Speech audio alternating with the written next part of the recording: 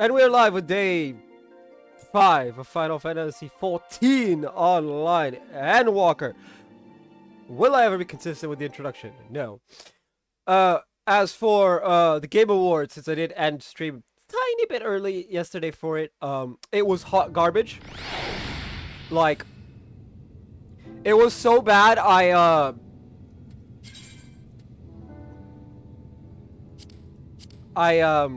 I actually passed out midway at my desk.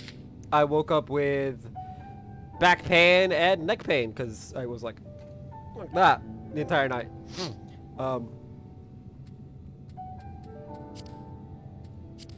Luckily, my body is a very fast healing type thing. Oh, my neck is still a bit sore, but you know, it's so good. Anyway, let's get into it. I hope the Watcher never has voice acting ever again because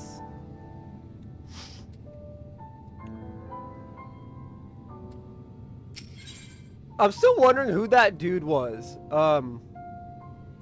It's obviously not the person who held the white-haired dude, the one that said Hades. Anyway, at long last, the Watcher is ready to fulfill his final duty. The time has come for you to be on your way. The crater at the heart of Mare Lamentorum, where Zodiac was imprisoned, is not so easily traversed, however. Let us call upon Argos, the familiar whom you met earlier. He should have no trouble bearing you across.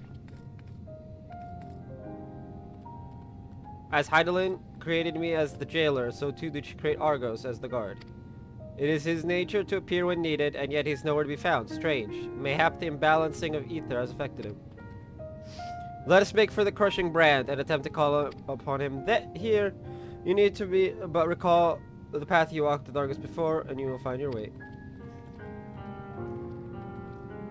If he labors in service Highland's plan, I see no reason not to do as he suggests. Shall we make for this crushing brand then?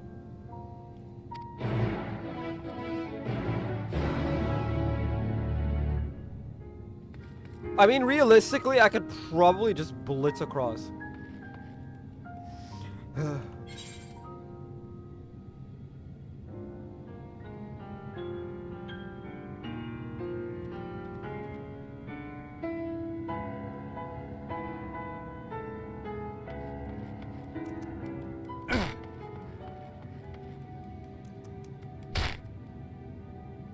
Supposedly you can't die from fall damage, but I've gotten the game to glitch in a couple times and died of fall damage. I actually don't know the way. That's annoying.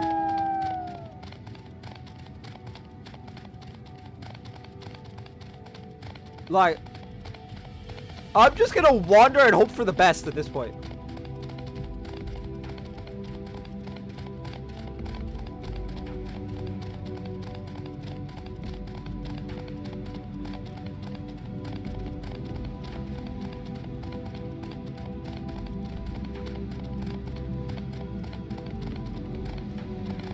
Watch me, chat, as I wander and hope for the best, and somehow manage to get there.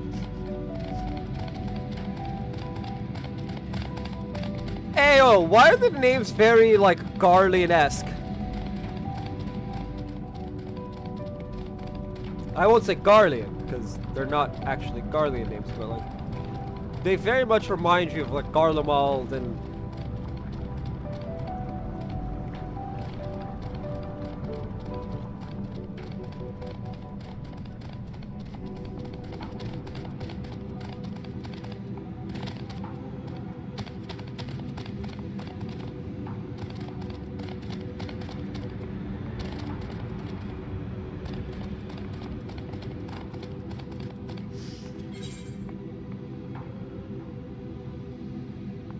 Okay, in theory, I should be able to go from here, just if I go straight.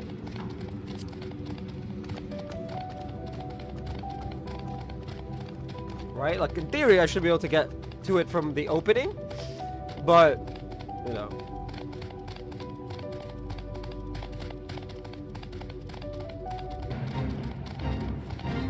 Why have I joined the fake?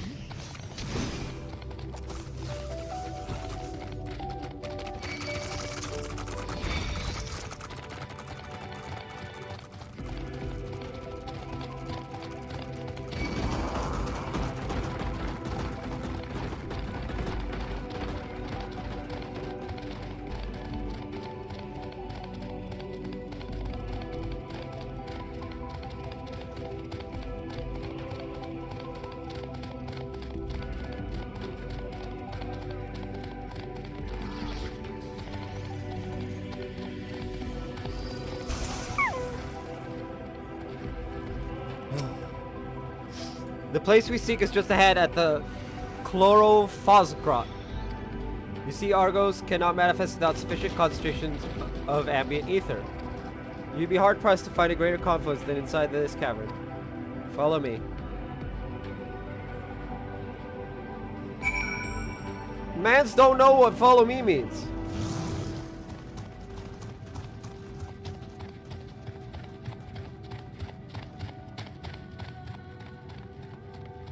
It's like, ayo, I can't fly, bro.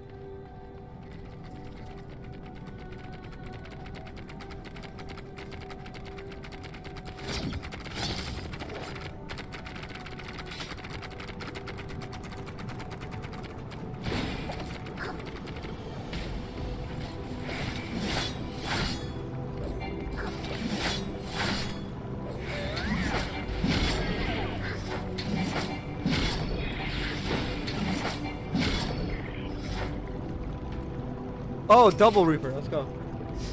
Yes, here will do nicely. The lunar spongoi draw ether from the ground, which is then dispersed in the air. At present, however, they're not quite sufficient for Argos to manifest. Might you be willing to spare some of your own to help the spongoi along? No.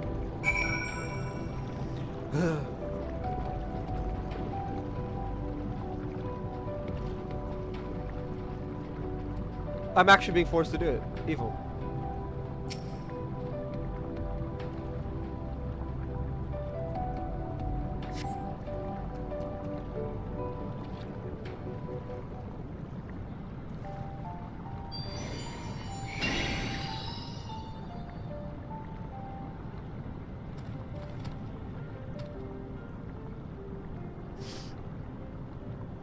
Argos manifests in a flash. He seems glad to see you again.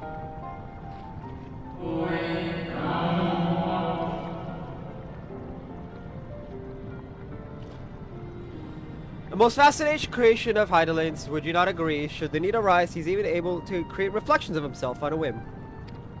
Though I assure you it was no reflection which accompanied you earlier to the brand. No, Argos was quite eager to be at your side then, as he is now, it seems. I cannot recall when last he showed such an affinity for anyone. Indeed, I thought him more likely to shy away from you and your companions. Perhaps it was more than a sense of duty that compelled him to aid you before.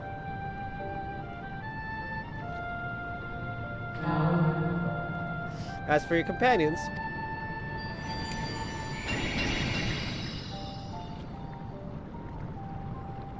unexpected, but greatly appreciated. I believe we are all ready. Then let us return outside, that you may cross the chasm. I don't understand Amoratine. Can they please stop speaking in it?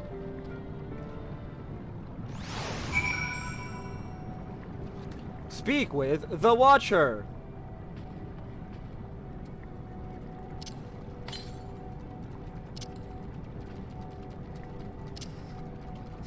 I wish I could fly, because the ground is very boring.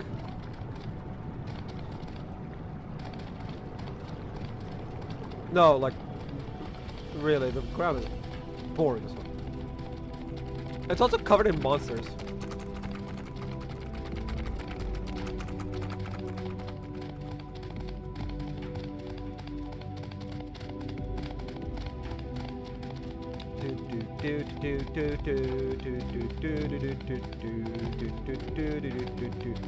Ayo!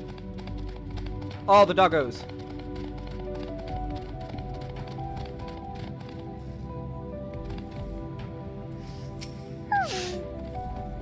Your destination is a structure there across the Cradle of Darkness.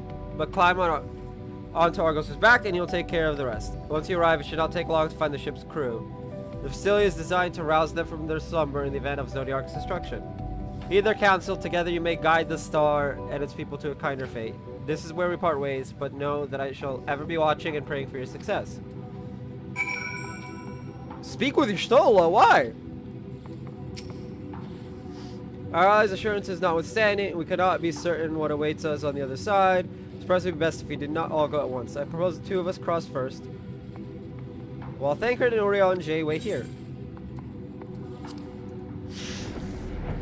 Onward!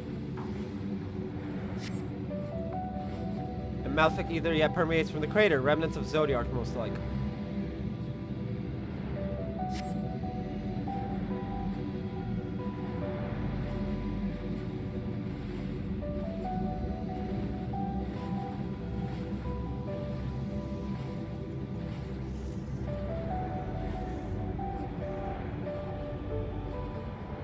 Just a little further. Ayo! What's this?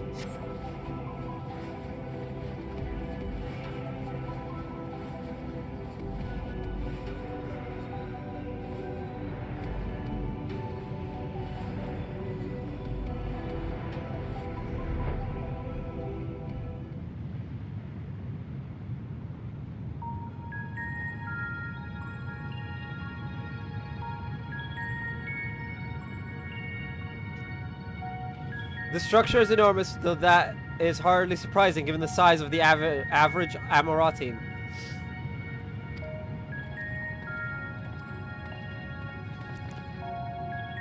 Apologies for the wait. Right then, let us head inside and oh?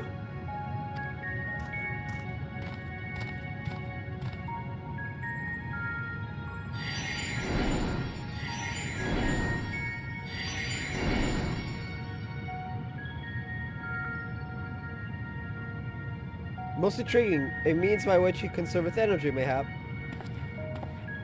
Well, I certainly wouldn't want him to blink out of existence on our account, helpful as he's been. Thank you, Argos. We'll take things from here. If Argos is to remain without, let us not keep him waiting over long.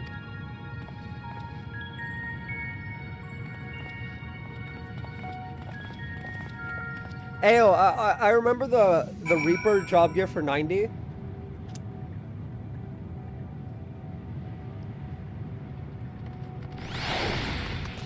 I'm gonna have to disconnect, possibly disconnect.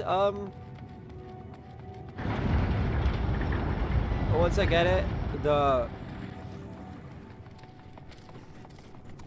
what is it called? The glamour plate.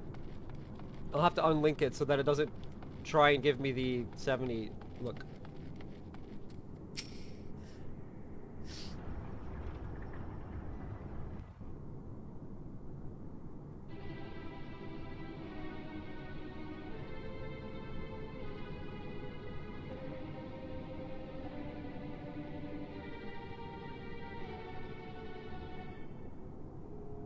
I do like the gloves though.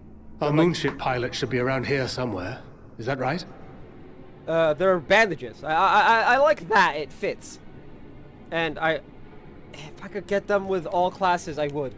Someone ping me? I got pinged? Oh, okay, yeah, I know I got pinged. I get it. I'm just the big dumb.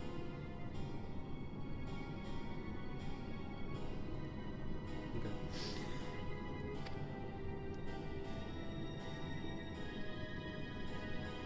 Is that an ether? I hope it's on.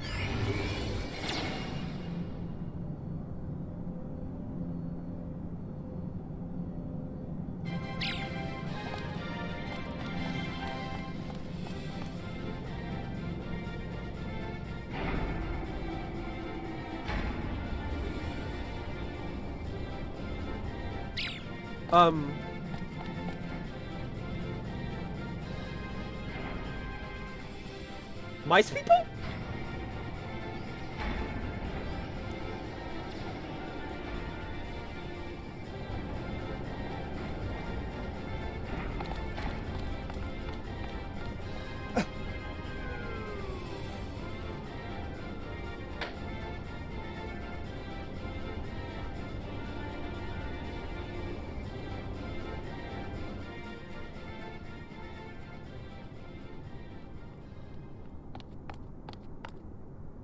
Look lively, everyone!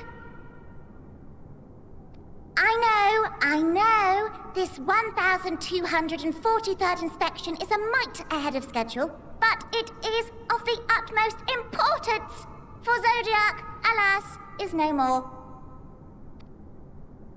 As of now, our mighty moon has a new purpose. To bear the people of Aetheris to safety! Aetheris. Names. Names are hard. Our time has come, my friends!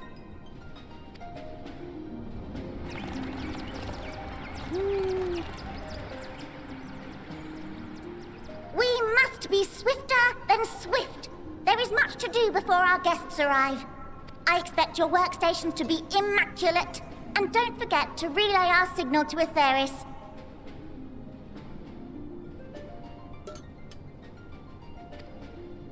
Questions? Yes? No? Maybe so? No? Then hop to it! Oh, so they're rabbits. They're like bunnies.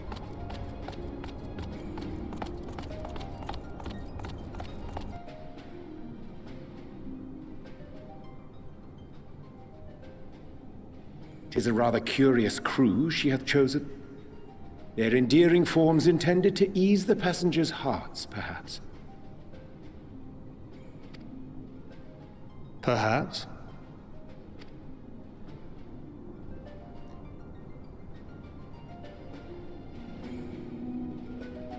Ayo. I don't trust Heidelin.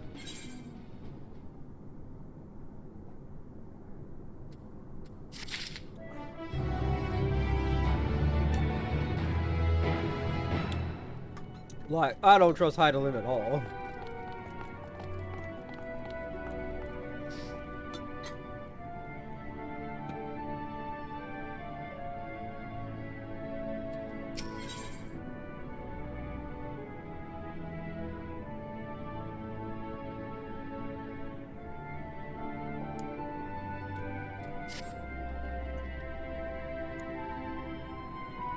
They must be the Loporits mentioned in the Watcher's records. Not at all what I expected, but the Watcher did bid us heed their counsel. So no one who gave that rousing speech was their leader, though we might have to ask about in order to track them down. Come on then, let us be about it.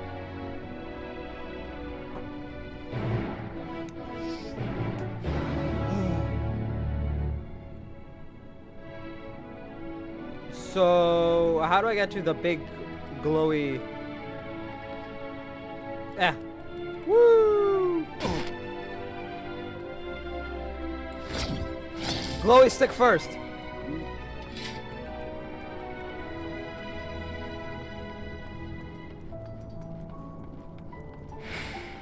Aetheris. Or Aetheris, I don't know. Aetheris, yes, please.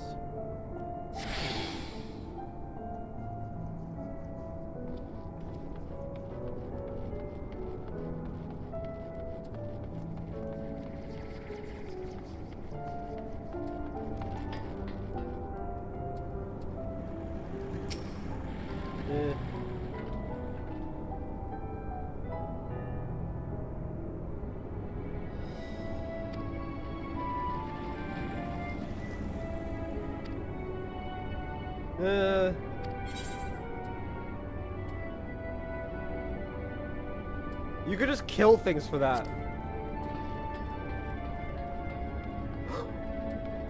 Ether current! Ah!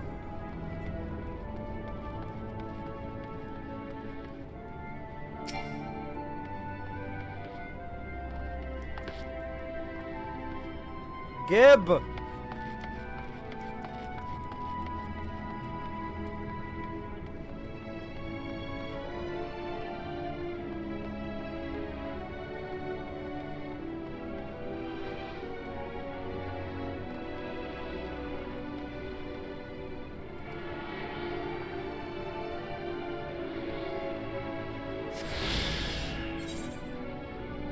I only have 2 of them. Jeez, man.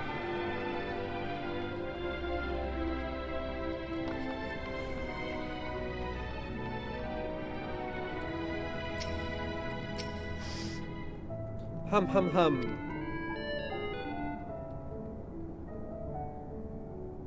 The leader of the crew? Not me, I'm afraid. Singing away is the name. I'm in charge of the construction and maintenance of the atmospheric circulation system. Only Christmas cleanest air for the people of Aetheris. And that's a promise.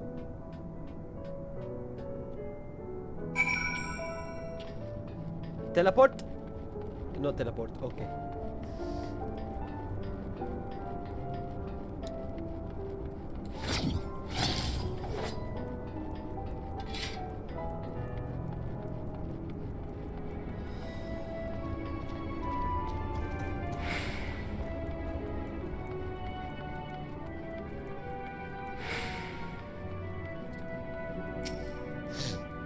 Lem, leader? No. Sleeping away, my job is, perhaps I better ask.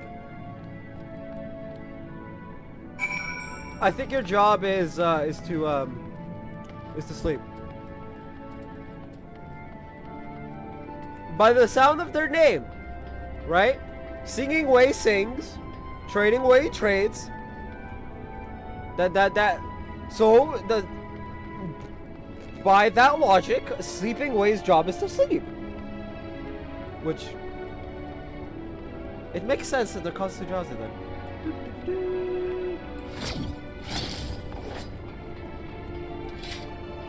Boosting Way, oof.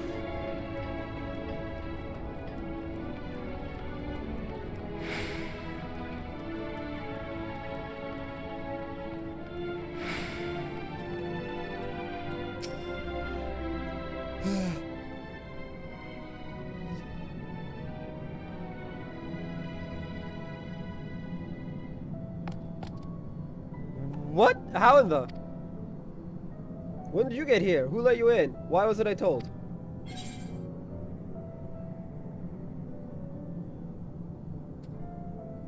Take me to your leader. Leader, ah yes, ahem, look no further. I am the one you seek. Ah, we found the leader! Kill it! I'm just kidding. Don't kill the leader. Well, well, looks like you beat us here. Of course I did. Your friends, I take it. Is this all of them? No. Most of them are down in Aetheris. Or what used to be Aetheris. Group comprised entirely of children. What must their parents be thinking?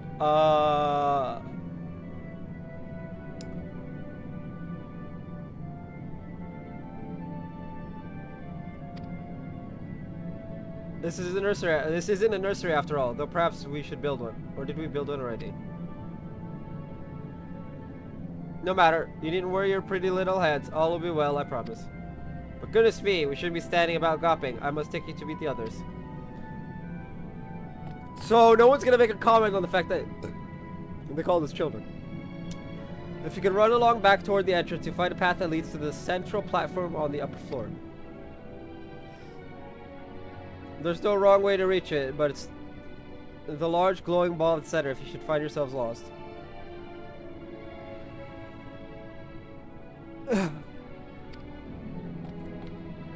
I shall gather the others and meet you there.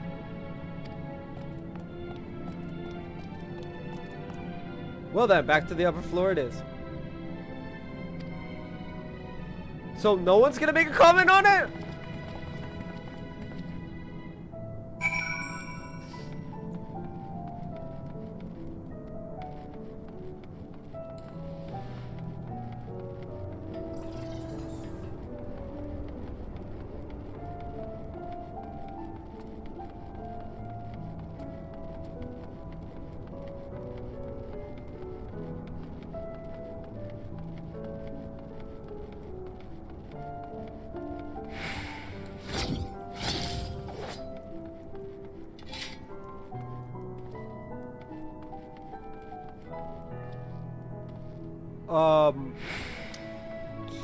So...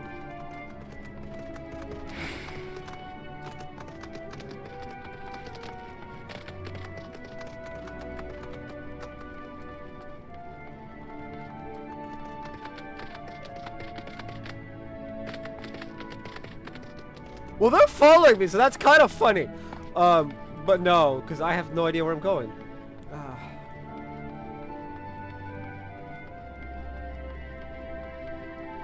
Oh, there's the entrance.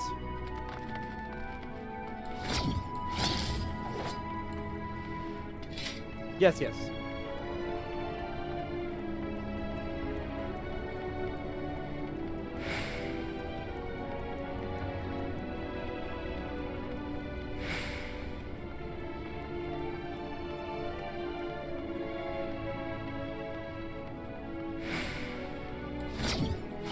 Could this have been avoided?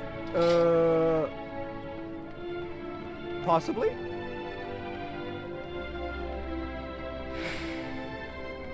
Would I have liked to avoid it?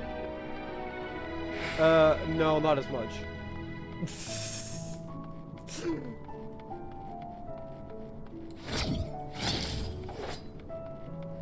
Getting lost on the moon is fitting. I want the moon.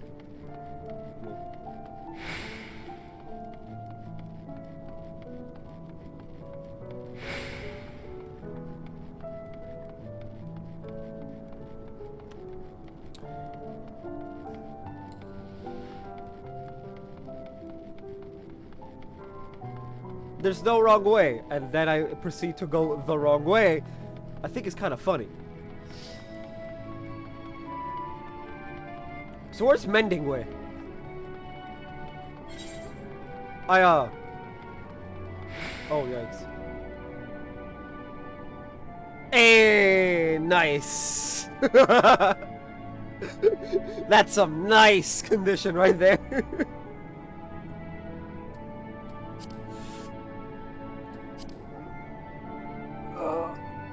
Oh. I need to get all of these classes to 71. And then it'll be easy clap to get to 90.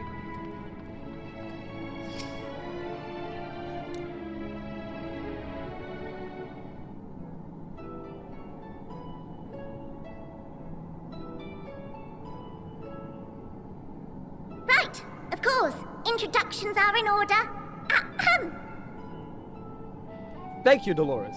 My name is Livingway, and we are the Lotharites, created for the express purpose of commanding this ship and bearing the people of Atheris to a brave new world. Yes.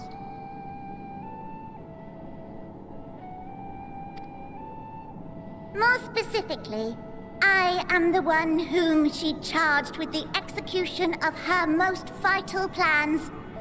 You might say I'm her right paw. Livingway's the name. Map reader and navigator of the heavens.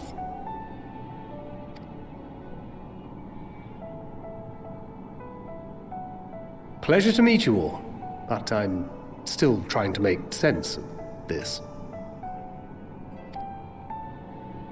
Confusion and bewilderment are completely understandable. Fear not, I shall walk you through it. The people of Atheris, through no fault of your own, I'm sure, set in motion a series of events that, unfortunately, culminated in Zodiac's obliteration. Acutely aware of the imminent crisis, your parents sent you little ones on ahead while they began the necessary preparations.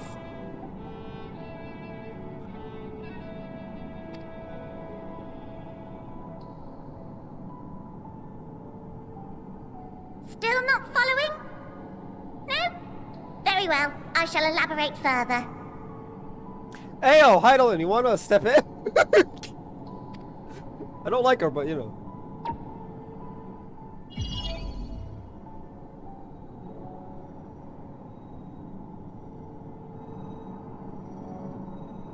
Here, we have Atheris, your home, and the moon, where we are now.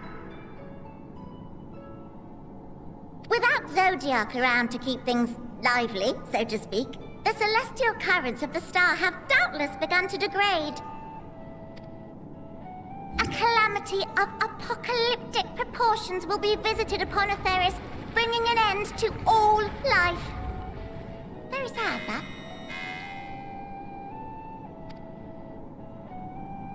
So too hath the Watcher claimed.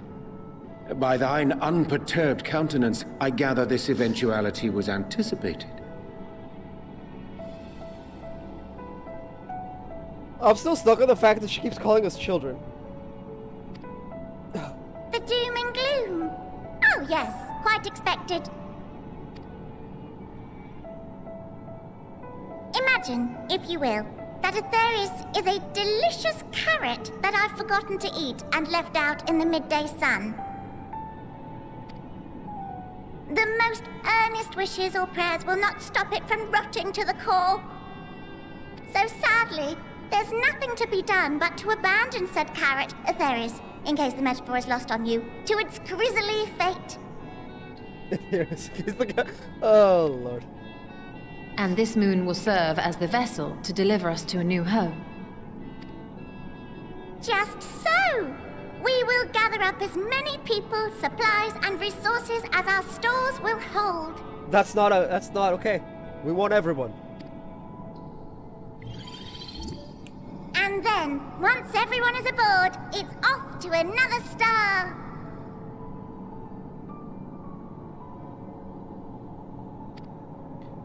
Easier said than done, admittedly. For one does not simply hop from star to star on a whim.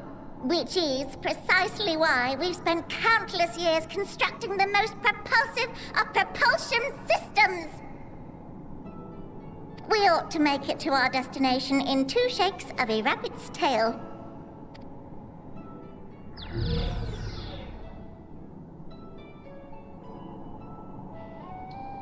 Impressive technology. I dare say it is beyond anything we have ever seen. No need to shower us with praise. All we've done is faithfully carry out the instructions left to us by Hydaelyn. Back in the old days, when she was still just Venar, she was dedicated to the study of the world and its inner workings.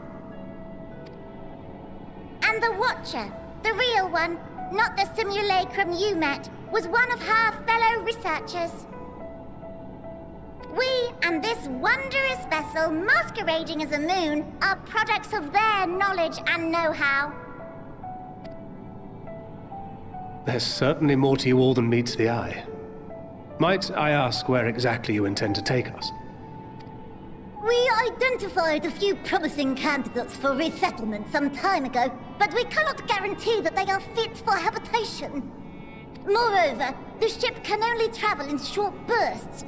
We intend to go down our list, hopping from star to star, until we find one suitable for resettlement. No need to worry, though. The vessel is being refurbished with accommodation for an extended stay as we speak.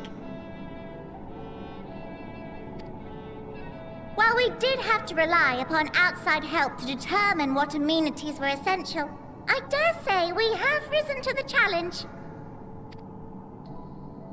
Help? From who? From you and yours! Who else? Each time we woke to perform regularly scheduled maintenance, we were greeted by the resources you sent us. What better way to learn about preferences and proclivities of our present-day charges?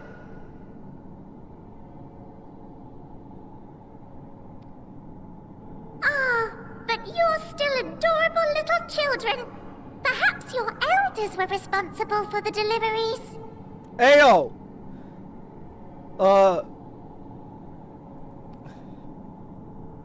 I'm not sure what led you to conclude otherwise, but I can assure you that we are all grown men and women. And I very much doubt my elders know this place exists, much less how to send you so much as a starlight missive. What? Then who in blazes let you on my moon? Hydaelyn. Hydaelyn herself led you here. You don't say! Well, that's really not children. Then why are you so small and stunted? Like little baby carrot people.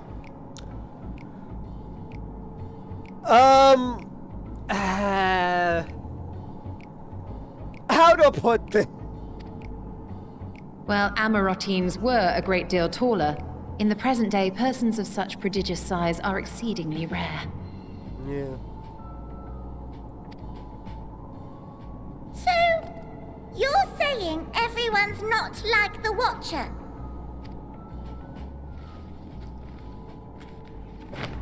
Oh, confound it all! Someone could have at least scribbled a note about your profound miniaturization. That tome in thy possession. Oh, this? One of the first books sent to us. A compendium of the people of Atheris, with a few blank pages at the back for minor corrections and updates as needed. The sum total of our knowledge of your kind is contained in these pages. I thought it was abridged and made small for our benefit, but this isn't a regular-sized book, is it?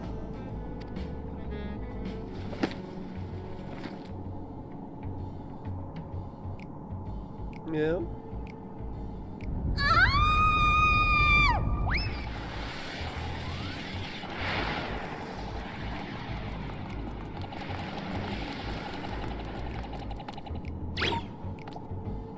Building way, can you hear me?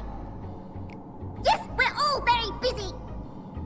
Change of plans. I need you to rebuild the domiciles at 1/3 the scale.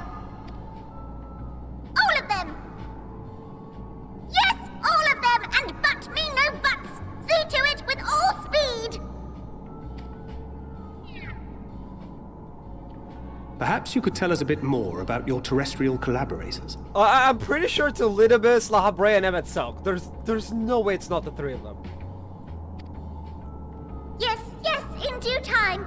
But first, I'd like to hear more about you, if it's all the same. I'd rather not risk any other complications due to outdated knowledge of our passengers-to-be. Oh, great!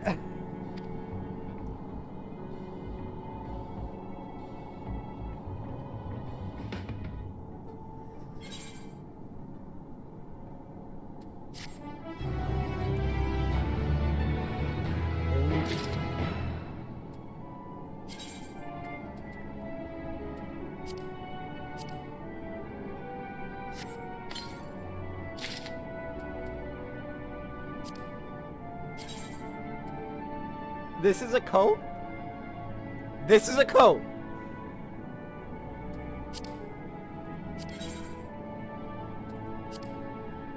Ayo, hey, hold the phone. Hold the phone, that's...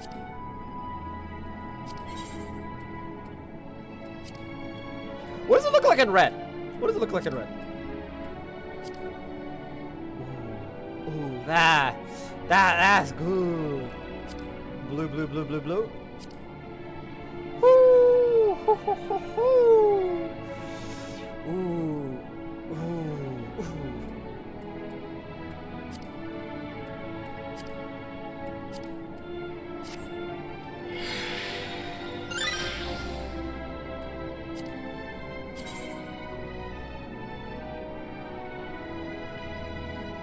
Oh ho ho ho.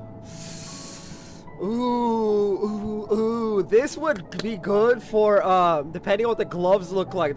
We might have like a full, you know, Dragoon and Reaper set.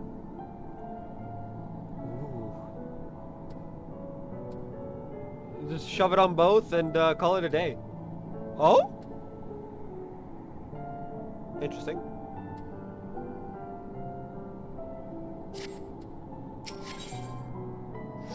Purple carrot juice. Ugh. Right then, now that you're here, we need you to teach us all you can about your people and quickly. It won't be long before the final days are upon us in all their terrible grandeur. So it is imperative that we be prepared to receive our passengers to be. If there's anything at all that may displease them, address it we shall. Here at Best Ways Borough, we have assembled everything required to offer our guests the best way forward.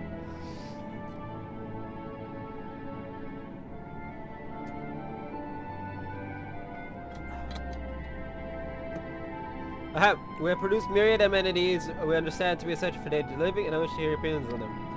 We're worked up an appetite, so why don't we start with foodstuffs? Meet me at the Caratorium, and we'll see about filling your bellies.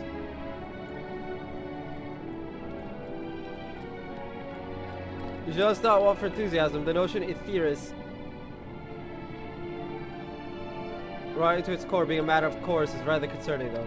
Nevertheless, let's take this opportunity to learn more about the of the Loperates in this vessel.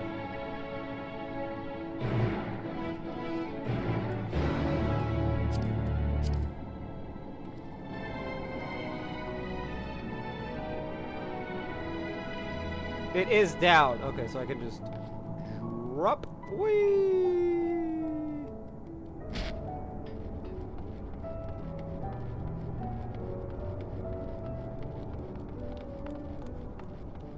Actually, hold on. Try on.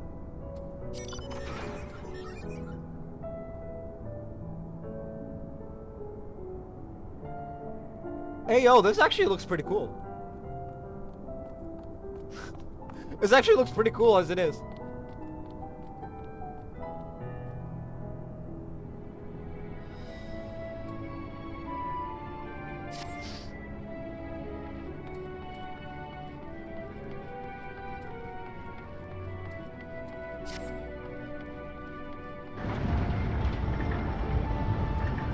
Man, why is this entire thing Amaraltine size? Jeez. We know why.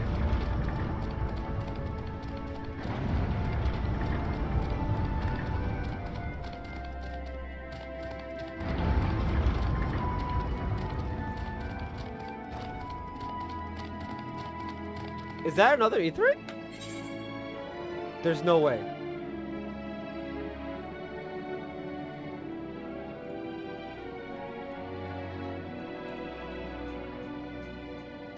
Possibly. The map is hidden. Only one way to find out.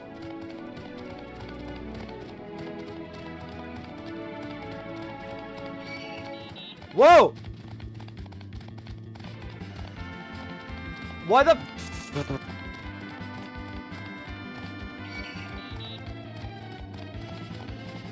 Hey, yo, this shit's dangerous. What the hell?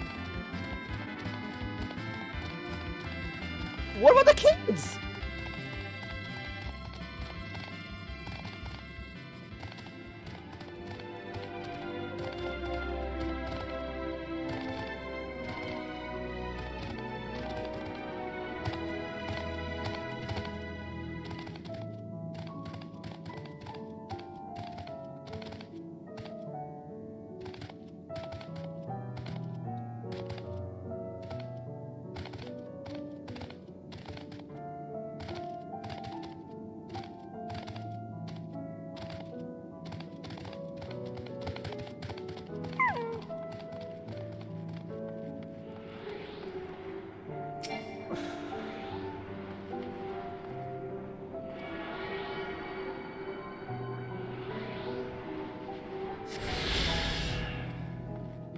I'm like minding my own.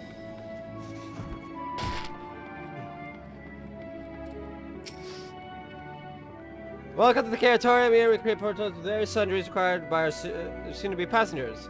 We introduce the head of foodstuff production, Cooking Way. Pleasure to meet you all. Our work has involved no small amount of trial, but after many cycles painstakingly, I say what created the finest cuisine our guests could ask for. We're all about the essential nutrients for a healthy, balanced diet from the reference material we received. Why I've practically worn the words for those invaluable pages. Naturally, we've also considered ease of growth and production. We will not want for ingredients. I must insist you try some. We have fresh stock, recently prepared on account of, well, because we just woke up and we're all quite famished. Hop along, you'll need platforms here, and you'll find a storage unit full to bursting with delectable lights. Help yourself to anything you like.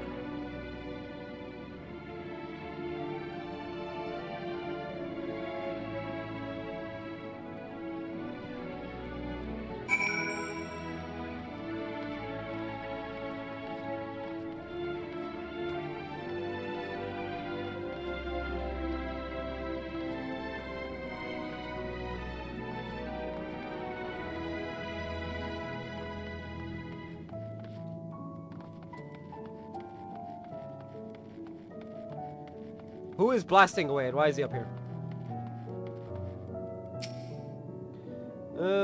Call some of the carrots.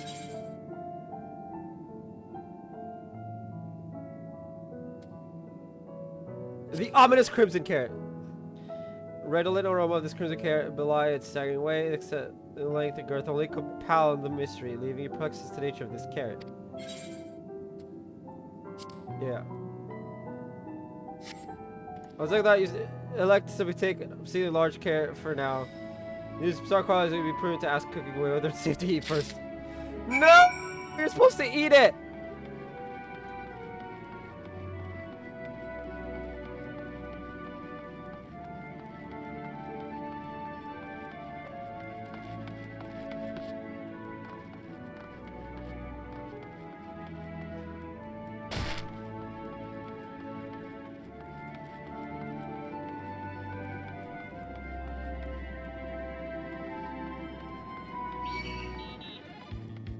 Bro. What is this place?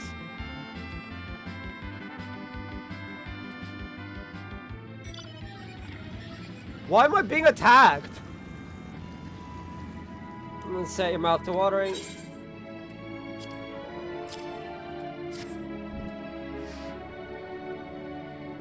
Ah, yes, fine choice. One of my personal favorites, actually. Please dig in. I'm eager to hear what you think.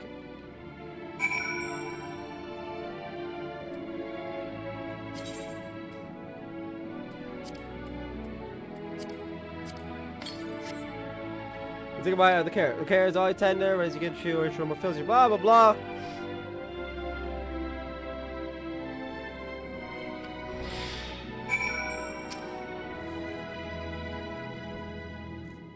Something about indigestion.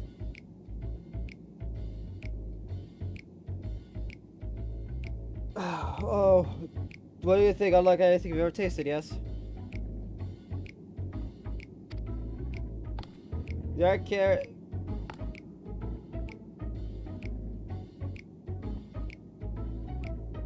It may be a bit difficult to digest, but the boosted endurance it promises makes the perfect meal before a day of heavy lifting. We have plenty of other varieties too. Bleeding carrots can to improve blood flow, dream carrots to help with sleep. So you see, we have a carrot for every occasion. These carrots are extra, but what if I don't like carrots? What if I don't like carrots?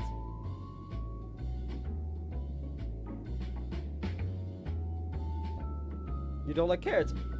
Oh, you must mean you don't like them served in this fashion. We're not. With pureed versions on hand if you haven't the time to chew. I take it you two had a wide assortment of carrots to choose from and not else?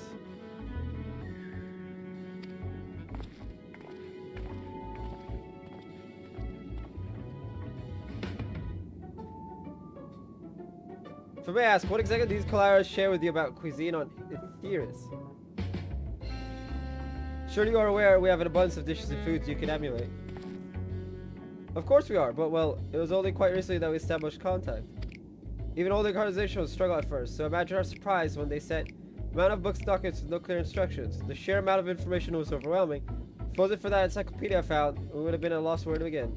And so we decided, rather than divide our resources to prepare a variety of middling and potentially unsatisfying meals, it would be more efficient to devote our efforts to the of a single perfect food. Oh, fuck's sake. Charlian.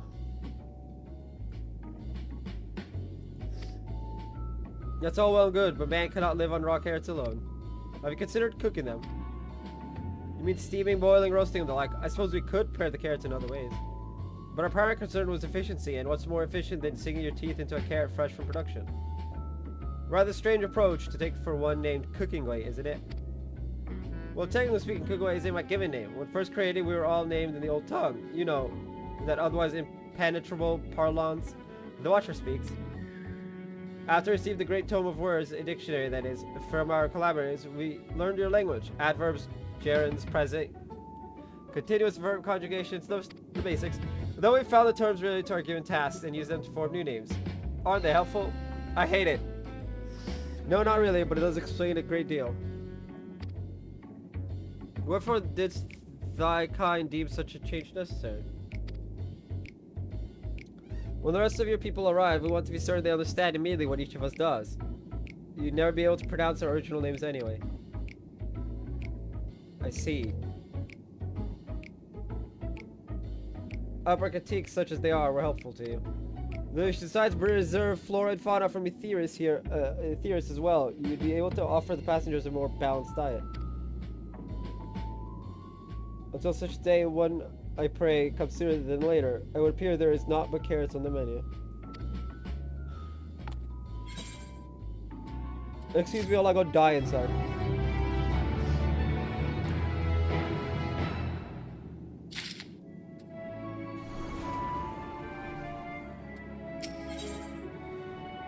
Ayo, pants!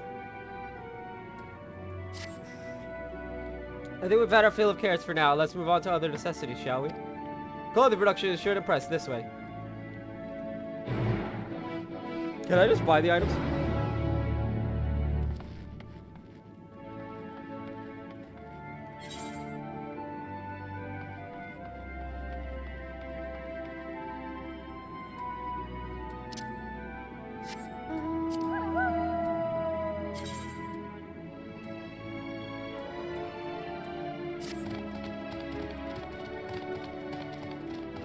So this place is like really dangerous.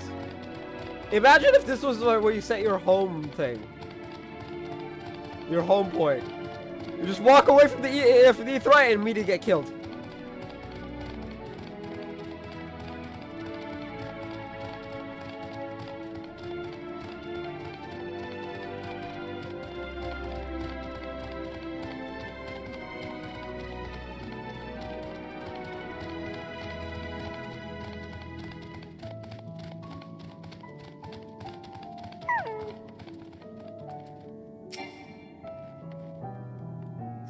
Here we are, the apparel production station.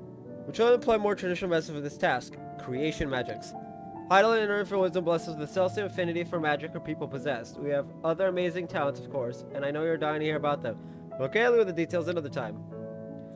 That said, we did run into a spot of trouble at first. Our magic alone was not sufficient to see our work done. We had discovered crystallized ether was a wonderful catalyst that could provide us with the extra vis we needed.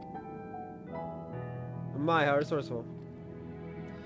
Sweet sound of recognition. You will also be impressed to hear we've read all about your habit of changing attire to match your chosen profession. For sake of efficiency, I presume. This has also been taken into account with our designs. But take my word for it when you can simply try on our clothes. Make yourselves known to the workers and they will see to the rest.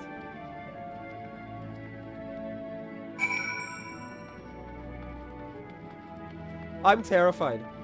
I'm actually terrified. It's gonna be something gaudy and awful. And I sound like a spoiled rich brat, but...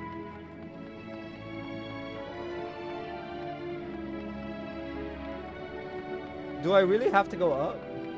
Okay.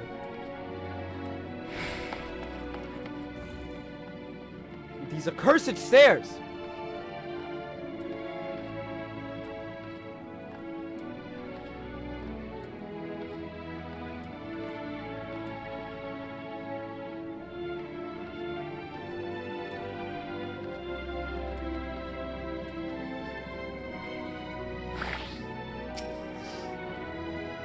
One of those theorists. Goodness me, mapping away wasn't kidding. You really are smaller than the Watcher. All right, you're here to try on a set of clothes, yes? What would you have me fashion for you today? My bloodlust! Embodies your what? Ahem, this will only take a moment. Man, does he know what bloodlust is? I'm terrified. I'm terrified.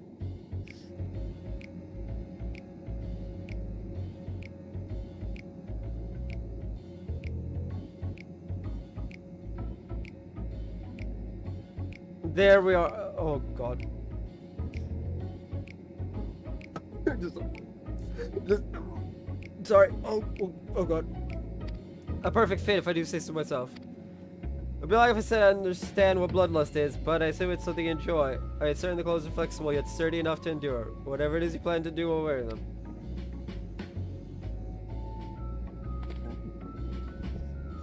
Would you look at that, speechless? And there I thought you may not like it.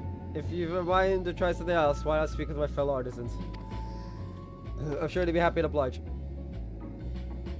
You must continue wearing these garments in order to progress. You'll change back to your normal gods if you move too far away. Look to your map for the garment and change your area of effect. Speak with the restless lover to restore or prolong the garment change. Oh no! I have to suffer through it! Ah!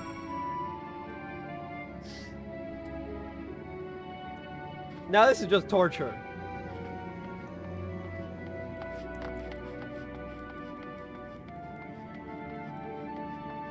Like, this is literally just the definition of torture.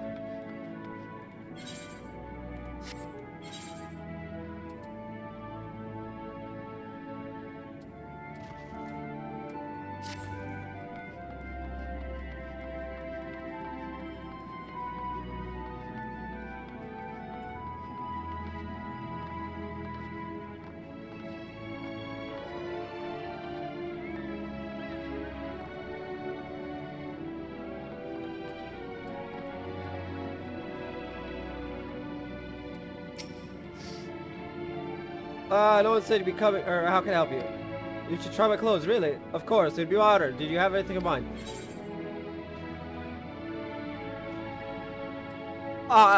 Just not this. I think I'd handle that. Let's see. Also, I have almost half a mil. This should do.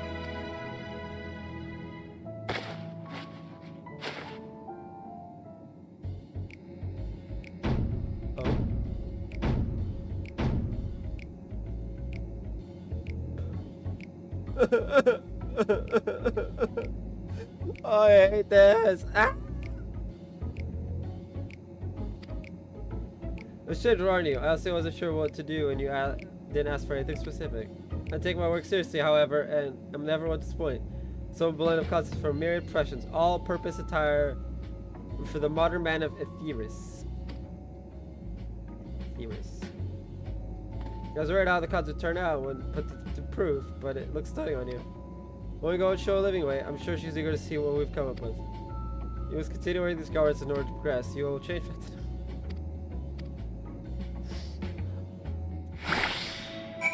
This is the literal definition of torture, and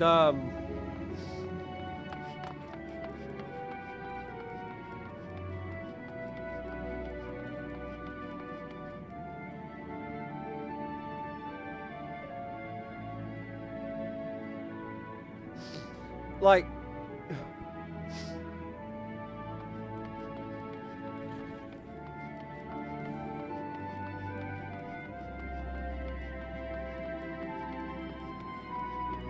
I have half a mind to go to the supporter and just be like, kill me, please.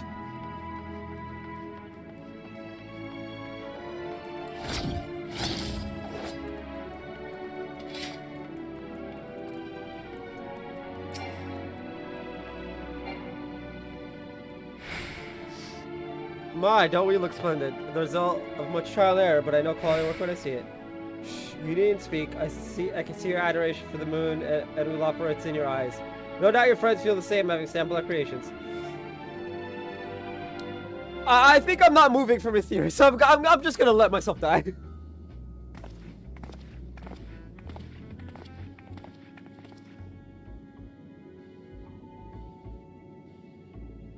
Sorry I've kept you waiting. They insisted we sample all of their concepts, and we returned. Verily, it is an ensemble most becoming. Orion J enjoys it at least.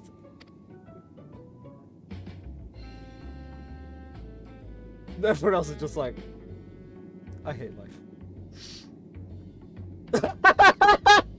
All of them just like, I think it's past time we return these clothes. Yes. 100%. Please, please, get me back in my Reaper swag.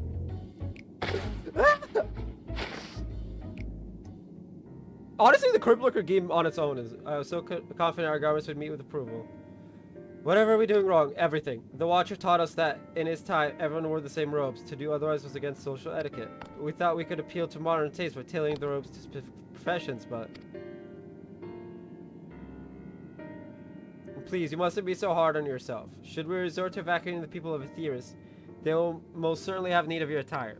It is clear you spared no effort in addressing our needs. But you must understand that we are not quite so homogenous. Yeah, we're not samey. It's gross. Speaking for myself, what I wear now better suits my taste, even if it is of inferior make. But there are others whose choices may be influenced by traditions or personal experience. Rather than make assumptions for the whole, you must consider the individual and the potential preferences.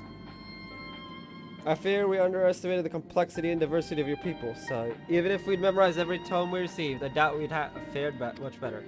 Maybe we're doing you a disservice trying to shower you with our baubles and frippery, thinking it was for your benefit when you'd be better off on your own.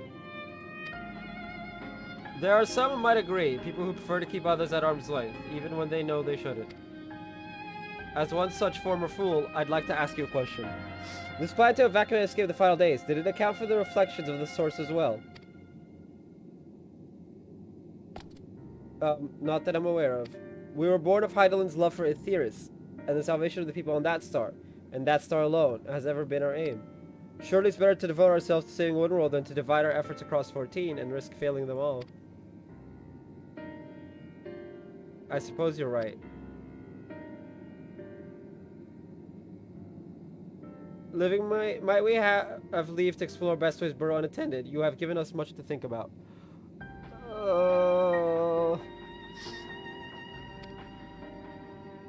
Why, certainly. Until later, then. I'm just thinking about Gaia and Reen and Graha's granddaughter, the bunny girl. Lena, I think her name is. If I may, I should like to accompany thee a while longer. Really? I mean, you're more than welcome to. There was actually something I wish to speak with you about. Let's be off then, shall we? The funny thing is she's not actually his granddaughter, just granddaughter figure.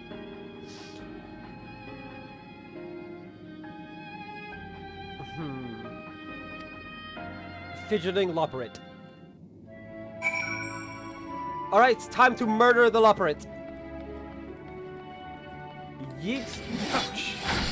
Okay, now that I've murdered it, twice over, we should probably talk to it. My apologies, I wasn't trying to spy or anything. Everyone's been talking about the visitors from Etheris, and I wanted to see what all the fuss was about. I was excited first, but now I'm worried.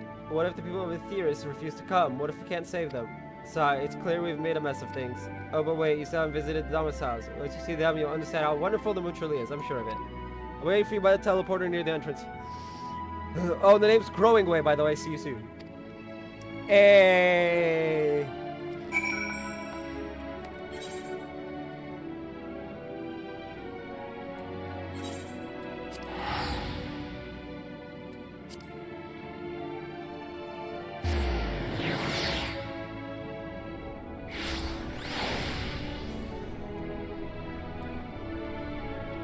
Actually, be right back.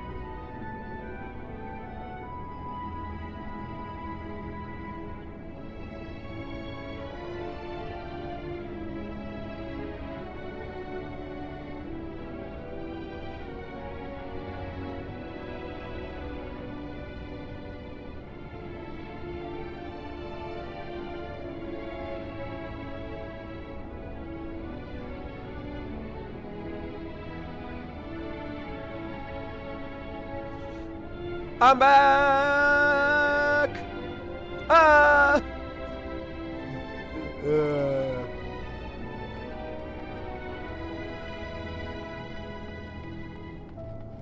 Growing way! Yes, growing way! I have come to be murdered. Please eviscerate me in this teleporter. In your murder machine. You're here, you're really here. Thank you so much. Sorry, what should I call you? You may call me... I don't know. John Phoenix Soleil. Crikey, even your names are amazing. Well, John, we'll be using this teleporter to enter the residual area. Whenever you're ready. I'm sure this is the whole Charlian thing. That's the thing. Ready in the teleporter. Oh, he's got a good voice.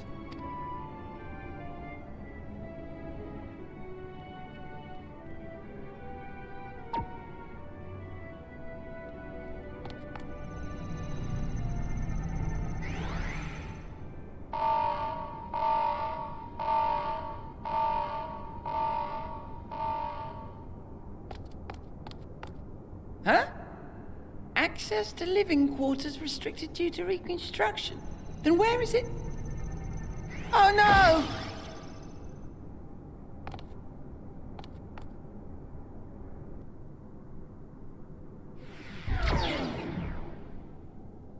Where the heckers did I end up? A private audience, as thou didst request, for reasons I know not.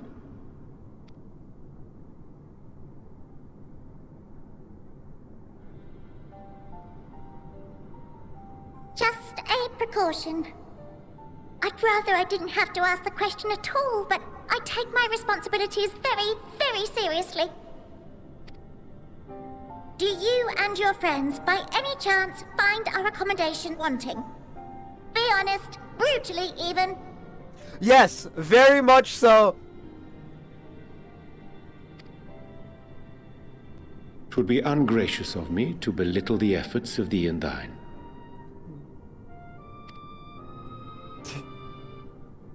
Lovely sentiment, really. But the disappointment is writ plain on your comrades' faces. It's all the more frustrating since no one will come out and say what they find wanting. Look!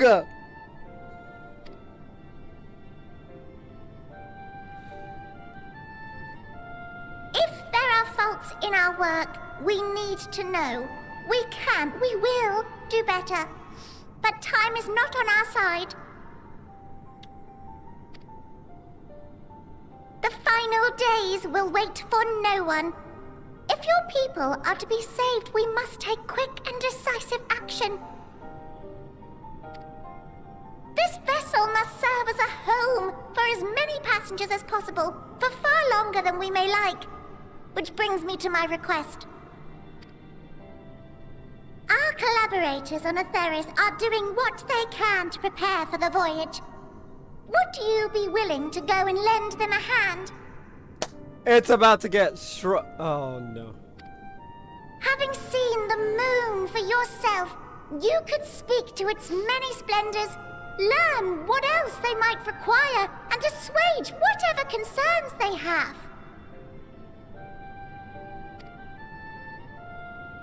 Wherefore wouldst thou entrust me with such a task? Yeah, that's my job. How to put it? You're the only one who appears not to be wholly unsatisfied with our work. Oh. Oh. Oh! Shit. I don't feel bad. Oh, quite good at pretending that's the case, at least. Calm, collected, tactful to a fault. Very particular with your words, too. You understand that, in the face of great danger, one cannot pursue perfection at the expense of practicality. The difficult choices must often be made for the greater good.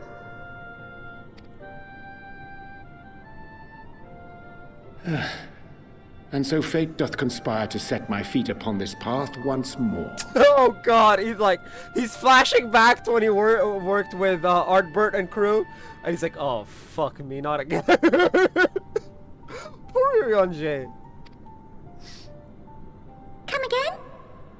First Artbird and crew, then Graha, and now Living Way. This man is just like... This man is just... He's just done with the world.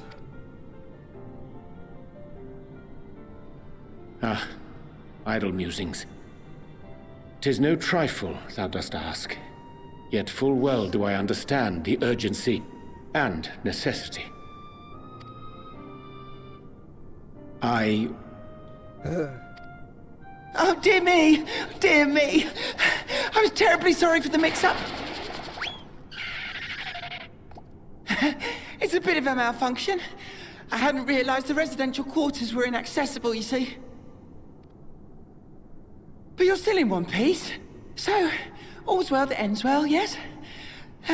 Won't happen again. I promise.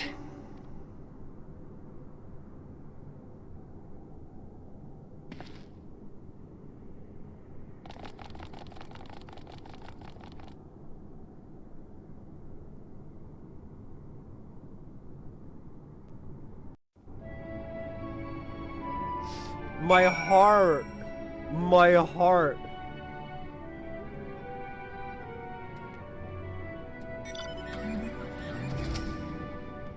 Gosh, that was embarrassing. I promise to be more careful from now on. Since the are closed for now, the teleporter will allow travel between floors instead. Hopefully it proves useful in the meantime. Shame you couldn't see it though. You really would have liked it. I don't know about all that. You can now travel between the upper and lower floors of Bestway's Burrow via the teleporter.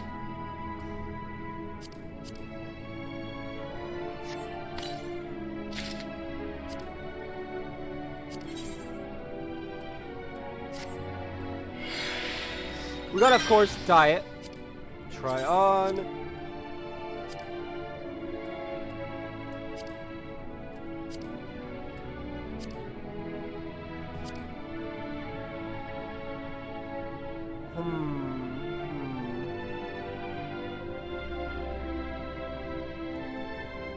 Yes, yes.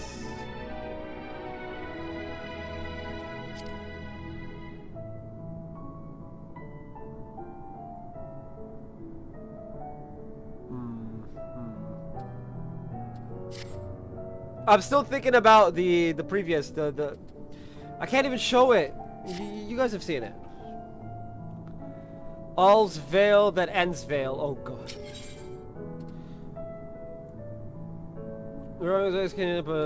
Blah blah blah. It may not seem like it, but we've been planning for this far longer than I'd care to admit. Each time we woke up, we'd have long discussions about how to save as many of you as we can. Felt like everyone had an opinion on this or that, but the one thing we all agreed upon was that the people of Etheris wouldn't take action to save themselves until it was far too late.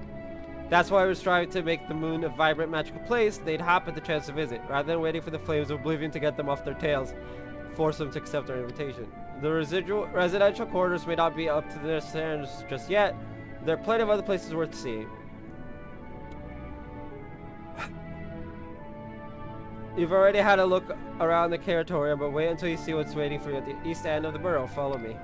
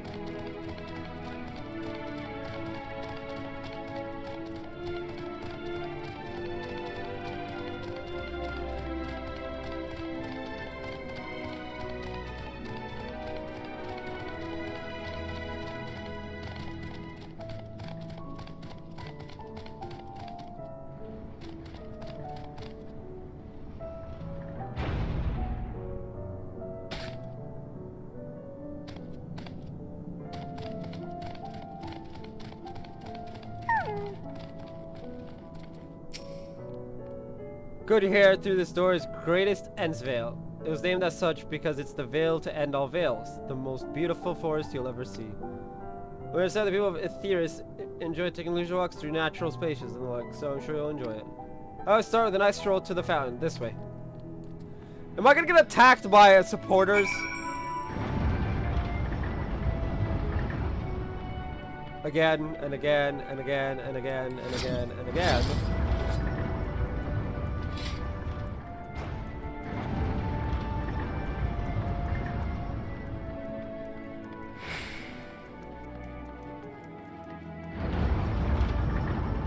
So it's like a faux park.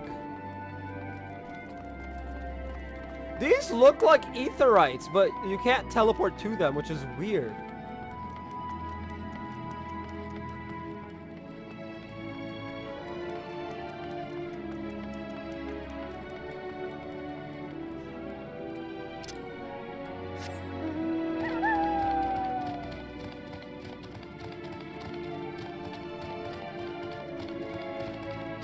Follow the road, follow the road, follow the road. We follow the road until the end. We follow the road until the end.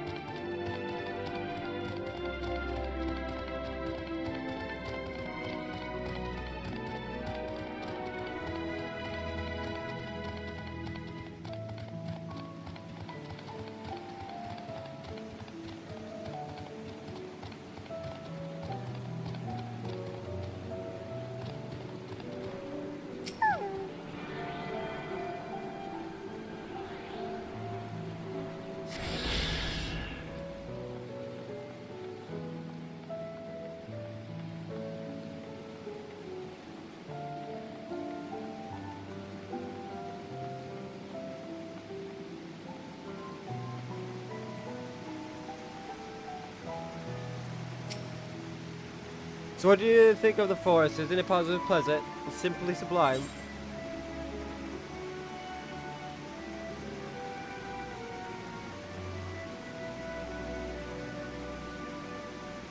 Couldn't see the forest or the trees.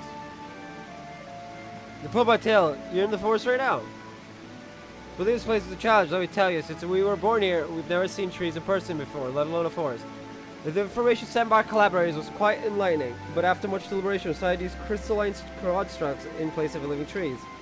And thanks to our atmospheric circulation system, this place produces air as clean as that you'd find in a forest on Etheris. The fountain here behind us, powered by the large crystal adorning its top, plays a vital role in supplying us with fresh water. Much time and effort was spent making it the most spherical of spheres, and I dare say the unparalleled round speaks for itself. I enjoy nothing more than a nice long stretch and a spot of relaxation whenever I come here. You look like you do the stretch yourself.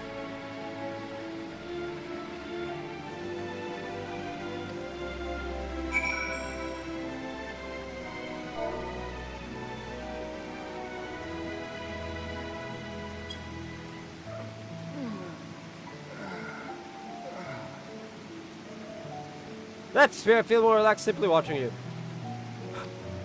A sight worth the many years spent building this place. If it's not too much to ask, it's always been a dream of mine to take a walk through this forest with someone from Etheris. Could we maybe?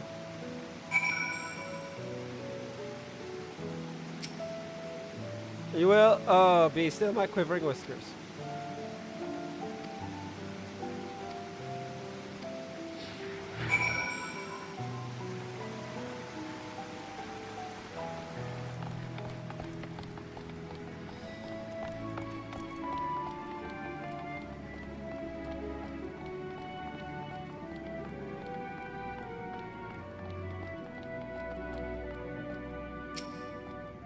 I was thinking, John, that I could be more helpful to you by teaching you a little about the moon and what it is we do. When we were first created, the moon's sole purpose was to hold Zodiac.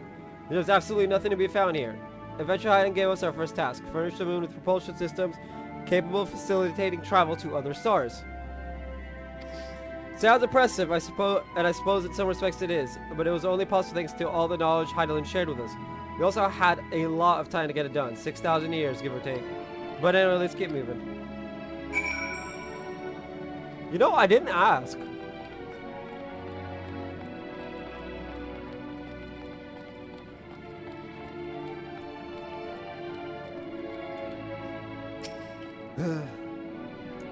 This may come as a surprise, but we didn't begin building the habitable areas until after propulsion systems were ready.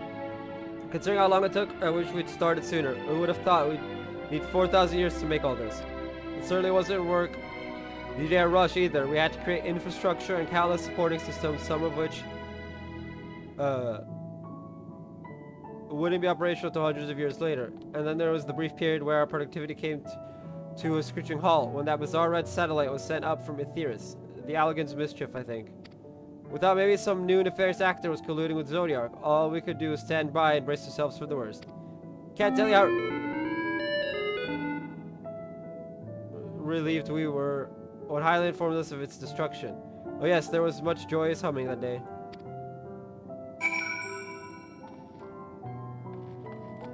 The flying fuck was that sound?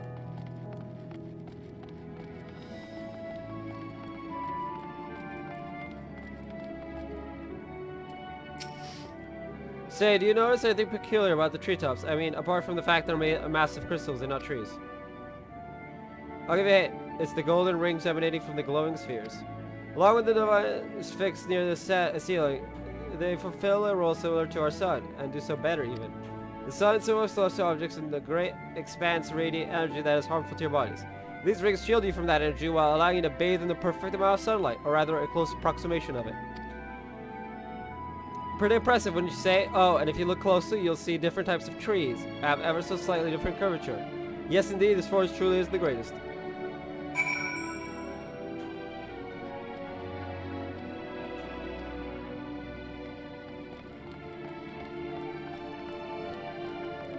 I want to toss growing away off the moon.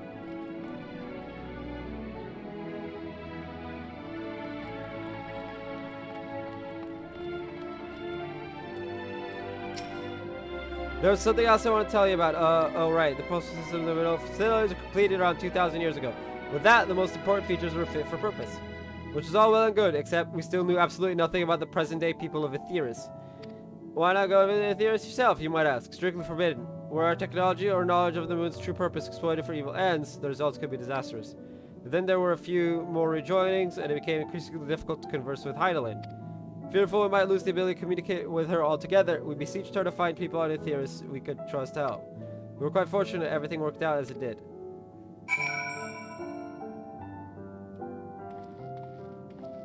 But...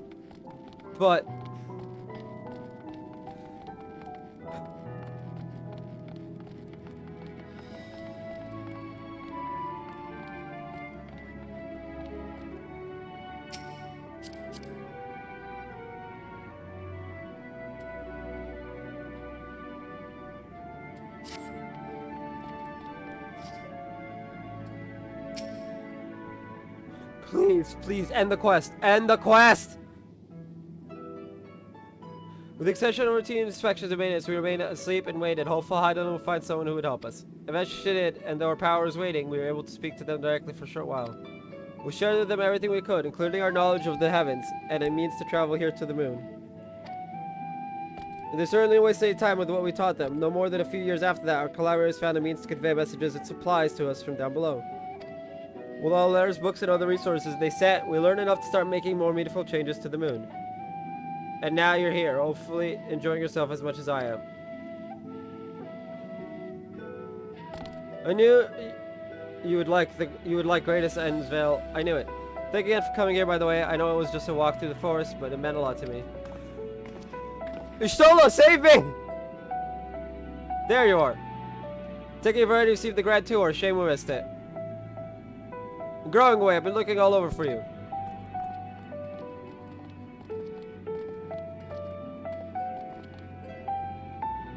Oh, is this about the teleporter to the residential area? No, never mind that. We have more pressing matters at hand. I'll be calling an emergency meeting shortly, and your attendance is required. Really? I can't imagine why you need me there, but if you insist. We won't be away long, so you all are more than welcome to continue looking about the burrow. Now, come along, Growing Way.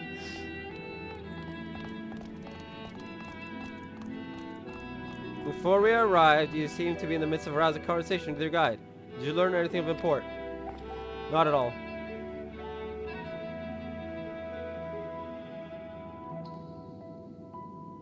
You've spent 12,000 years... Just preparing for this. With the appointed hour fast approaching, I can certainly understand the restlessness, but still. It remains to be seen if the people can be persuaded to evacuate when there are yet no signs of the final days. What's more, the technology of this place defies imagination. I doubt there are many who would readily come to terms with living in such surroundings. Whoever these collaborators are, unless they are possessed of the world's most charming personalities or means to forcibly evacuate people, they will meet with a great deal of resistance. Indeed, even if faced with annihilation, the decision to forsake all one knows cannot be made lightly.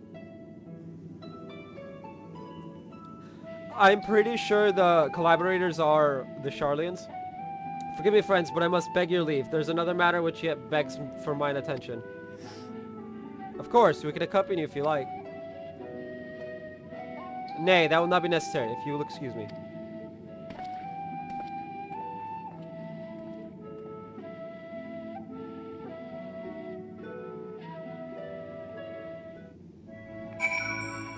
Oh. No more loperates. It is clear now that difficult decisions lie ahead of us. Preparation for the evacuation of the theorists is indeed crucial, but I am not yet willing to forsake our world and its reflections. And I trust I am not alone in my reticence.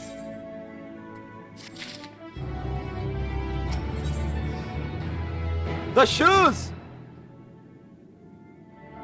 By now, I think Kito and his friends are up to something. Did Oriange seem strange to you? More so than usual, I mean. I know he has a penchant for keeping his own counsel, but I'd be lying if I said I wasn't worried. Would you go and see if he's alright? Mishtola and I will remain here and see what else we can learn about the final days. If you hurry, perhaps you can catch up then.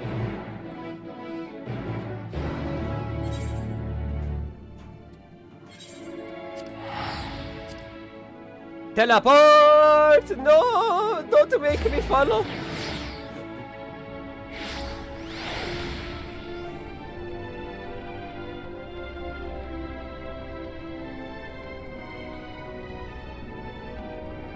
The gloves, man. We need the gloves now.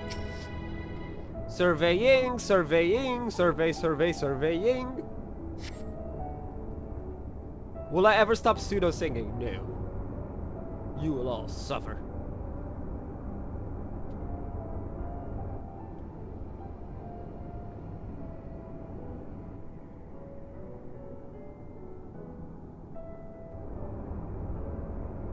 It just seems to be headed towards the entrance to Bestway's Burrows.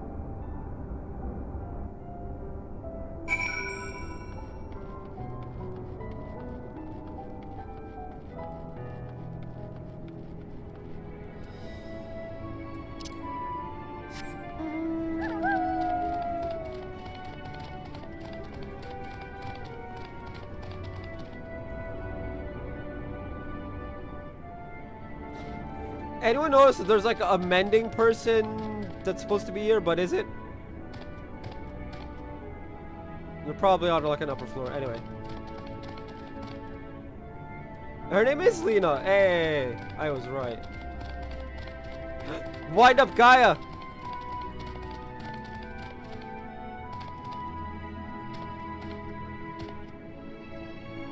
What? Oh, up.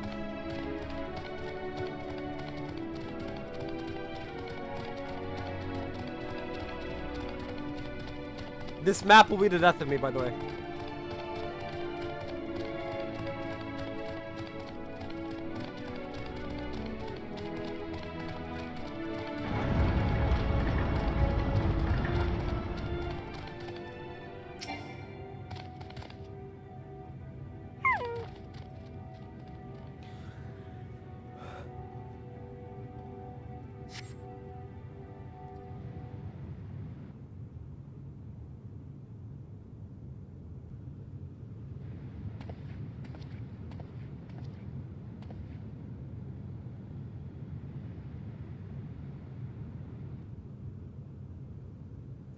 To Vera Lamentorum, for reasons unknown. You must tread carefully, else he might sense your presence. Oh no, not another one of these. Not another one of these! For say, if you're noticed or if you fall too far behind. If you fail completely, you may try again by starting to the starting point.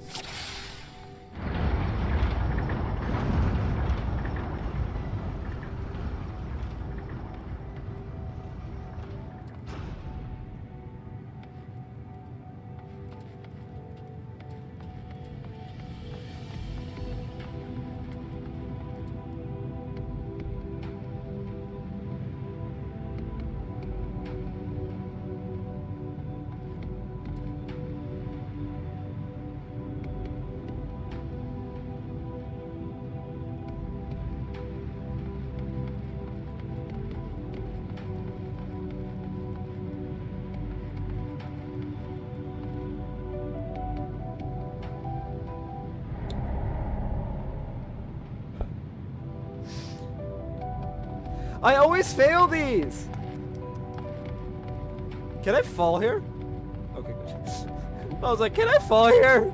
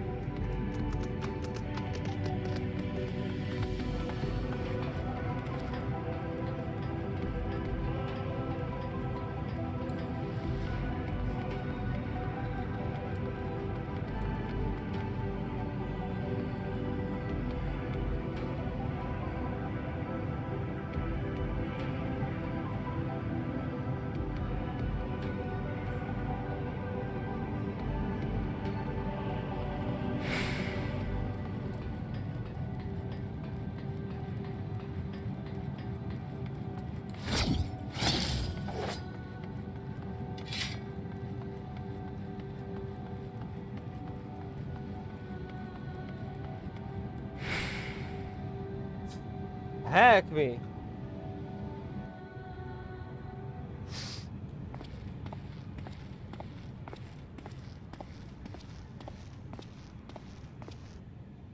I'm gonna have to fight Orion J, aren't I?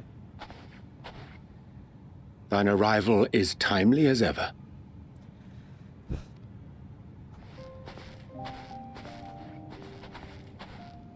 Thou didst chance to overhear my conversation with Livingway, I presume?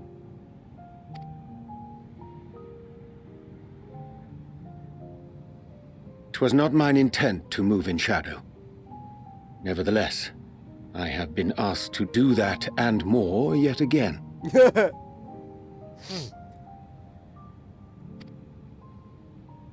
Is it so plain that these strangers could intuit it at a glance? My capacity for silence and secrecy? And duplicity? It is weird. Yeah. When Grahatir did contrive to deliver the first at the price of his own life, I was complicit in the scheme. A sacrifice averted for a mercy. Would that I could say the same for Menphilia. One life for one world. And by that bloody bargain brokered by my hand were the scions robbed of a dear comrade, and Flamine her beloved daughter.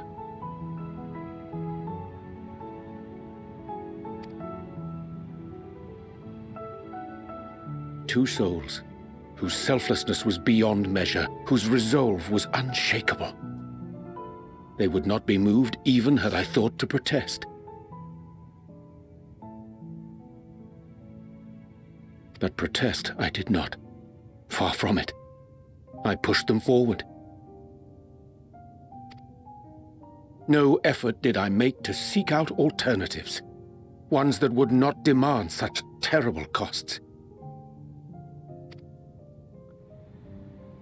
That resignation weigheth heavy on my mind, as does the memory of another lost to mine inaction. Hey. Dearest Moonbritter, who did face death unflinching, that we might secure a means to bring low the Ascians.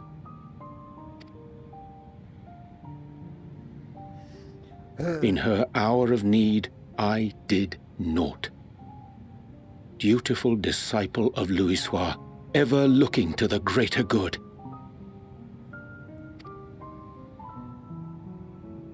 Had I shut mine eyes and bid her live instead, mayhap she would be with us today.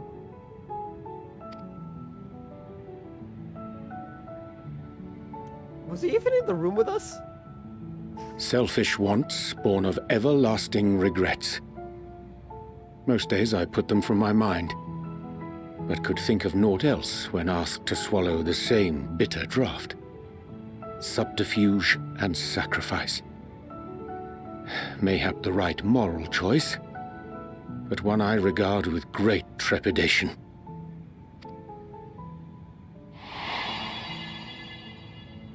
The calamity of Amarot was a tragedy beyond reckoning, one which must never again come to pass.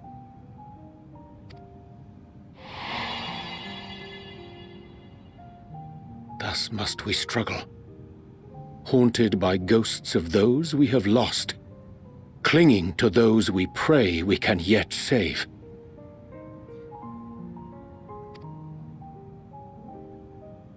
But what of those we cannot?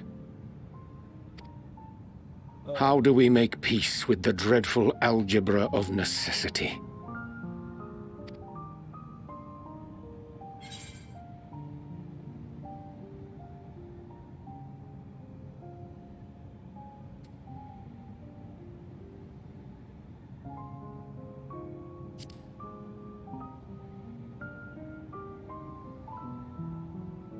I am not alone in my discomfort, then? Not at all. Not at all. Like, I get the necessity of Minfilia's sacrifice. I get the necessity of Graha's sacrifice. I don't like either.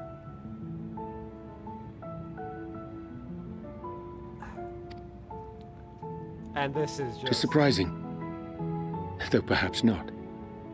We Scions are wont to debate strategy at length, but are resolute and unwavering in execution.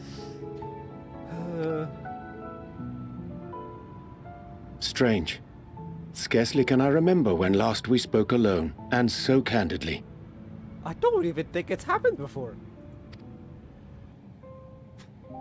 I really don't. I thank thee. For all my supposed skill with words, I find it difficult to express such private thoughts. You and me both, my dude. You and me both. As for the Loporrit's proposition, I will take time and consider how to respond. 'Twould be to our mutual benefit if we could converse more openly with our aspiring caretakers. A concern I should be glad to address on the Scion's behalf. To dispense with all pretense and bare one's heart to another is a frightening thing indeed. But we cannot move forward ere we take that bold first step. Ayo, ayo. A lesson I have learned many times before. And today.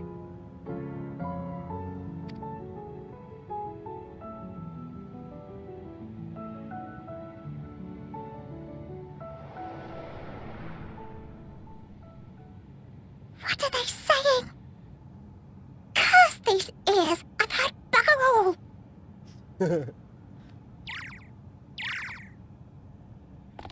No matter. We've got our plans.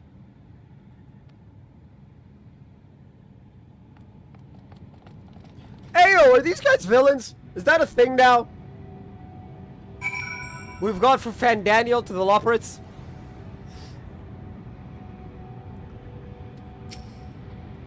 The truth, my reason for traveling hither was to effect a plan of mine own, a plan which may pave a way forward for us all. May, I say, for there is no guarantee of success. 'Tis the reason I set out alone. That failure should come, would be mine to bear alone. Yet thou standest before me with proffered hand and open heart. 'Twould be remiss of me to refuse thy amity, and so I ask, wouldst thou join in my endeavor? 100 million%, my friend. 100 million%.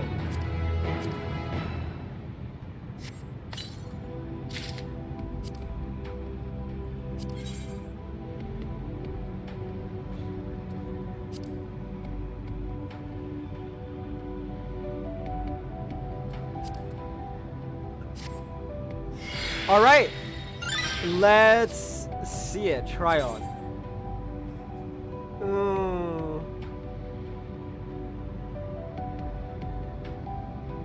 Not as good.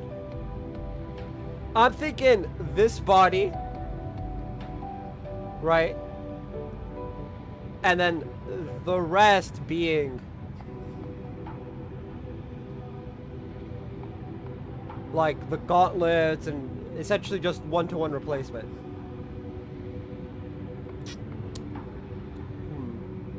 Thinking emoji. Although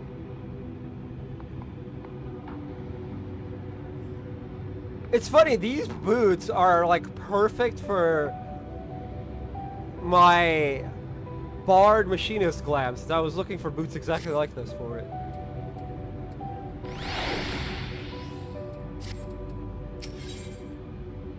Hey, oh, the gloves.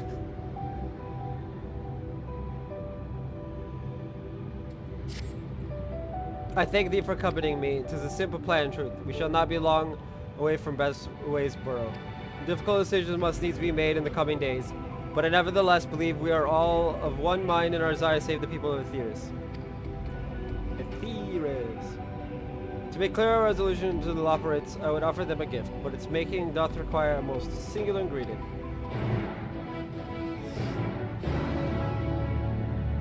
Speak with Uriangar. Orianje, what the fuck does this boy go?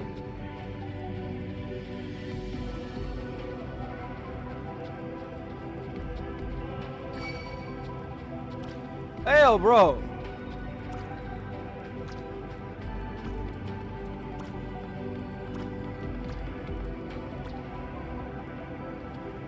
I was about to say, if you're gonna follow me here, I'm gonna blow your ass back. Ah, the abundance of Spongo, excellent. A chance to spy this aggregation when crossing Zodiac's erstwhile prison.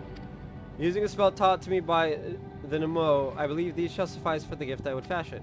The magic requireth considerable concentration, however. Might it prevail upon thee to stand watch while I perform the incantation?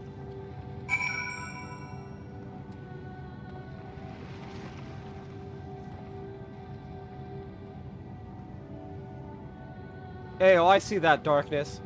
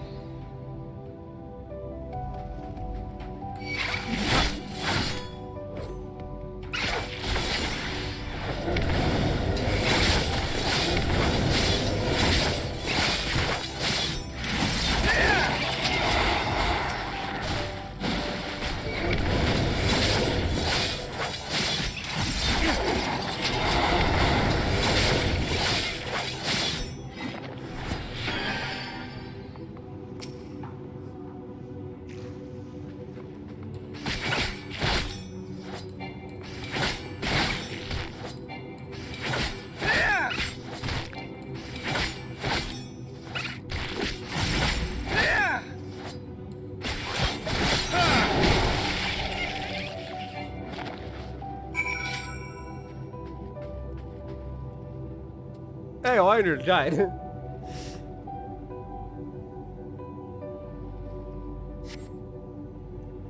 Surveying the nearby area, you see no sign of potential threats. We go over to see how Orion J is faring.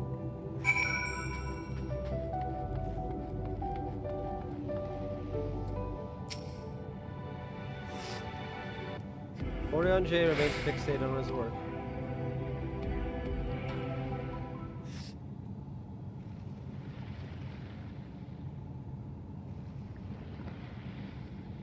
There, 'tis done. A magic ink, every ounce as efficacious as that crafted. Whereas occasionally I would conjure my own, but is nevertheless a most useful skill. The resulting product is admittedly possessed of no preternatural properties, but its hue is one of my own choosing, which I pray the Loporrites will appreciate. John, Oriange, oh thank goodness, I thought you had been eaten or had perhaps fallen into a crater.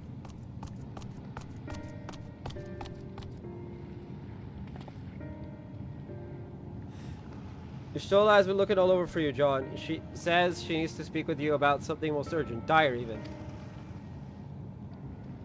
She's also quite clear I should speak with John alone, which means I'm afraid you must stay behind, Oriange.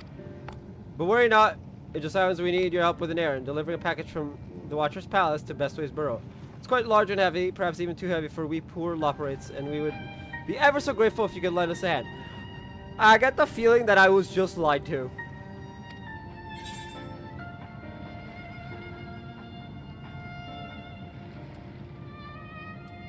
That's convenient. Suspiciously convenient.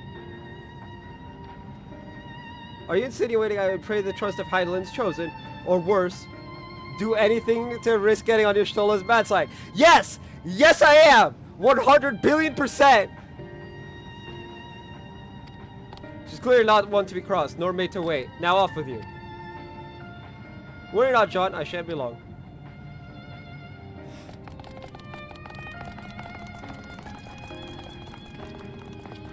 I don't trust these dudes. I really don't trust these dudes. Bunch of lying cheats.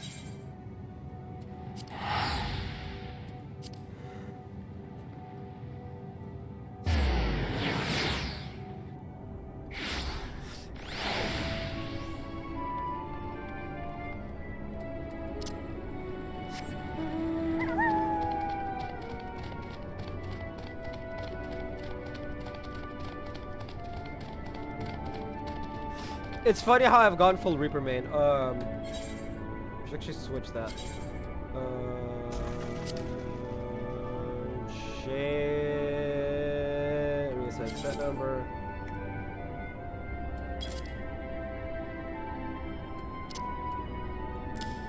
There we go.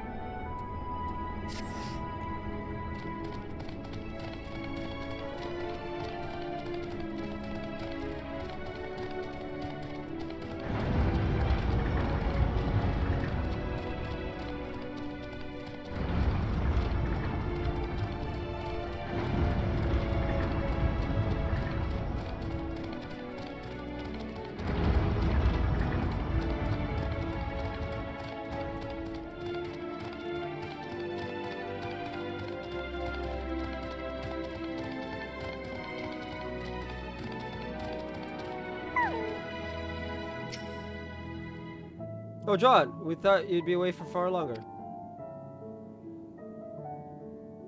A dire emergency. I said no such thing. But as you are here, I could use your assistance with one small matter. Running away a companion of growing is apparently has much to tell us of the final days.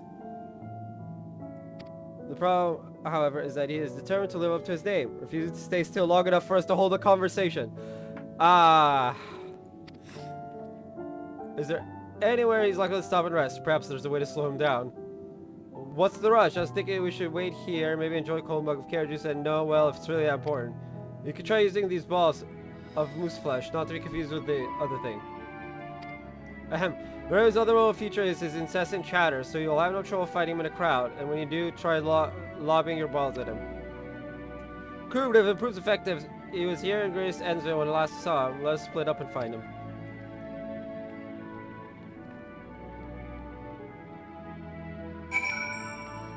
I hate him.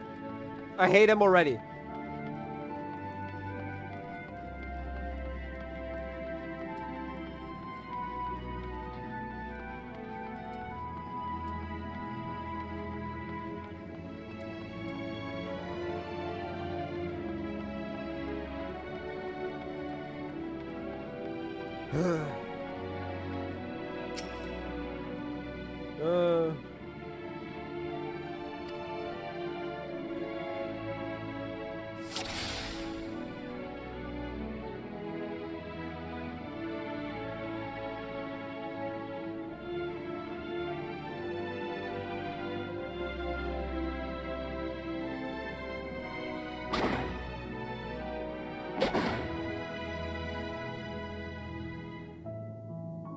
What happened? Oh, fuck's sake!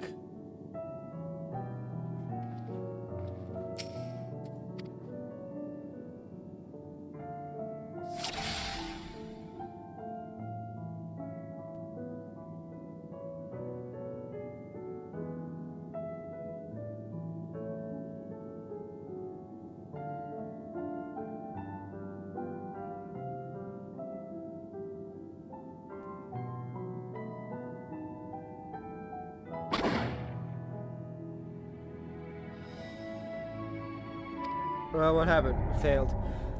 It's gonna say a lot, running way, probably. Anyway, I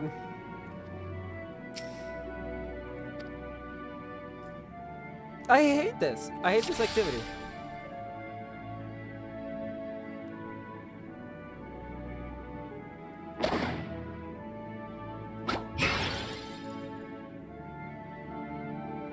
That's smart. If it was meant to be a joke, it isn't funny.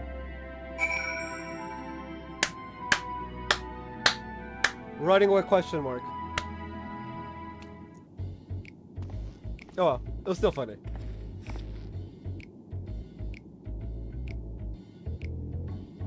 Yes, I'm running away. Do you mind explaining why you hit me in the face with your balls? Of moose flesh?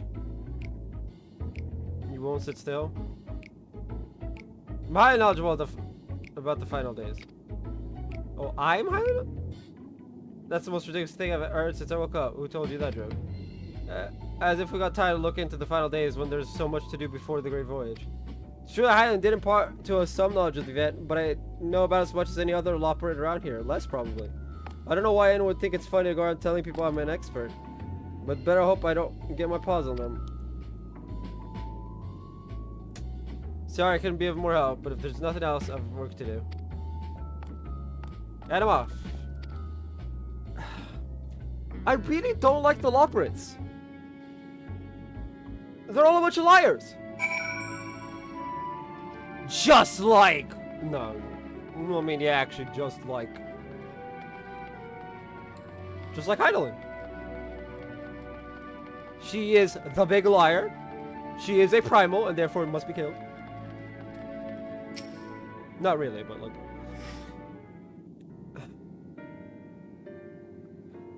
I could find neither hide nor hair of him. How did you fare? I found him, but he claims to not know anything. So he knows no more than the others. Care to explain yourself, Growing Way? Well, you see, I misremembered. Yes, that's it. I misremembered. Terribly sorry about that. Very much hard on Blake, though. Try somehow. I can't remember who I was thinking of. On an unrelated note, what of Urian J? I assume you spoke with him earlier, but did he say when he'll be returning? On his way to the Watcher's Palace with Livingway.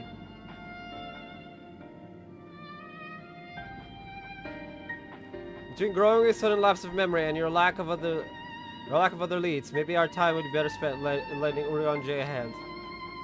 What? Now hold on a moment. It's all coming back to me. Yes, I remember. The information you're looking for is in the archives. Yes, that's where you find all sorts of useful knowledge, including that pertaining to the final days.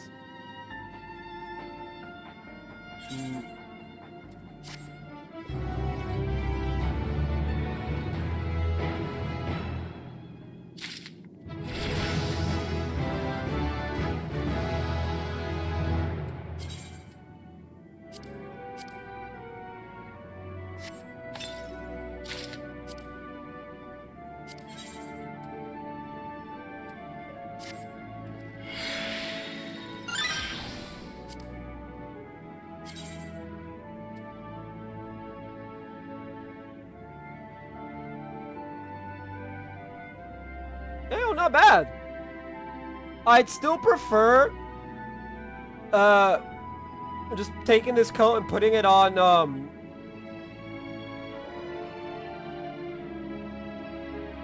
thing.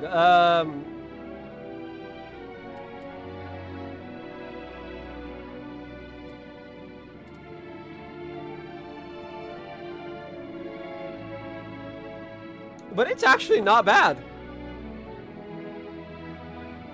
You know? It's pretty good.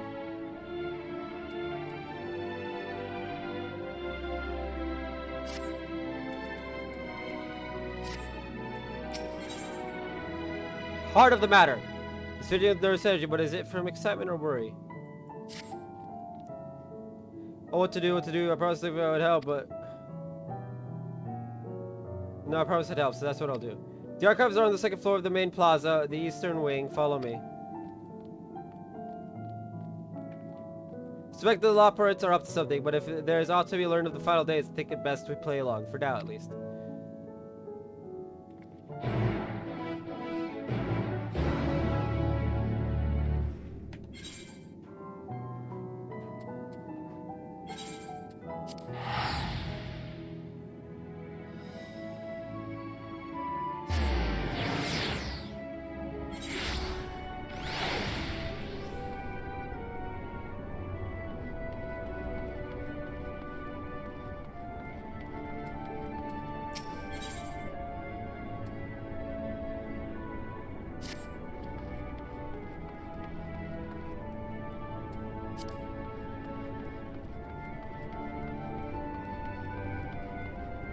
There was a teleporter. Yeah, there it is.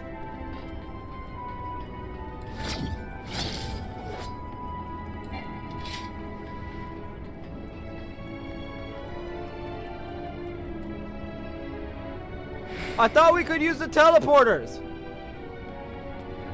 Fuck me. You could use the teleporters. I can't teleport.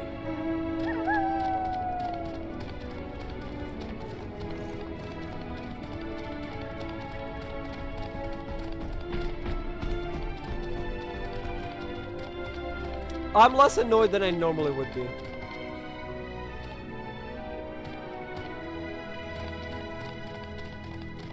Because it's just agitating. It's not like annoying, it's just meh. Oh, no, teleporter's here. We can indeed use the teleporter, okay.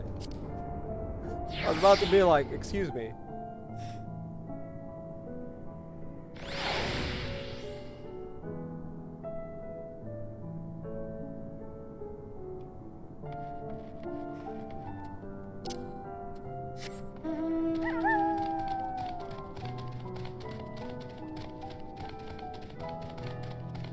We're likely to get to at least past the first.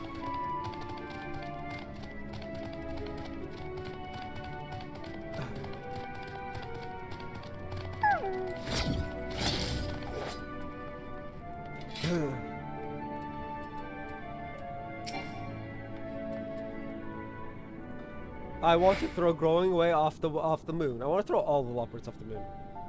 Bunch of lying scumbags. The door comes right through this door, but it seems to be locked. I guess we'll just have to go and find whoever has the key. Growing Way, enough. If you have naught else to tell us of the final days, you need only say so. We can ill afford to be wasting time here, as you well know. Did you yourselves not tell us we must act quickly? Yes, we did, but the moon was to be the perfect paradise for the people of Aetheris. And we're running out of time to make everything ready for their arrival. We hoped you'd see the wonders we have to offer, but you've found nothing but faults and flaws in our work. Only one of you saw our potential, so you others must be kept here. Ah, so that's Living Way's game. Run us about in circles, and failing that, lock us away so we can't put the plan at risk. Everyone except Orion J. He understands what is at stake, what must be done. I fear you've misjudged us, Growing Way. Never have we decided the notion of using the moon as a means of... decried the notion of the moon. That said, my heart breaks at the thought of abandoning Aetheris and her reflections to their due. If there is a way to avert the final days, I wish to find it. We all do. We may fail, but our efforts would never be at the expense of your plans. But why did you take that risk? There's no room for ifs and maybes now. The people of Aetheris will escape here to the moon. They'll be safe, and we'll finally get to see all their happy, smiling faces. I'm sorry, we can't let you leave. We just can't. I mean, I could just teleport out.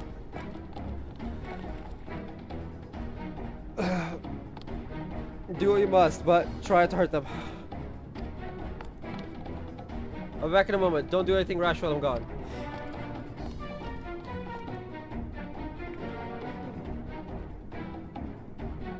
If we dally, they'll overwhelm us with sheer numbers. I say we knock these ones out, split up, and make our way to the exit. Yeet. Agreed. Let's reconvene where Argos awaits outside.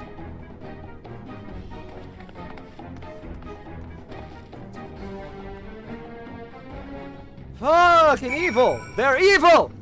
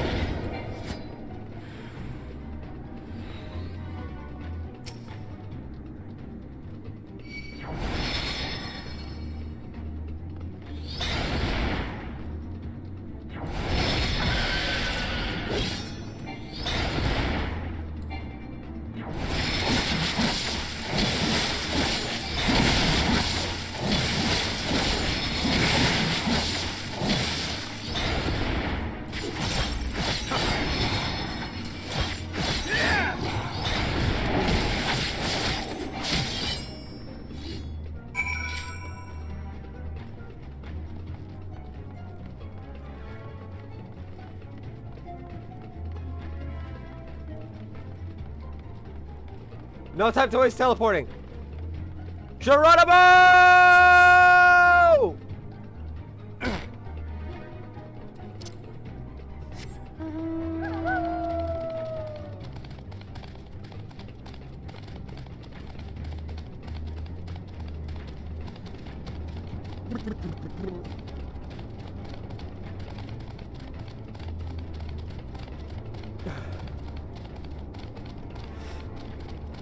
Let's go! We're making our great escape! Whoop woo! Woo! I don't have police sirens on my stream deck, but that would be amazing. No, no, no, no. I don't care.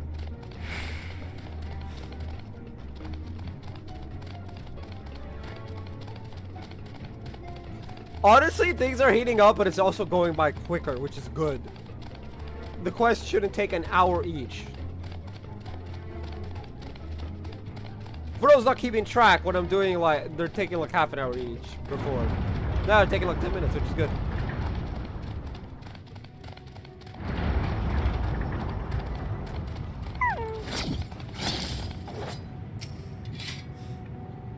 Good, you're here. We must hurry to the Watcher's Palace and find Orion J. Pa pa pa pa!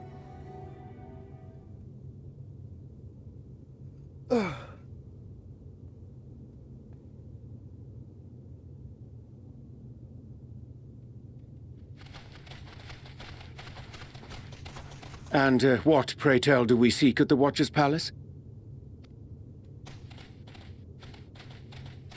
Oh, come off it, friend. You know full well why we're here. The time has come for you to return to Aetheris and help your brethren prepare for their journey here and beyond. Forgive me, Living Way, but I cannot in good conscience proceed with this plan. Huh? But what about the final days? The death and the doom? Oh, we have to hurry before it's too late.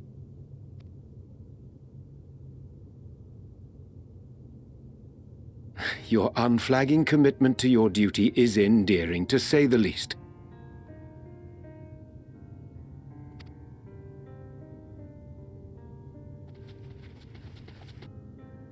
Oh, bugger!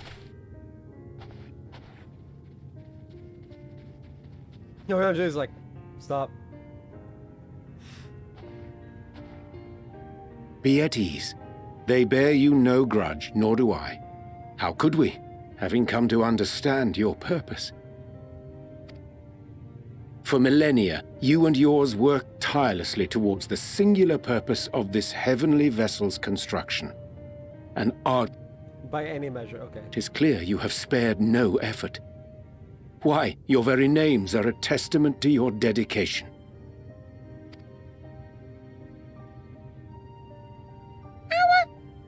Our names? I'm not sure I understand what you're getting at. Names are an expression of the self, a declaration of one's hopes and aspirations.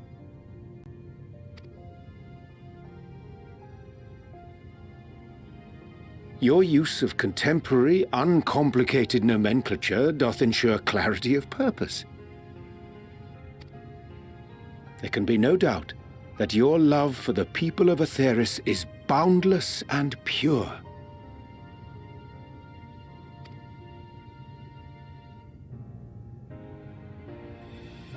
Yes! Yes!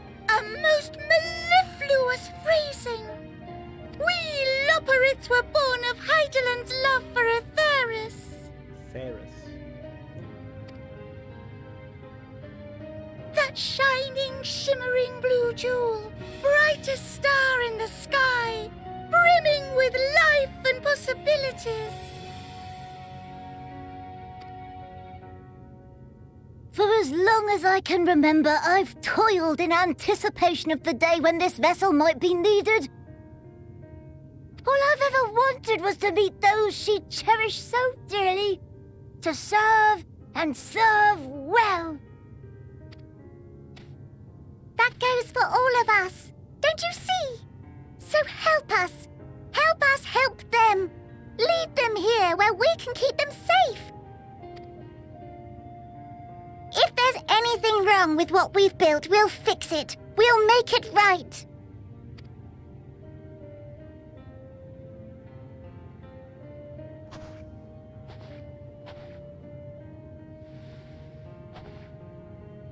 Your works want not for repair. Yet there remaineth much for you to learn of men, and your own kin besides. Singing Way, thy name bespeaketh more than the simple marriage of rhythm and rhyme. The songs of Aetheris are beyond counting, and span the length and breadth of emotion. Maps are monuments to man's pioneering spirit and his devotion to charting the furthest reaches of our star. Many have devoted their lifetimes to exploratory pursuits, to venture unto the highest mountains and the deepest oceans in search of unknown frontiers. And thou, my friend, I do not think we've met. My name is Puddingway.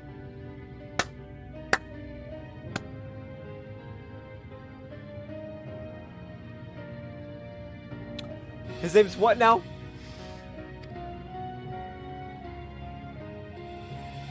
Puddingway? Yes, indeed.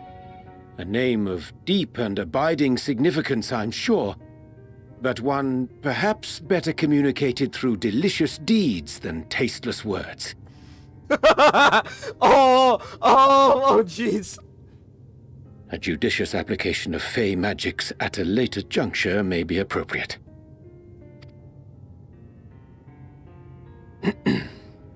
And Living Way. 'Tis no easy feat to convey the significance of thy moniker. When I was a bookish boy, a dear friend of mine was fond of peppering me with questions as I read, to my occasional annoyance. One day, I posed to her a question of mine own. What doth it mean to live? Oh, that's actually a good question. What is the meaning of life? After much contemplation, she proffered this answer. The anticipation of a half-read story's conclusion. The hope today's mistake may serve as tomorrow's lesson.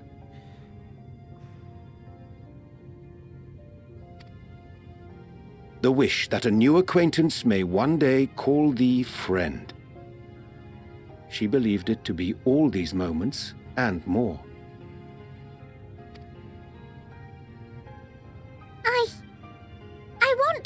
understand, but I want this conversation to end. I, too, still labor to find mine own answer. 'Twould be my pleasure to assist you and yours in embarking on a journey of self-discovery and enlightenment. For thee.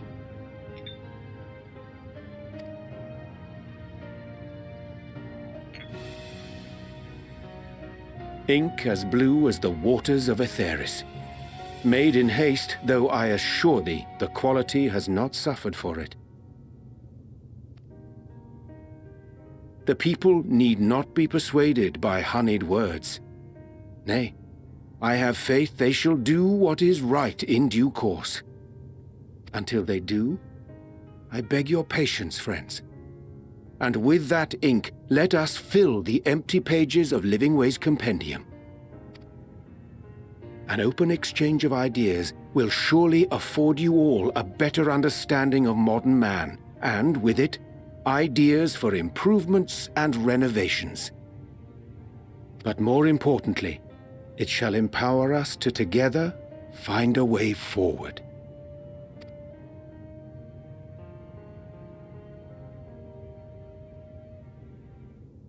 I hope you're right. Thank you for this lovely gift.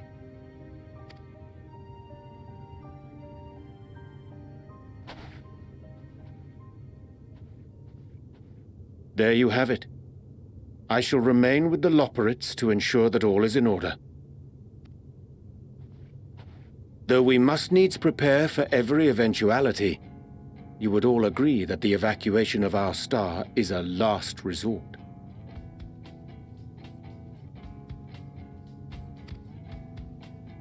To accept failure is to accept the demise not only of our star, but that of Reen's, of all reflections, and the souls that call them home. Which is why I have every faith that you shall fight to the last, that such drastic measures may prove unnecessary. Should the worst come to the worst, and I pray deeply that it won't, I'll take comfort in knowing preparations were made under your watchful eye. Aye, thou mayest be assured that if calamity cometh, not a soul will be left behind, if being the operative term.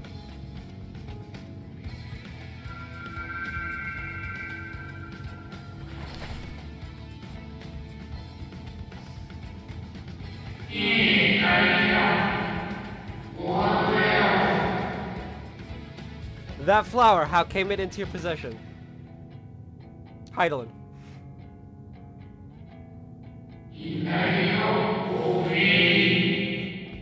How very like her.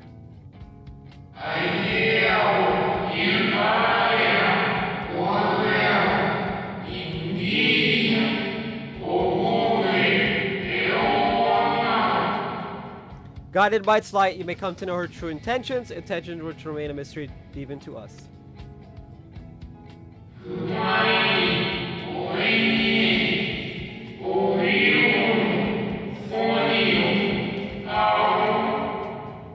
In our time, we called it Elpis. You would do well to remember the name.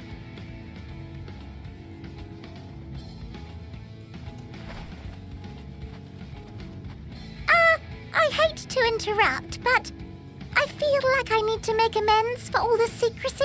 You could do that by shutting up and never speaking again. Think nothing of it. We haven't been the most gracious of guests. Do convey our apologies to Growingway and the others. No.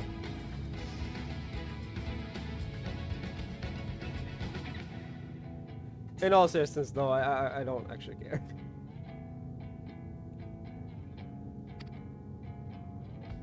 But of course! And when next we welcome more guests from Aetheris, we'll have learned to be much more hospitable hosts.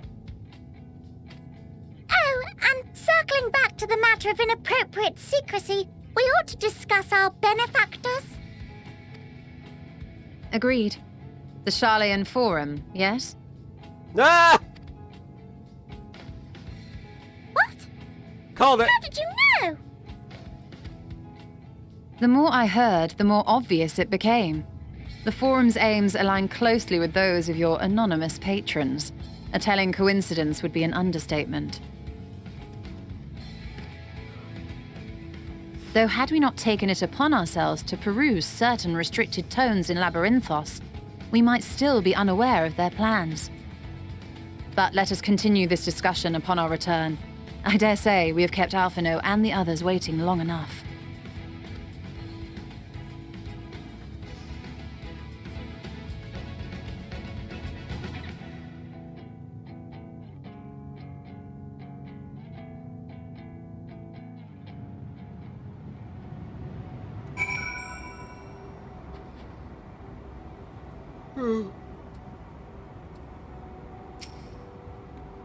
"'Twas a relief to see Livingway was pleased with my gift of ink. To serve and serve well, though their knowledge may be lacking, their boundless love is a blessing without peer. It will be no easy task to prepare them for what must needs be done, but gladly do I embrace this duty, even if it doth necessitate that we part ways for a time. Forgive me my absence, but I have the utmost faith in you, in all our fellow scions. When next I return to Theris, I pray I find you all in good health and good spirits."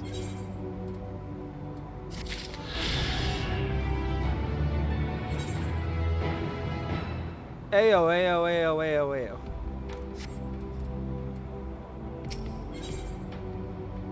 Aha!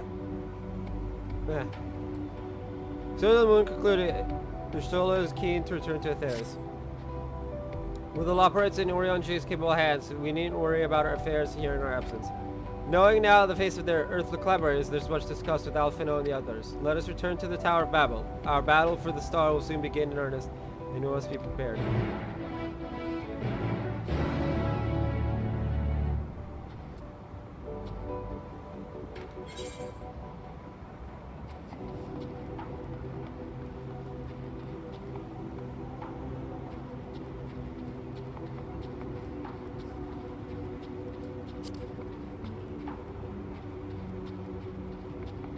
What's a nether gate and why am I going to it?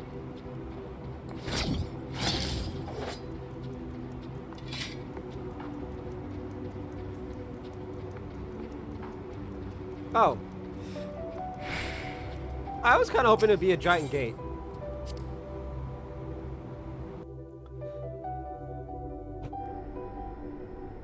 Sacred.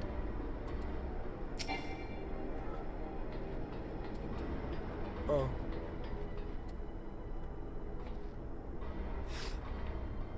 Gods, I can scarcely believe we went to the moon and back.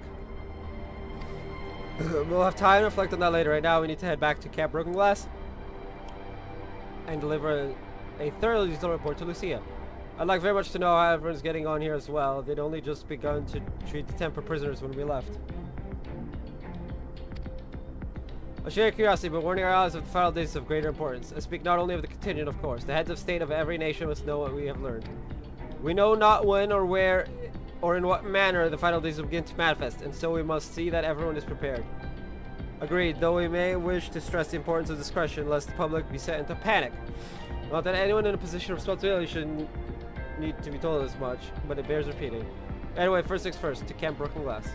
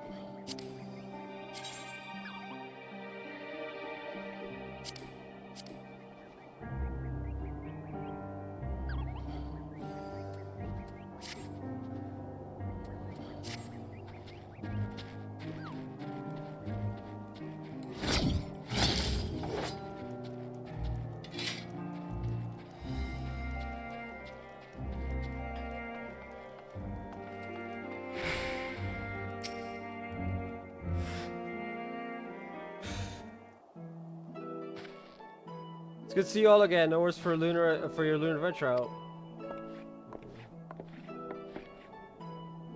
We've done what we can for now, and believe me when Ted tell you all about it. Before we do, might you tell us what's become of Garlemald in our absence? We succeeded in subduing the Temper inside the Tower of Babel. We took many alive, but combined with those who were already in our custody, the number requiring care has grown exponentially. The difficult conditions here have made it difficult, if not impossible, to treat them all here. So we have petitioned the aid of the allied nations. Some are understandably hesitant to proffer assistance, particularly those that were but recently subject to imperial occupation. That said, several others have agreed to grant them refuge for treatment. With the assistance of your fellow Scions, we endeavor to see them safely transported and subsequently cured of their tempering. Will all the temper be located? Not at all, no. We have sufficient shelter to attend to those whose treatment has begun, and enough healers have volunteered to remain until their patients have recovered. Euless is one such patient, though he's not yet fit to receive visitors. Truth be told, it was a miracle he and those in his company were not harmed in the chaos. If not for Alphino and Alize's timely assistance, I dare say none of them would be with us today.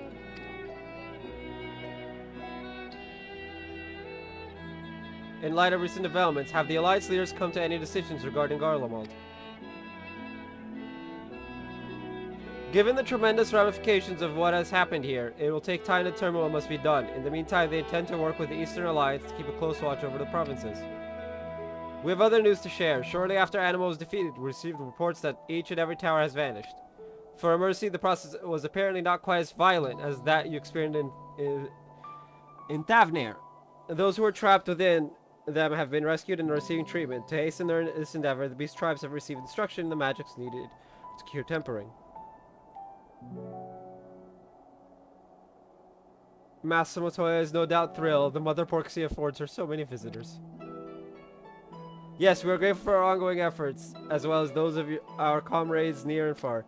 As for the contingent, several of our members have been granted leave to return to their homelands after the transfer of Temperate has been completed. Lucia and I will remain, along with a small force, to continue offering aid to those here in Garlemald. The Empire may be no more, but there are yet those who call these lands home. I believe that accounts for recent events here, so what of the moon and the Telophoroi? Dead.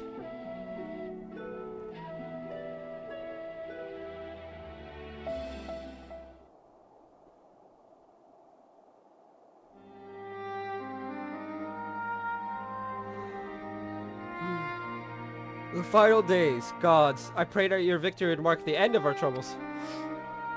There is still much we do not know, but the Alliance leaders must be told. We'd be willing to contact them in our stead. Yes, of course, I will send word forthwith. We'll also release your fellow Scions from their present duties, that they may return to Charlian. Your energies are better spent finding a means to avert the coming apocalypse. Speaking of your fellow Scions, you'll be happy to hear that Mistress Kryl, though still on the mend, has been moved to the Baldesian Annex and given into Tsar's care. Thank you. I look forward to seeing them both upon our return. Let us be on our way then. One last thing, if I may. After conversation with Zodiac, you said Xenos took his leave. And in all likelihood, he has returned here to Garlemald. I have a mind to dispatch scouts to try and ascertain his whereabouts, but first wish to ask if you believe there is merit in doing so.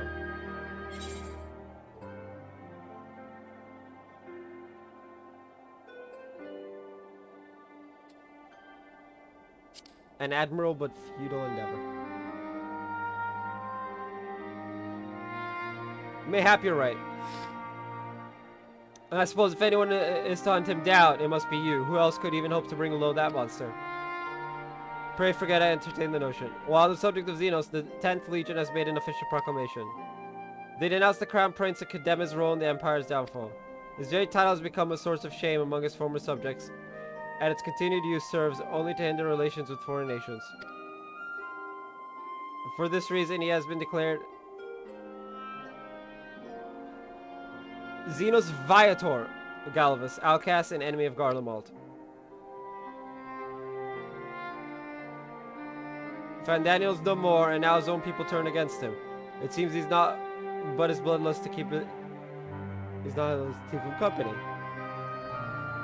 Better than that than an army to see it sated. At any rate, I will not keep you longer. I pray you safe passage back to Charlian.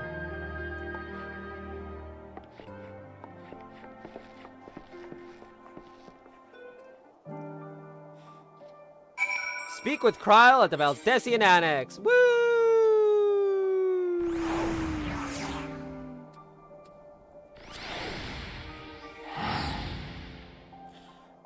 Oh, I can show you guys the thing now. We're in Charlotte. I'm pretty sure that's a place I can do glamours. So I'll say what I was thinking. It might not come to fruition. It probably will. Knowing me.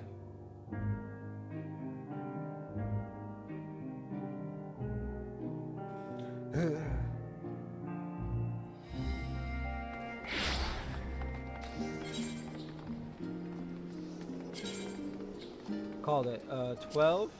Yes, 12. So I was thinking, right, replace this with this, right?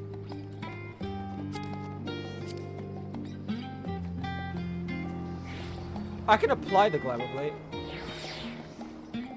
Okay, apply.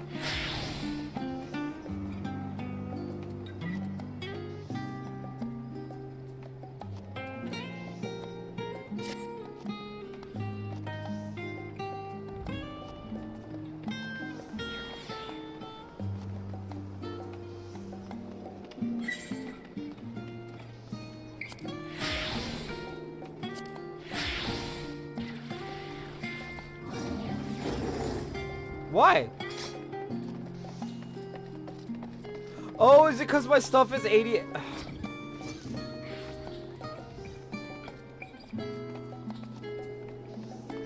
It's because my gear is below the mark.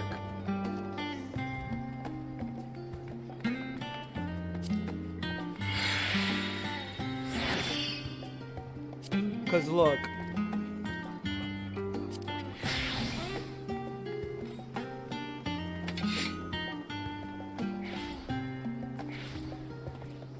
Oh, this is the Summon Magic. Okay.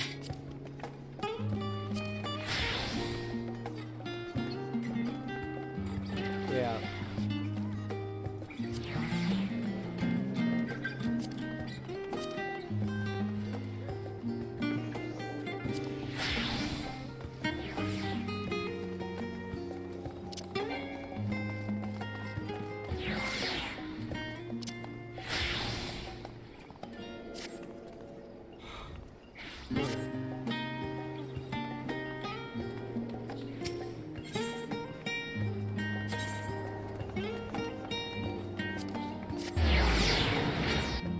Okay, before we continue, I'm gonna be a read.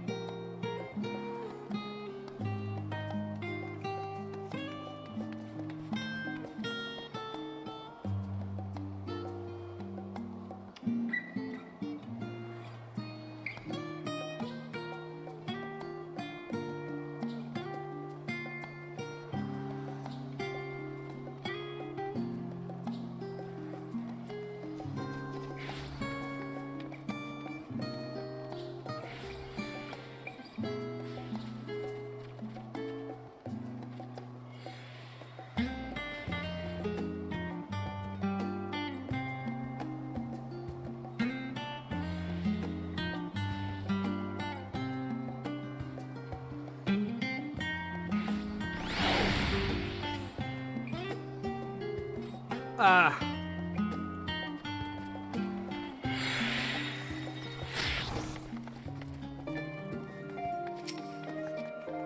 Welcome back, John. We were so terribly worried about you. Though it's plain I've caused my own fair share of worry, and for that I apologize. No apologizing allowed! Only eternal suffering. Hyla called to me that day when you had to the Tower of Babel. Her pleas were faint but desperate, and I knew once she required of us to care at her will. What came after feels like a dream, barely remembered, my body flowing through the life stream toward Garlemald. When I regained consciousness, I was all aches and frostbite, exhausted of ether. So exhausted, in fact, I could only laugh, for it was in that moment I understood Raha's weariness from the Tower of Zot.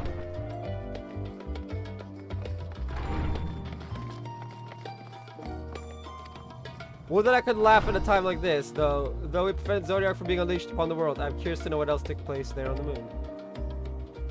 He died! Ah, perhaps we should wait for the others to join us before you give your account. Let's convene them in all once they've arrived. What is this?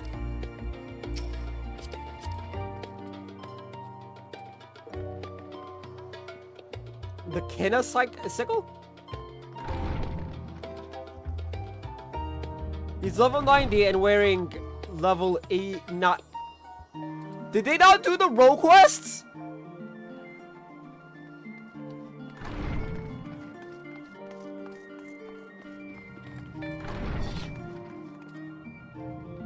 Look at the moonward stuff then. Ooh, fancy. Weathered.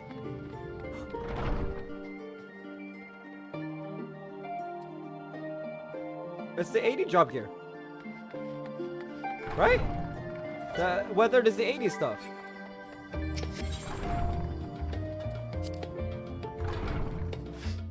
Nice.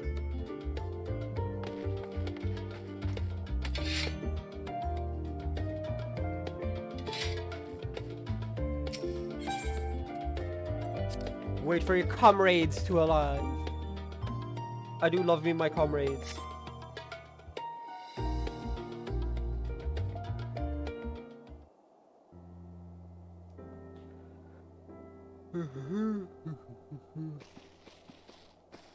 Where's Alize? Oh, there she is.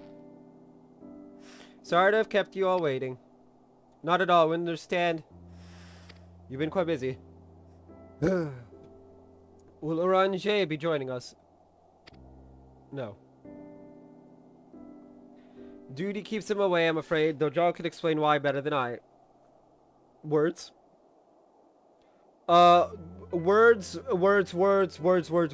Words. Psychotic, bunny peoples are, keeping him on the moon. The final days, as befell Amarat. And we are to escape via the moon. What of the source and its reflections? I have no intention of standing by while the world falls to ruin. So how do we stop this? Stinian's like, yeah, so how are we stopping it? Unfortunately, we have no answers at present. If the celestial currents have grown stagnant, as was the case in the time of Amarat, the solution would be to alter the flow of ether throughout the entirety of the star. The ancients accomplished this by summoning Zodiac, sacrificing half the star's population in the doing. But should go without saying that such a sacrifice cannot be repeated. Which leaves us with the daunting task of identifying the underlying catalyst for the final days, a feat which even the Amaratines could not accomplish. Unfortunately, we found no clues in Mare Elementorum. There's still much we did not know about the catastrophe itself, let alone what may have caused it. The final days were marked by the corruption of the Amaratines' creation magics. But we command no such power, which invites the question: what havoc is in store for us? If we knew that much, perhaps we could draw some parallel with the events of the past, and thereby force some semblance of a plan. Perhaps we should start with the Forum, then. Having worked with the Loppers in secret all this time, there is surely more they can tell us. Forgive the interruption, but I have urgent news. The Forum is holding a public assembly in the plaza outside. Some sort of announcement. What is Father up to now? There's only one way to find out. Yeah. That's a big ass map. I just noticed it. Ayo, chat. We in emo-only mode, so I can't ask questions.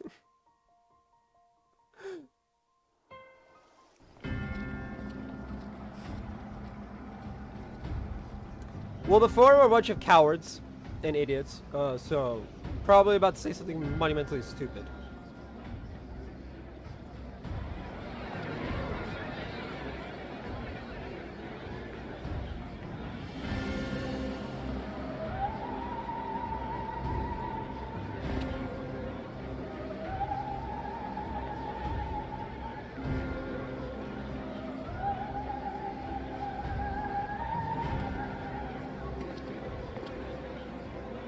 Order! Order, I say! I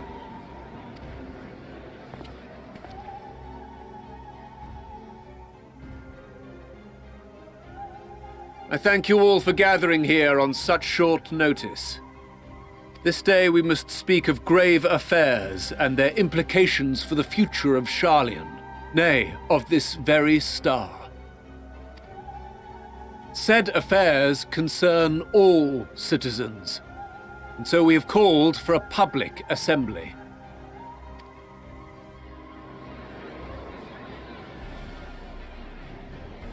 You may have heard rumors of the Telophoroi and the havoc these madmen wreak abroad.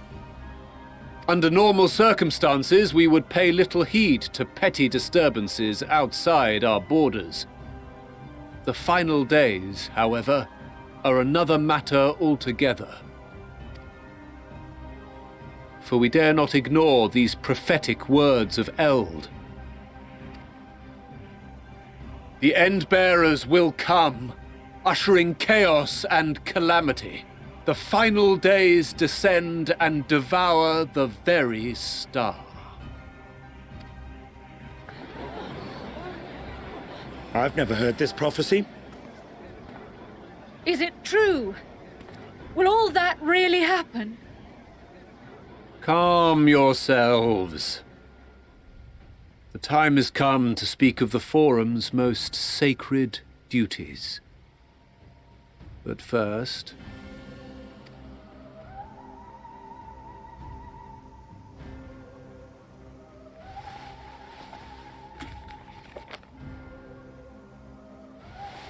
Give voice to the voiceless.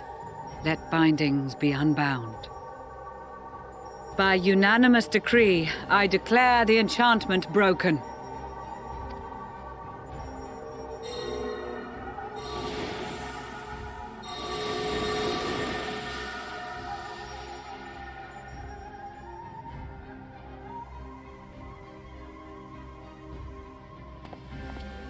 Master Leveilleur, if you would. Very well.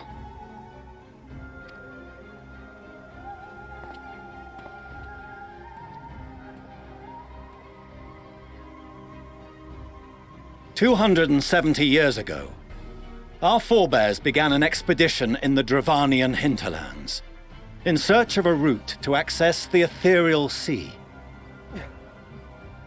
This much is public knowledge. Their findings, however, would become the Forum's most closely guarded secret. What those researchers discovered in the hinterlands was not a passage unto the ethereal sea, but the very heart of our star, and Hydaelyn herself. She spoke to them of a calamity that would extinguish all life, and of a means by which we might be spared. The moon. 'Tis in truth a gargantuan vessel built to serve as sanctuary for her children and deliver them from this doom. Much like Nunkref's hope in ages past, it will bear the people of a world in the throes of death to a new home. Needless to say, this will be no small undertaking. To facilitate the great work, the Forum has maintained close contact with the servants of Hydaelyn, who presently reside on the moon. Convinced that the foretold end was all but inevitable, we began amassing a wealth of knowledge, not merely for the betterment of our nation, but in preparation for the journey to come. You reveal this to us now? By the gods, how long do we have?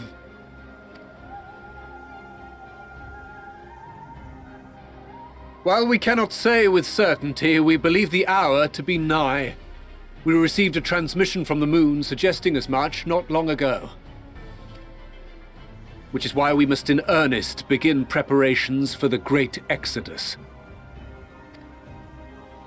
For his impressive contributions and the leadership he demonstrated during our withdrawal from Dravania, we have elected Master Leveilleur to oversee this initiative.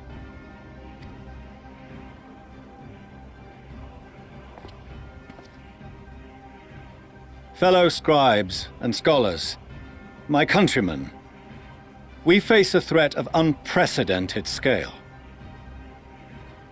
We must challenge the trials before us with composure and conviction if we are to find salvation. The wisdom of Sharlayan has ever been a shining beacon in the darkness, and so it shall continue to be. It is our solemn charge to see our heritage preserved for future generations. For those who will come after, we will brave a new frontier.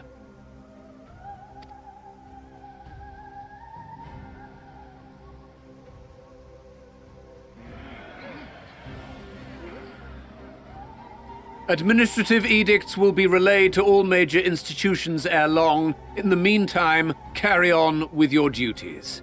With that, I hereby call this assembly to a close.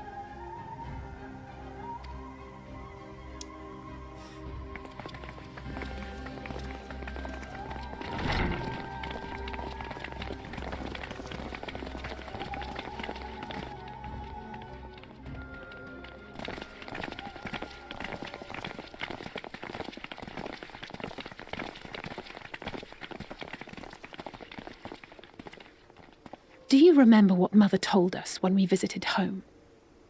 That it wasn't until after we were born that Father seemed to lose himself in his work. If that great work of his was the evacuation of this star, then...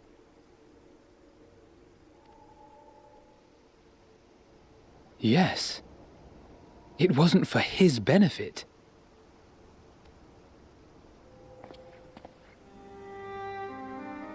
Would you mind waiting here a moment? I wish to speak with Father before we leave.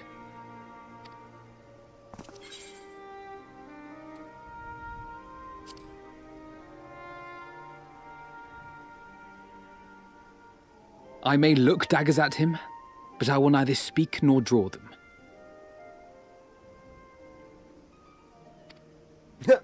If it's all the same to you, I have a few choice words to share with Father as well.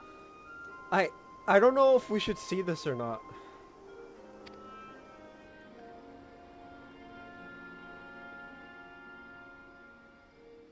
Oh, he's right up. Never mind then.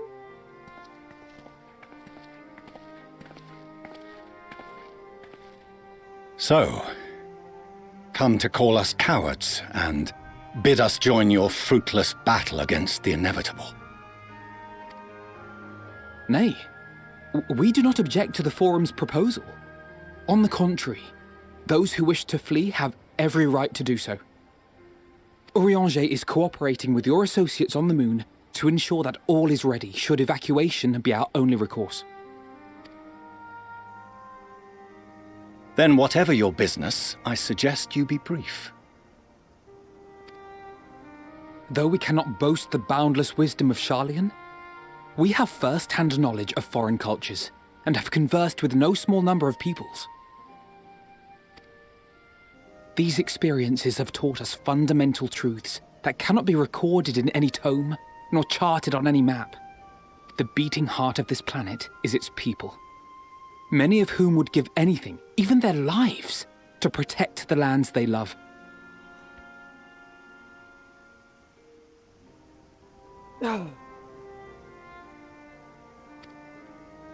Many may choose to join you in the end. But what of those unwilling or unable, for whom escape will never be an option? What would you have them do? To ignore the plight of those one might conceivably save is not wisdom, Father. It is indolence.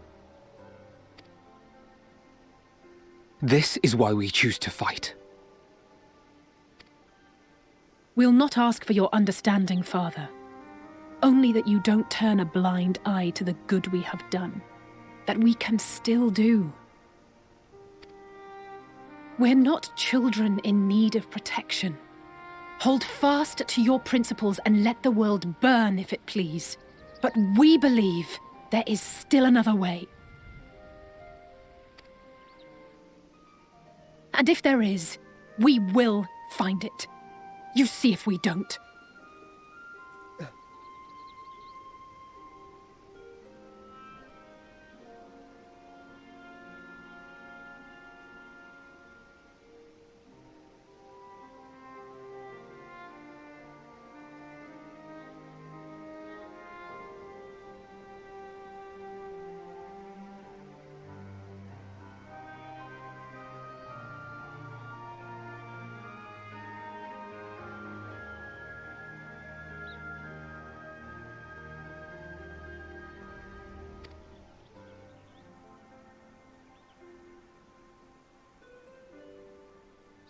Do as you will.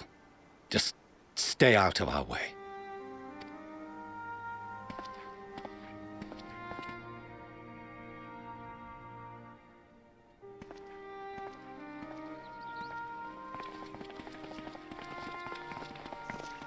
Were he not so consumed with self-righteousness, he might tell you how proud he is of you both. Well, that's what their mother's for. Bold words call for bold action. And there'll be no turning to your father should plans go awry. Well, no, because turning to their father is literally the last resort, as we've said. You know. As if I ever would. So long as there are those who wish to stay and fight for this star, we have to do what we can to help them.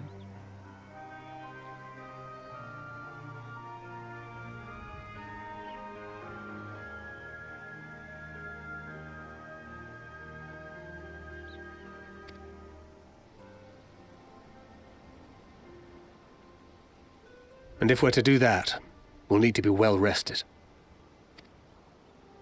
Wouldn't you agree? And having triumphed over what we once thought to be the source of all evil, I can think of no one in greater need of at least a dozen winks.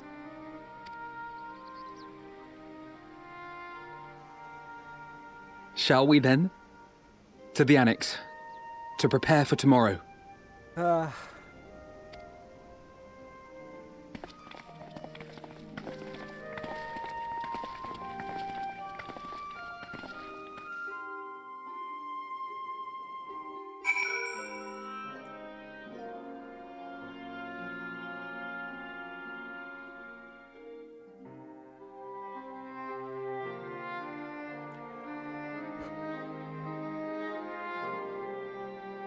I can't wait until I'm playing this on desktop and I'm on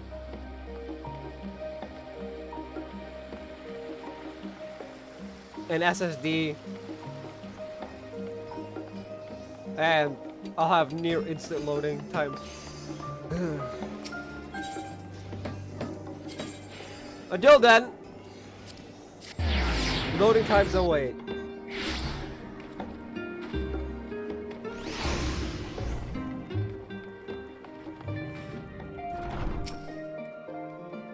Tell the forum made a rather momentous announcement that there's to be a great exodus, is there? I'm running my narrow escape from the Isle of Val. The realization the mixture of relief and regret after why me, I ask myself, why me? Why us, why now? Enough of my rambling, I'm sure you're exhausted, your chamber waits. I literally skipped because it's just like, no, he's rambling.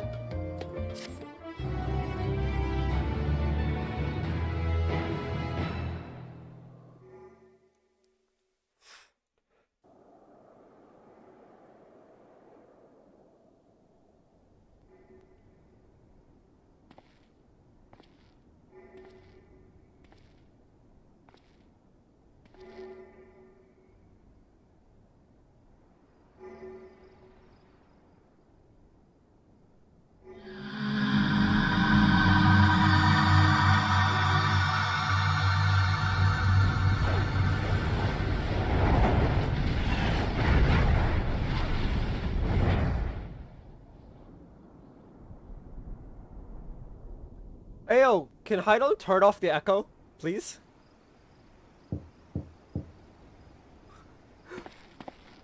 Hey, I'll come in. Whoever could it be?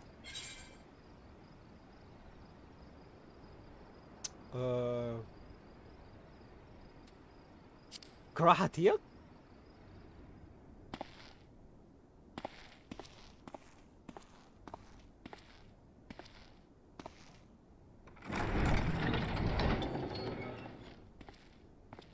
So I either called apologies. I didn't mean to...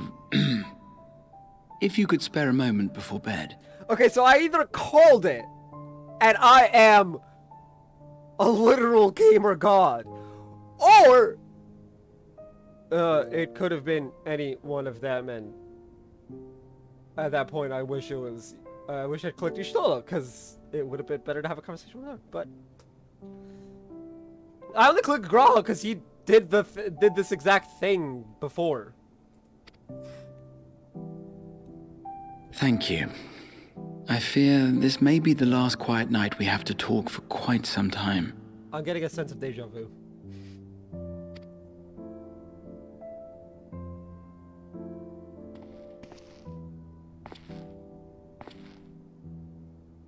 I am troubled of late. Unwarranted concerns, perhaps. I hope. Nevertheless, I feel compelled to share them with you. Though you have bested your enemies thus far, Xenos and even Zodiac, your victories have come at a considerable cost to yourself. Oh great, now I'm thinking it's Heidelin in the guise of Graha? I'm kidding. No one is without their limits, and you are no exception. I worry the added weight of the final days will prove more than you can bear. It is surely too much for any one man. But you needn't bear it alone. Let me share your burden. My, carrying capacity pales in comparison to yours, but I could still help. Shoulder the occasional satchel from your ever-growing mountain of, baggage. Graha, you're so awkward. I love this. Completely worth picking Graha.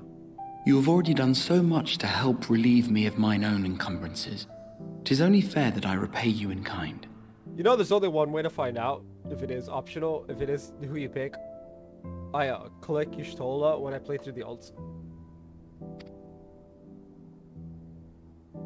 Of course, it needn't be only troubles we share.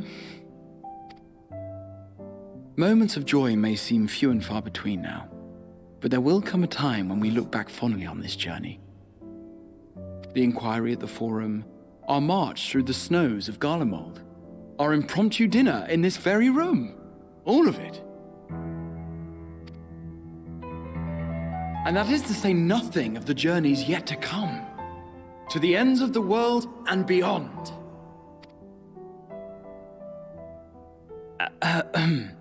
But tomorrow will be no less busy than today, and I've kept you from your rest long enough.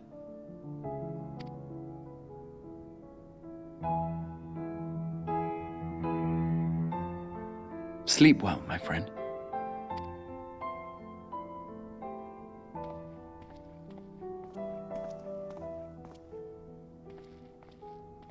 It was nice. I enjoyed it. Whether it's always Graha or if it's our choice, I enjoyed it.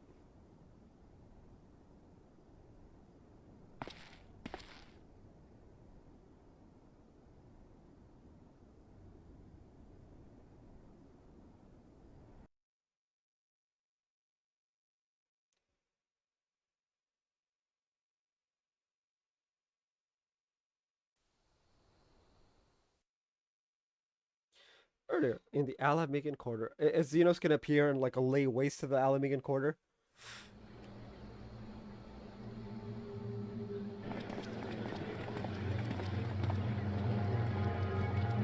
Oh fuck. Thank the gods that tower is gone. The sight of it was enough to make me sick. I think the Ilsabar contingent, more like. Word is, they fought their way into Garlemald and toppled the bloody thing themselves. Not just the one, neither. All the towers have up and vanished. Aye, I heard the same. Commander Aldin and his troops helped keep casualties to a minimum, too.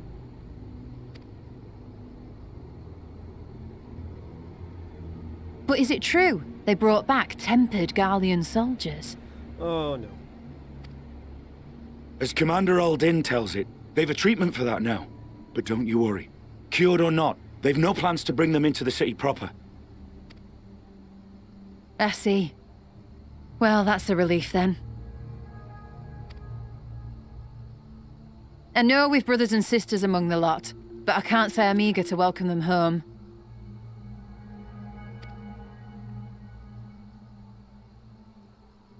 Wanted to think about it for a while yet. They're to be looked after in Alagana for the time being.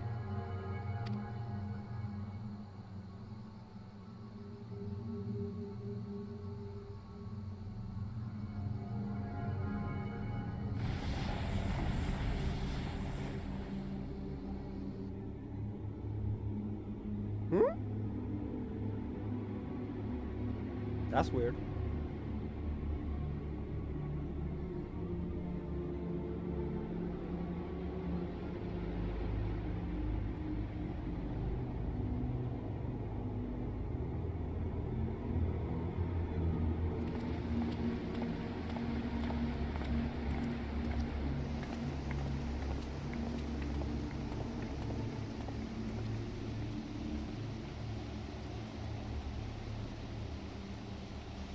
Another day, another commission of paramount importance.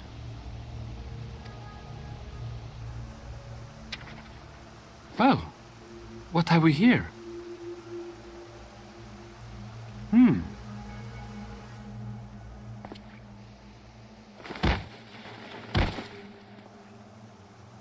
Wait. Hey, are you all right?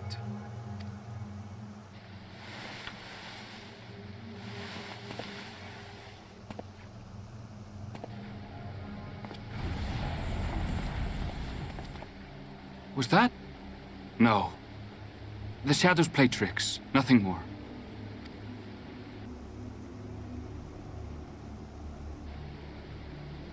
The towers are gone, and the Garlean threat is abated. And yet, why does it feel as though it's about to get much, much worse? Whoa!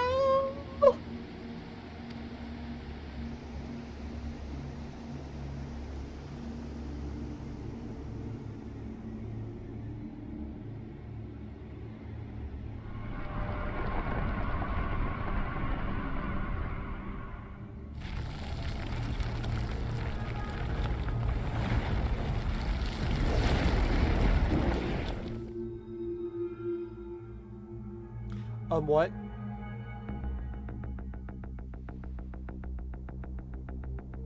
Ayo, what? Whoa, whoa, whoa, whoa, whoa, whoa, whoa, whoa, whoa, whoa, whoa. Wait.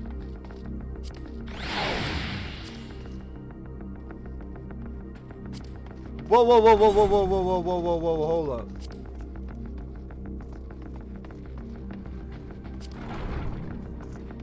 No, Sea of Stars is thing.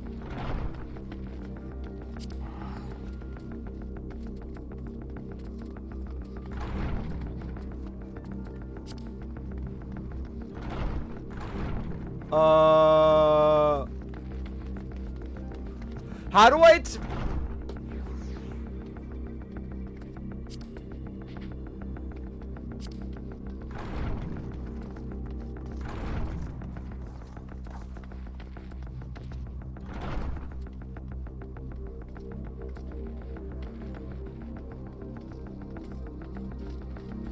No, we're here. Yedlamad. Right here. But that was Thavnair that got yeeted off the map, I'm pretty sure. Or was it Charlian? One of the two. Although I guess, I'm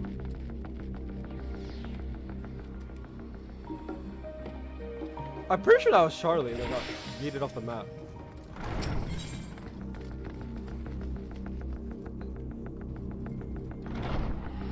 Tataru is further brow in consternation. Oh, John, I was just about to call for you. Afraid we received another call for assistance. This one comes from Radzat Han. The others have assembled in the main hall to discuss the situation. You must join them at once.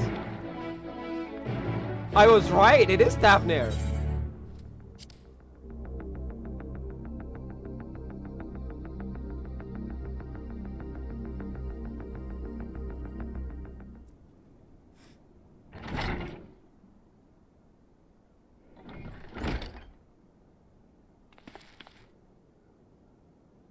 Ah, there you are.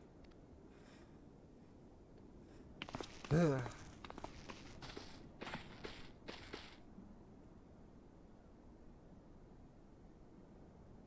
Our worst fears have come to pass, but moments ago I received grim tidings from our contact in Radzat Han.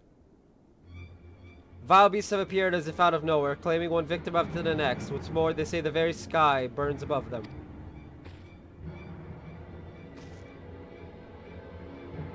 Well, fuck.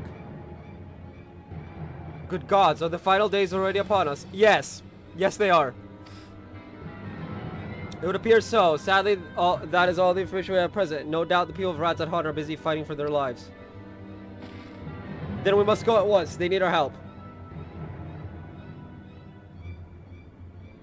Agreed. Krile, you'd best remain here with Tataru and gather what knowledge you can.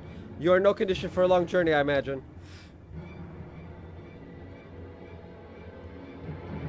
Very well. Similar phenomena may have been observed elsewhere, and if so, we must know about it at once. The two potatoes. Be safe out there, yes? Let's make first for Yedlamad.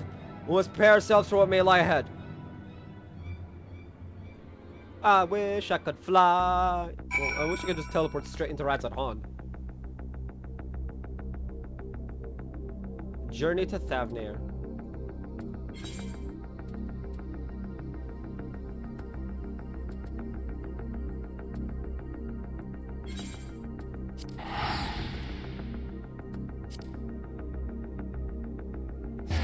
Level 85. I love how we made level 85 like just in time. Oh no.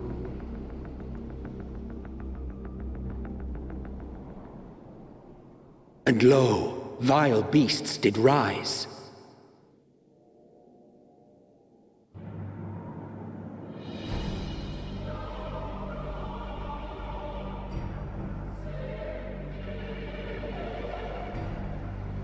Oh fuck. The skies are red.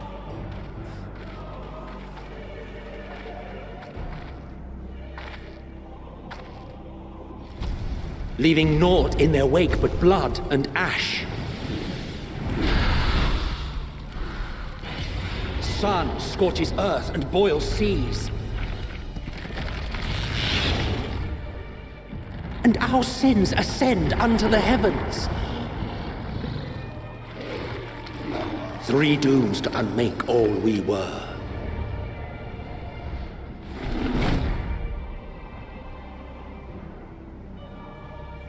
Guess we're doing Amarok Part 2.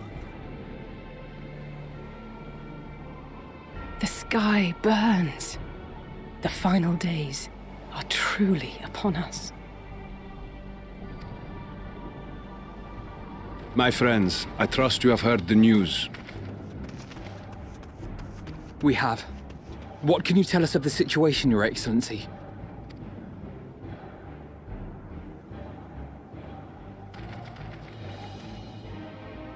Last night, the isle was rocked by tremors, and the earth itself cried out. Oh! That's great. Aloft, the heavens began to burn.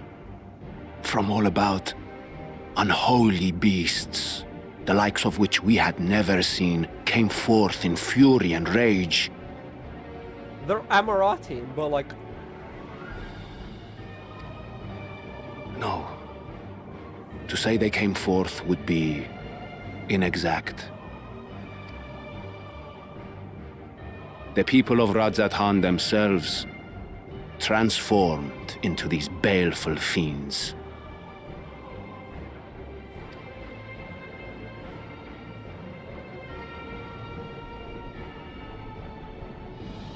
Though the phenomenon was observed throughout our lands, the first creature, the largest and most dreadful of the lot, wrought havoc upon us here in our fair city. Though they bear superficial resemblance to divinities of legend, they are ungodly abominations. The people decry them as blasphemies. The large one's rampage has since taken it to the northern reaches of the island. I mean to dispatch our radiant host in an attempt to quell the threat. And what of Vritra? Vritra too makes for the north of his own accord, and yet he knows the blasphemy and its minions were but yesterday his beloved people.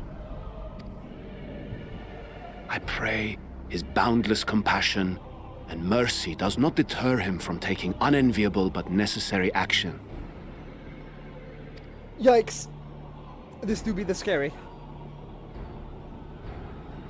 Understood. I ask that you allow us to aid you in quelling this threat. You would risk your lives to help us yet again? I have no words to express my gratitude. Our regiments approach the north from several directions, with a number of units set to depart from the docks of Yedlimad. They will make landfall in an area of dense jungle, where one can expect to encounter dangers even beyond the fell beasts we hunt. I leave you to your preparation. You will find me at the docks when you are ready to depart.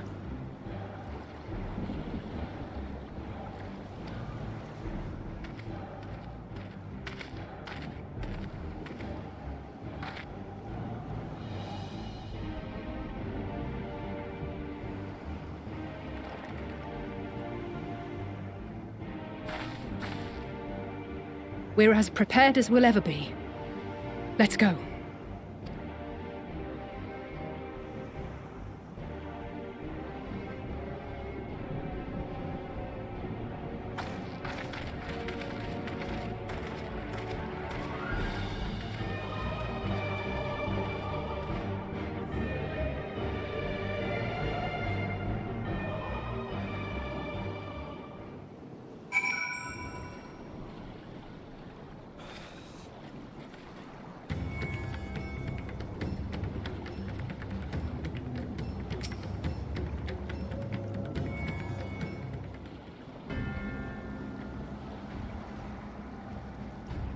Everyone assembled, yes. I thank you for lending us your aid in our battle against the blasphemy. Let us review our plan of attack. I would have you board this boat and circle around to the north side of the island. There you'll find a dense jungle we call Vanaspati. It is a sacred wood, home to many temples and a number of villages. Vritra and the raiding host have gone there ahead of us. Okay, give me 1 second, chat.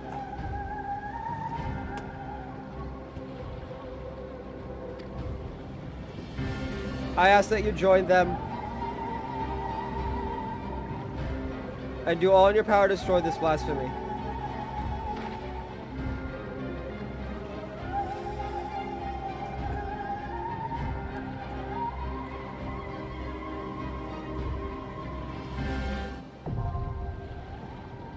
Okay.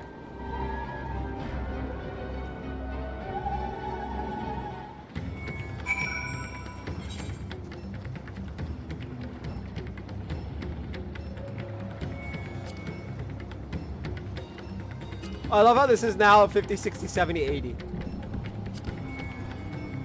Pagelthon!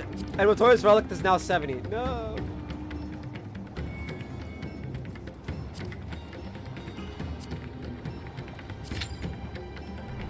It's not gonna take 11 minutes. The last two have taken like 2 or 3, max.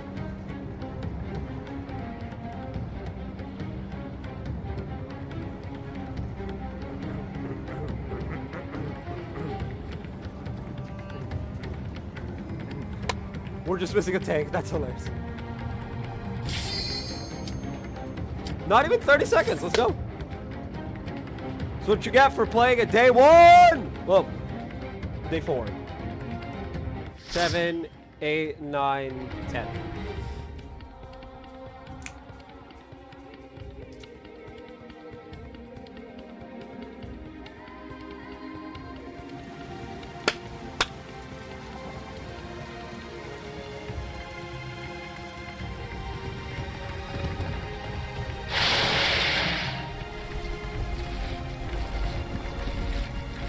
Oh!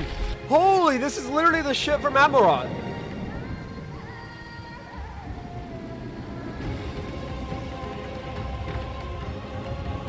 Oh, we got a sage and a paladin?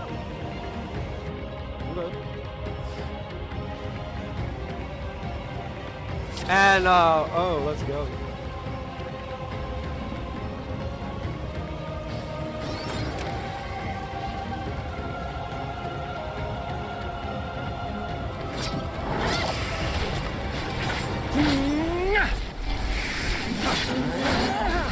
My friends, heed me. These are children of Thavner. Forgive me. I could do them no harm. Yeah, we kind of figured that's why we're here.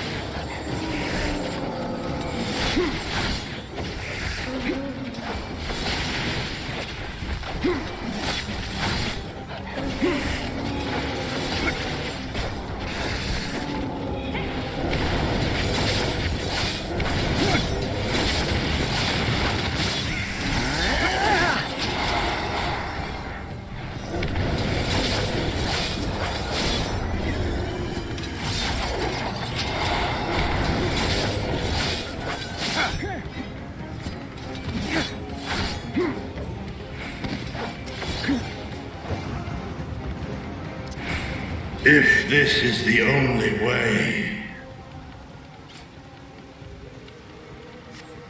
I shall silence the beasts of the air. Pray continue onward.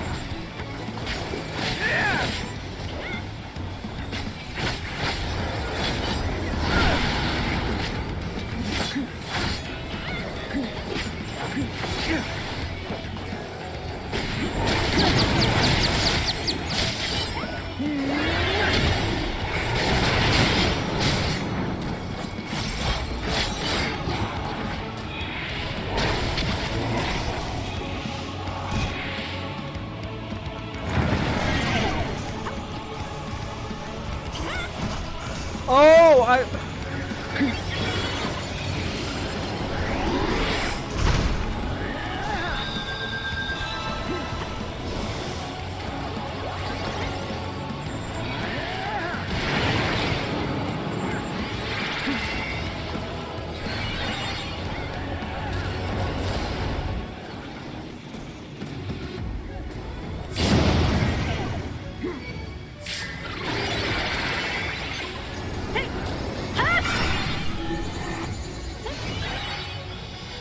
Somehow R was pressed.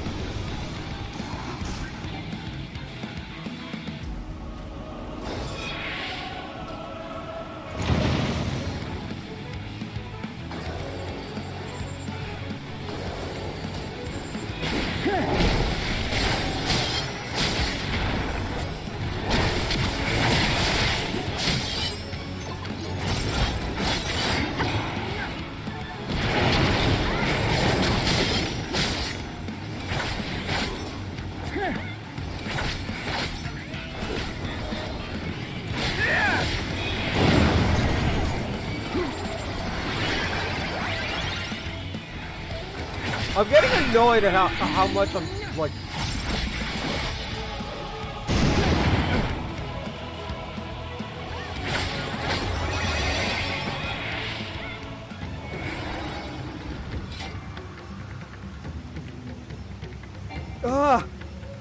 What is this vile presence I sense? The horde draweth near. Be on your guard.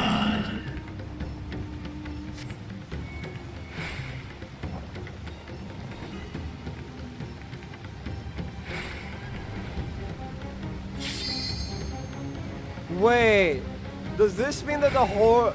Oh no.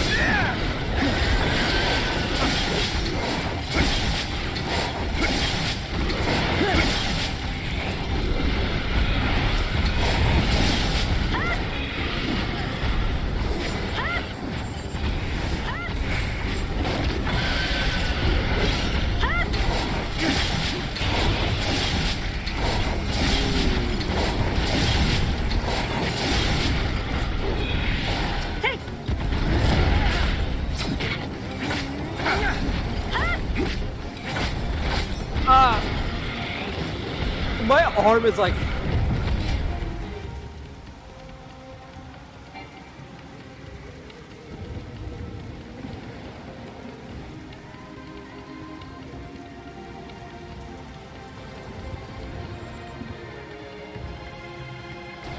Is that Zygarde?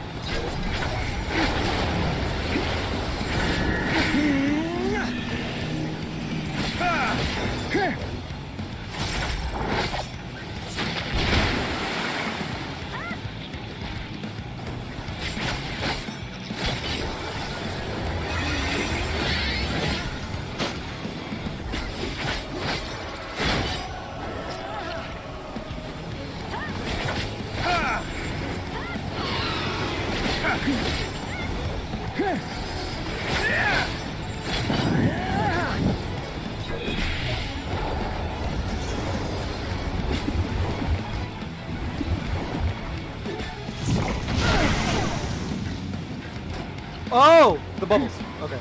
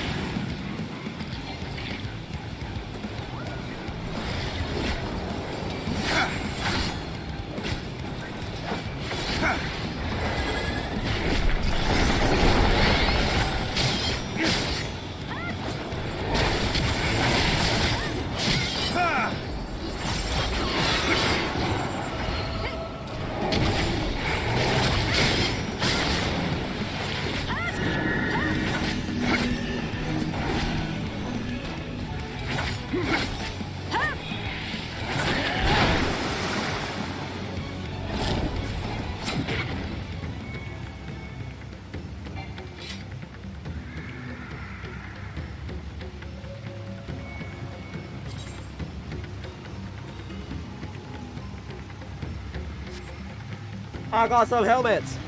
I got some helmets. My biceps. That's the location where it's hurting. It just ache, which is funny as fuck. It's like of all the places, it's my left bicep, and just my left bicep. Like it's not like it's my entire shoulder or something. No, it's just my left bicep. I haven't even worked out in weeks.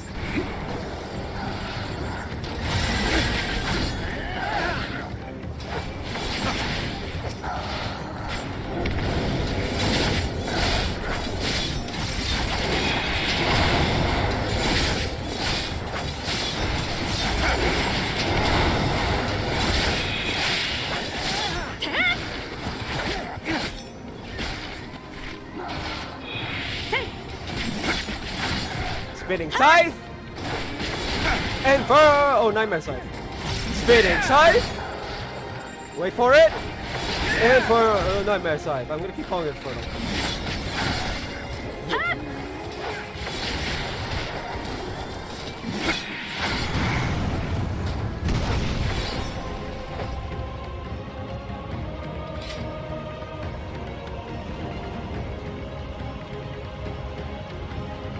Yeah, we're almost done.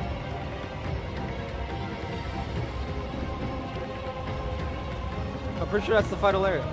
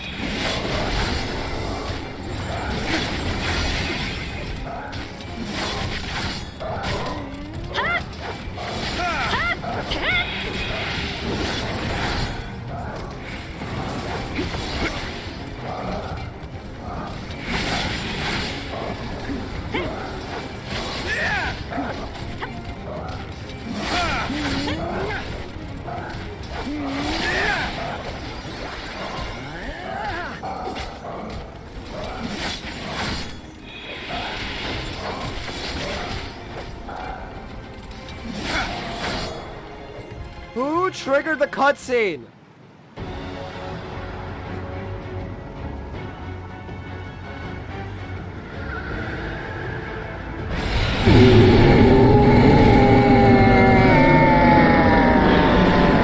Damn, that thing's ugly.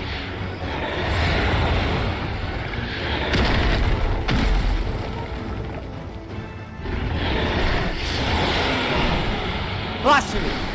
Svarbadu!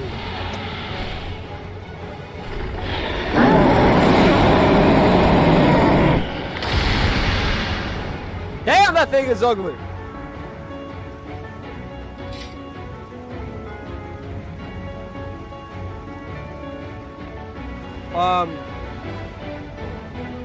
Alright chat, remember. You can't tell me, but remember. If I see blue, I need to go into the red.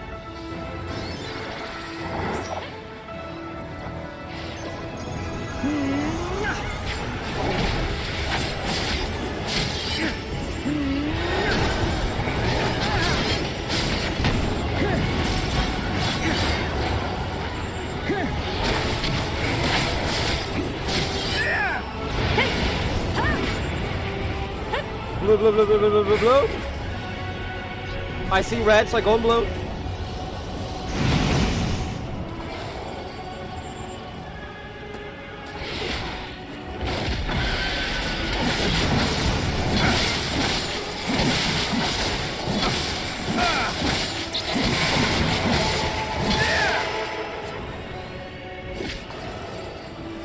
Oh, blue. So stay red. I still get yeeted.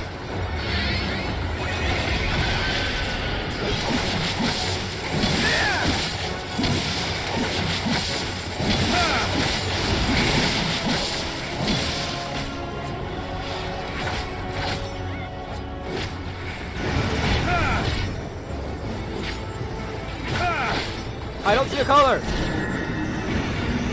Oh.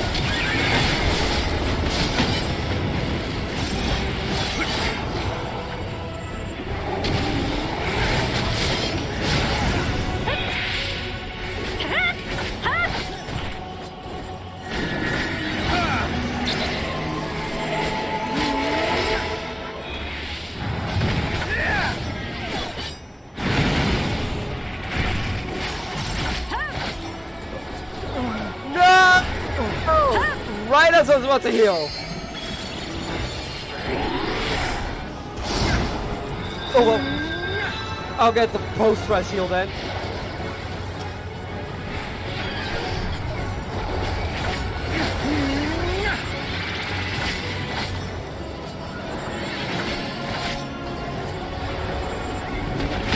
Ah! I got hit by attack unknown, but I got hit by it.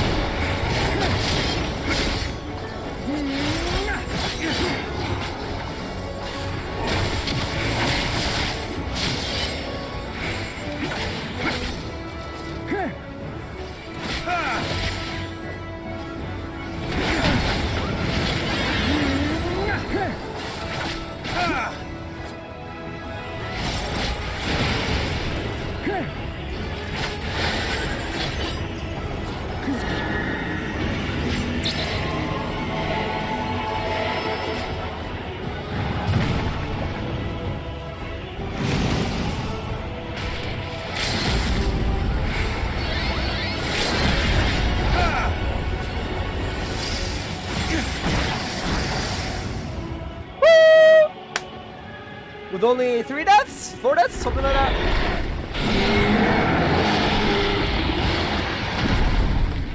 Ayo, ayo, ayo, ayo.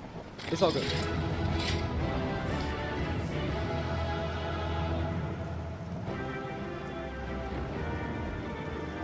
I just realized I could probably use the... Be interesting. Player commendation. Gift to the Healy Boy. Loot. We will greet it. And we'll get it! Okay! It's a Grimoire. I don't know if it's Scholar or Black... Oh, Summoner. Okay.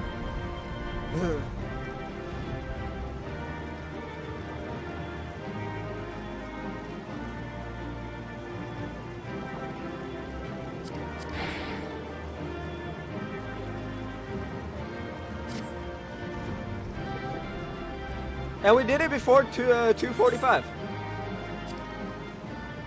245 has nothing to do with anything. I don't know. I just picked up a random time that's after what right now is. It's 2:38. I was like, oh, we did it before 2:45. Let's go. Someone who's watching this playthrough, whether on Twitch or YouTube, tweet at me the times I've taken for each of the dungeons once this playthrough's over.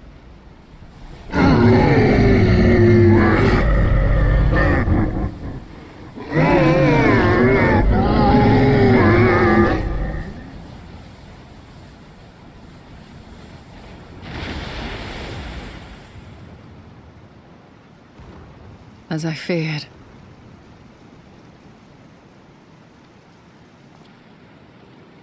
What is it? The beast was there, and now it is no more. Yes? Indeed. We saw it plain. But you didn't, did you? I saw nothing. Not the blasphemy that perished here, nor the other men turned beasts. And because of this, I now see all too well. There is no ether. Where the creatures should be, I saw naught but emptiness. Emptiness? But that would mean... Recall the words of the Watcher. 'Twas a stagnancy of ether, a cessation of flow, leading to decay and absence, that led the ancients to conclude their star was dying. This is the same phenomenon. The instant these people are seized by the transformation, their ether begins to rot and crumble away like dried mud. Until, from their corporeal forms to their very souls, naught remains. But the beast spoke with its dying breath. Surely at least a sliver of the man it was endured. Mayhap so. But even if the process was incomplete, it was little more than a faint residue. Gods be good. You're saying they cannot be saved? Not by any means known to me.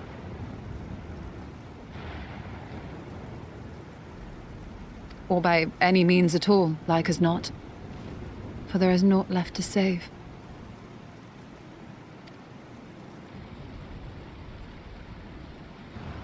They return not even to the ethereal sea.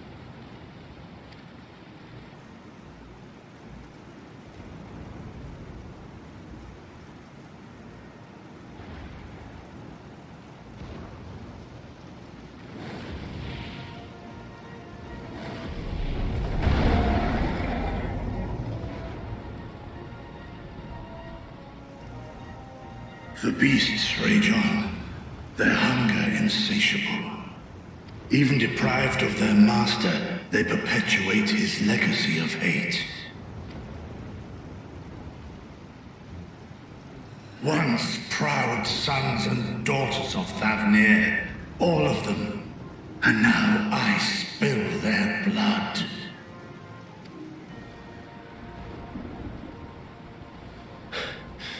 Vitra, my friends, I am heartened to see you safe.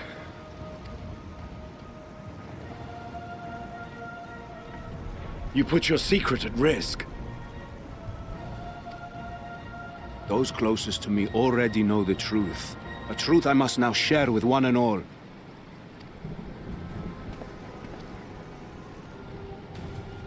Vitra, calamity has come to Radzatan. Our fair nation is rent by screams of pain and despair.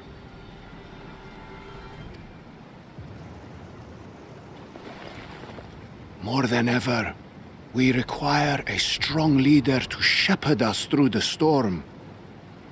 Reveal your true self to our people, Vitra, and guide us to salvation. What madness is this, I-One? Thou dost forget thyself. Were we to reveal our duplicity, it would do naught but foster confusion and chaos. Nay, I shall remain the Satrap's loyal ally, and do battle with the beasts. Easing hearts and leading the people to safety is thy task, and thine alone.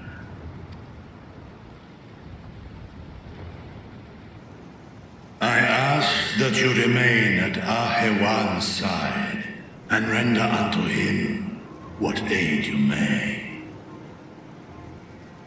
I know not what lies ahead, but without you, Radzetan will not survive.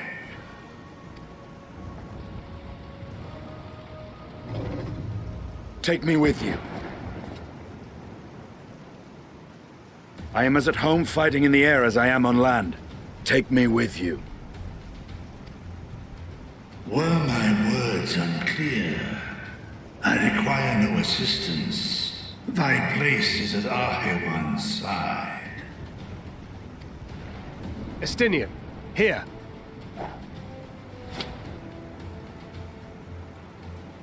It's the last thing you ever wanted. A link pearl. We'd gain much from knowing your elevated perspective. And it'll keep you from getting lonely, which I know you loathe. Ah! Sacred! You heard the man. Seems I'm coming with you after all. Sorry! Yeah, everyone's agreed except you that I'm coming with Estinian's like, well, you don't get a choice. Richard's just like, fuck's sake. Then I pray thy grip is iron. Be it on thy head if thou dost chance to fall. Richard's like, fuck's sake, I like you better when you killing dragons. Fair enough. Now, shall we? Oh, man. From Dragon Slayer to Dragon Rider.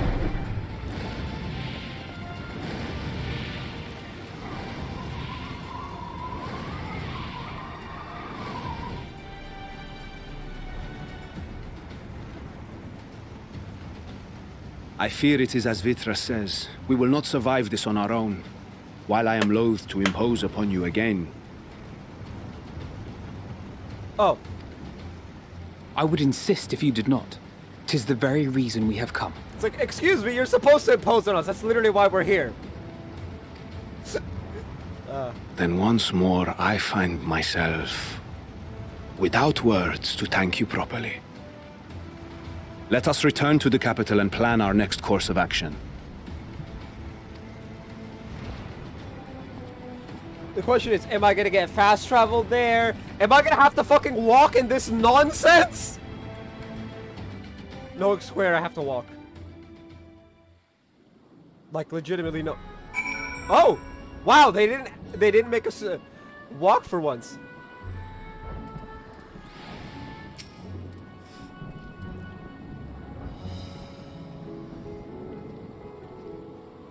Our raiding host has eliminated the immediate threat to the city, though it pains me to know those beasts are once my own people. There's no telling when or where the next transformation might occur. We must remain vigilant and steel ourselves for whatever is yet to come. Raisin brown dye, melon, oh, honey yellow.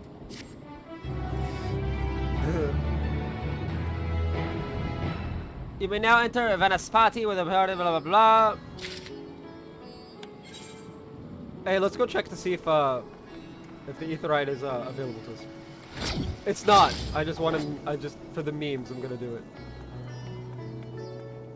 I did this, by the way. I did this during Shadowbringers. Anytime we were in or near Yulmore, I would go to the Aetheryte and try before it let us.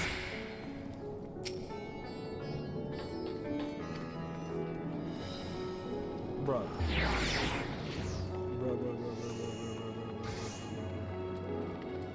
To be fair, I kind of knew that was gonna happen. Oh jeez, oh jeez, oh jeez, oh jeez, oh jeez, oh jeez. I want to tell something.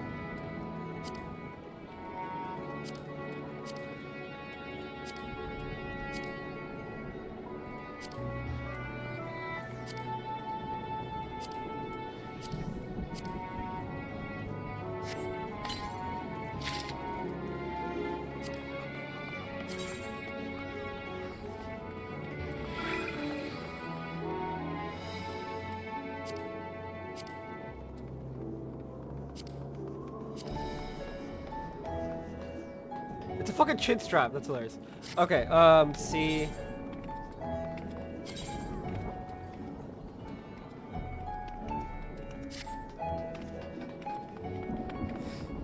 Ayo.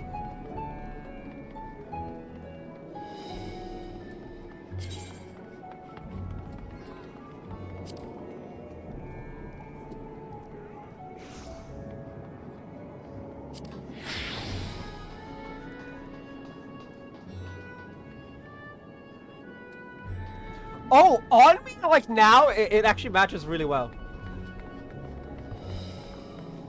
Now,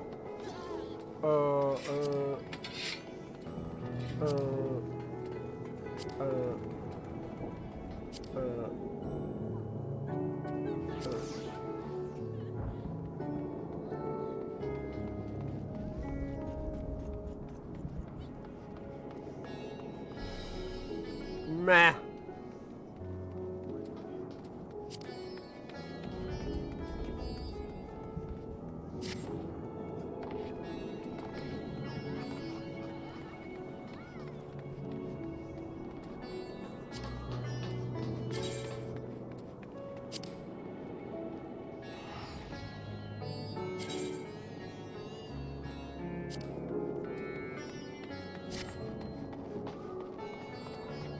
For now, that's what it'll be.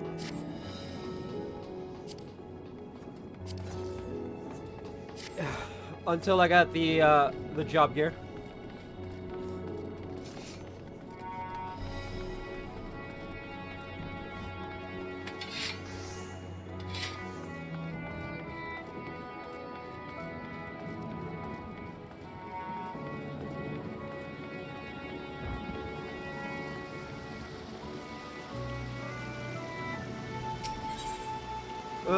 It's heavy indeed, yet even bear it alone. Forgive me, my friends, but I must return to Megaduda for the time being. There, I can better manage this crisis and dispatch my troops as the situation demands. In the case, we shall carry out an investigation of our own here in the city. Mayhap the residents can tell us more about the first of the transformations and the conditions under which it occurred. If we can ascertain what exactly triggered these tragic events, it may give us some insight as to a possible solution. Time is of the essence. Let us split into 3 groups that we may cover more ground. Alize and I will see to Pax's path. Thankfully, Shola pray make for Dharma. I'll leave Artha to Graha and you, John. Any information you can gather on the first blasphemy or the manifestation of the final days here in the city would be most helpful. When we have completed our respective inquiries, let us reconvene in front of Megaduta. Then we might share what we've learned with the Satrap.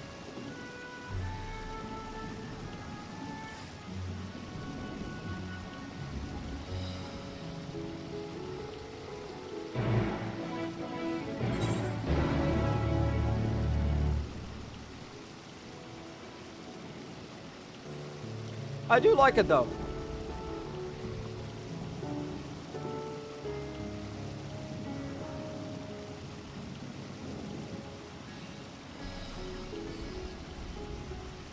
Right? It's like armored up. If I had like a proper helmet, it would be better. But it's like a... No, that's the helmet for this. For the Saiga skin. What's the helmet for this? I have it, but I don't remember it, so... Shall we be off then? Artha is home to the High Crucible of Alchemia, whose alchemist...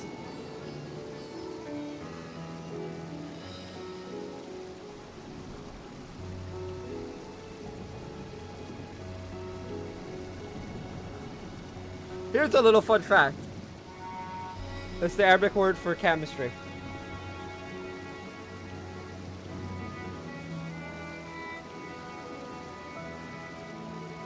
Possibly also alchemy. I don't actually know if Arabic has a word for alchemy. The Zoga has forged many of our warding scales. That seems as good a place as any to begin our investigation, don't you think? I spoke briefly with Nuhadin, the chief alchemist there, on our last visit. He should be happy to answer our queries. I'll accompany you, keep him at your side in order to pursue the quest objective. Stop explaining it! Ah!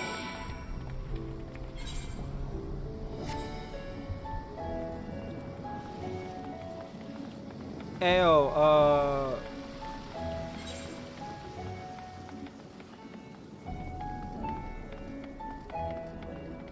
We should grab the last of the...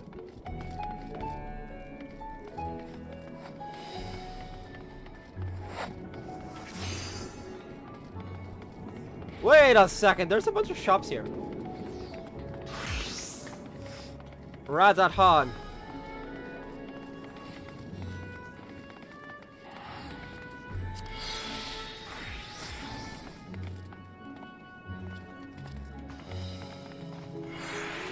Oh, wrong hole in the wall. I have Graha and I have Artwork. All is well with the world. Until someone writes in the comment section of my video, you don't have either, blah blah blah blah blah blah blah blah. Script exchange, no. Splendor's vendor. Isn't Splendor's vendor like...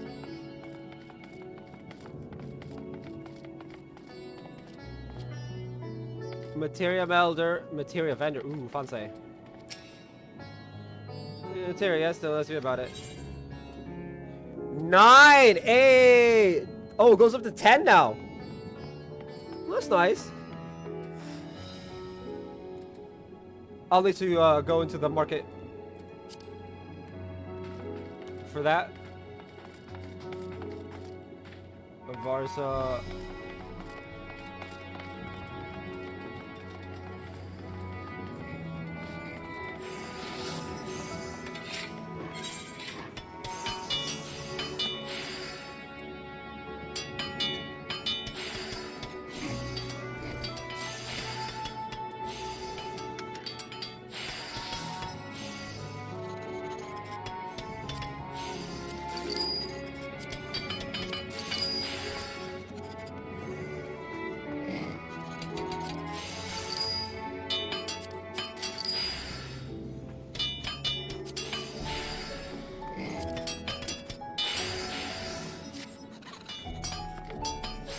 Okay, enough messing about.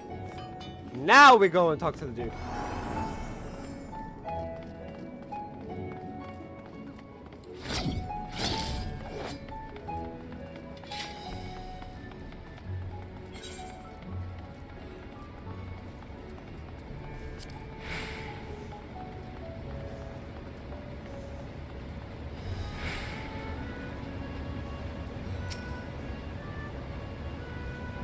I remember those red eyes. You were with those scions who commissioned the scales for us, yes? Welcome back to the High Crucible. What brings you here in these troubling times? We're assisting the satrap in investigating the crisis that plagues the city. Did you happen to catch sight of any of the creatures? I did. As I was going about my work, I was disturbed by crashing footsteps so powerful that the very ground shook. I rushed outside and could not believe what I beheld. The night sky was burning. Suddenly I heard panic screams coming from the direction of Balshan Bazaar. In the next instant, a monstrous beast poked its head out from amidst the stalls. A handful of the Radiant rushed to the scene, only to be sent sprawling as the fiend and its minions propelled themselves skyward. So the blasphemy came from the vicinity of the markets. This knowledge may prove useful. I thank you for sharing your tale. Why do you believe we now know where we should inquire next? To the bazaar, then. Woo!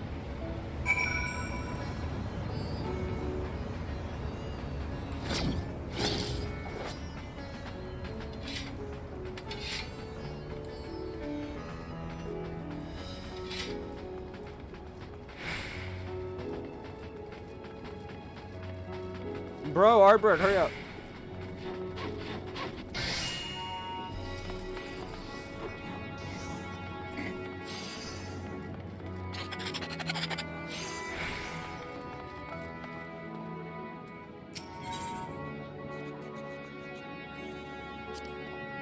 So this is the Thavnarian weave. I must say, it bears resemblance to the traditional fabrics of Corvos.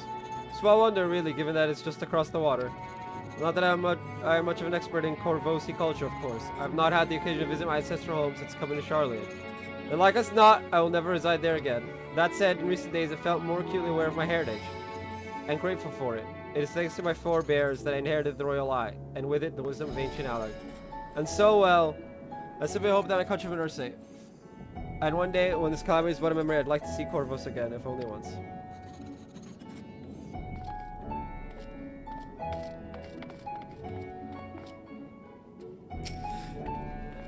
I mean, my shop's closed to for those who say with more pressing concerns these days. We've come not in search of wares, but information concerning the enormous fiend that tore through the bazaar. Did you perchance witness anything? Afraid not, my friend. I was here the whole time, so I only saw its little minions. Made of a mess of the place, they did. While that was all going on, the great big one tore through the west side of the bazaar. You'd have better luck asking there.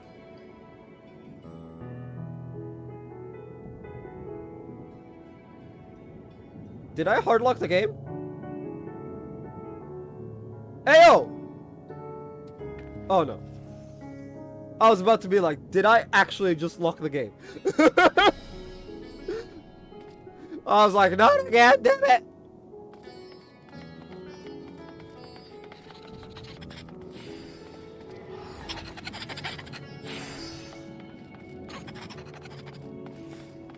I've never hardlocked Final Fantasy 14, but I have hardlocked other games, and it's not fun.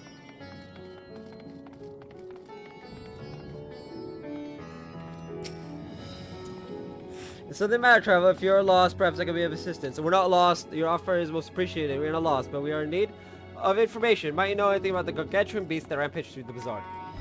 I saw it all, though I wish I had not. I was going about my work when all of a sudden a piercing scream cut through the air. I turned around and there was the fiend, its massive body bursting through that entry with the force of a tidal wave, and then it was gone as quickly as it came. Radvira.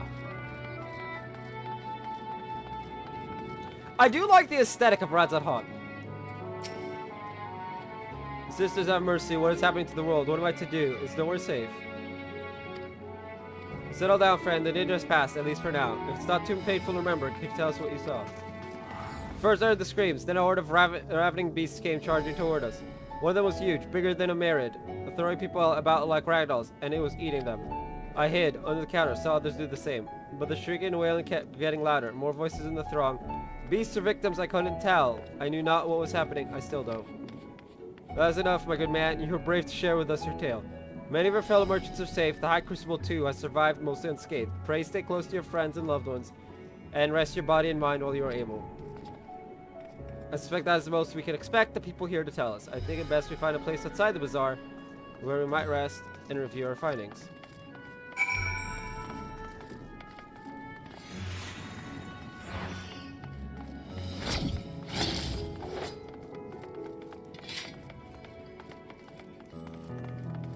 You know what, for the memes?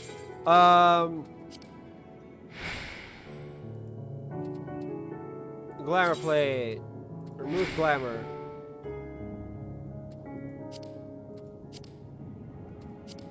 No, I want this one gone.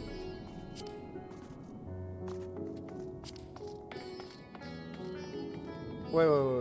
What does it look like? We've seen what it looks like in full. I just want to see what it looks like.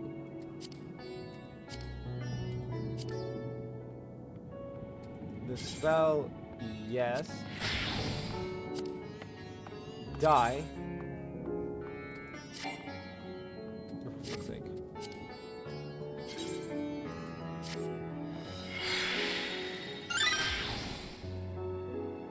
Hey, oh, not bad!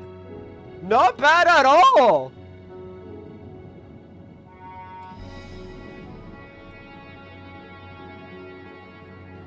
Not bad at all. I like it. I like it.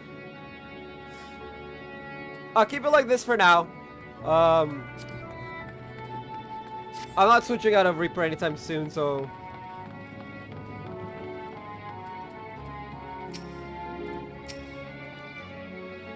Judging by their accounts, the transformation had already occurred by the time the beast reached the bazaar. It tore through the west side of the bazaar and headed towards the Aetheroid Plaza. In other words, the blasphemy may have first appeared in this vicinity. That being the case, the people in that Mayhain can surely tell us more.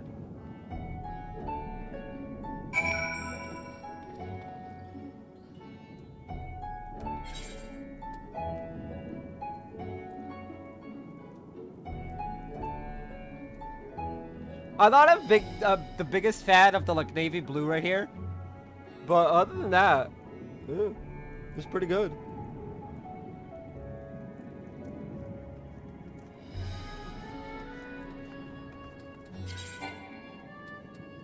No glamour plate.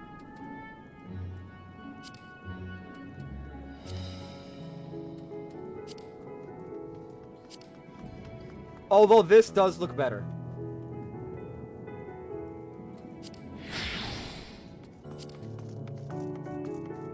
Because it all matches, and instead of having like giant navy blue, it's just like a little bit of blue.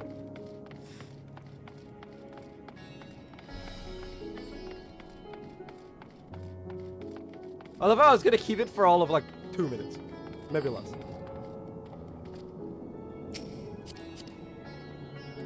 A dark night. Fun saying. Honestly, that's probably the Dark Knight job here. Fearful Hue.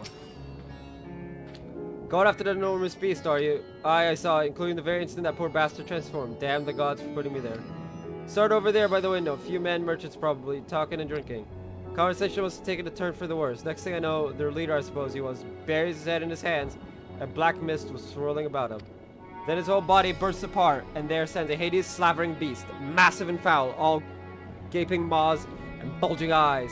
His friends start shrieking, then the black mist comes again, until the change takes them too. The stuff of nightmares, I tell you. Nightmarish indeed. Incidentally, do you perchance know who those merchants were? No, I'm a decorator by trade, not much cause to mingle with their sort. Saw Mihlil, the barmaid, chatting with them, though. She might know something.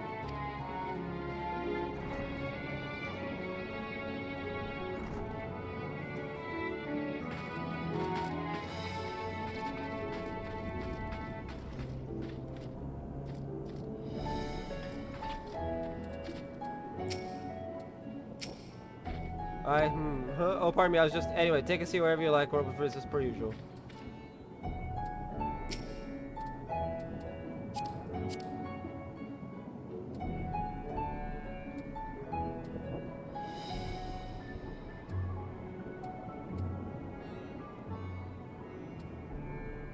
Not the boots, though. Interesting. I actually want to know what the striking set looks like. Even after repairing all that damage, it'll take a while for this to pick up again. I mean, the blasphemy, that's what the Radiant have been calling it, anyway. I saw it too, we all did. I was standing here at the counter as Mary poured me a drink, when suddenly there came this dreadful sound, like a pained, angry groan. It was unlike anything I've ever heard. I turned around in shock, and from an ominous cloud of black mist rose the creature, enormous and ghastly to behold. So what happened next? To recall it sent shivers up my spine. By some stroke of fortune, I was able to slip outside before the beast got its claws on me. The sight that greeted me offered no solace. The blue sky above turned red as blood. Mary and myself and the other survivors clung to each other for dear life until the Radiant host came to our aid. Wait, did I hear you correctly? The beast manifested before the sky began to burn. I'm certain of it. The windows here offer a clear view of the sky, and I saw nothing out of the ordinary until the beast appeared and began to rage.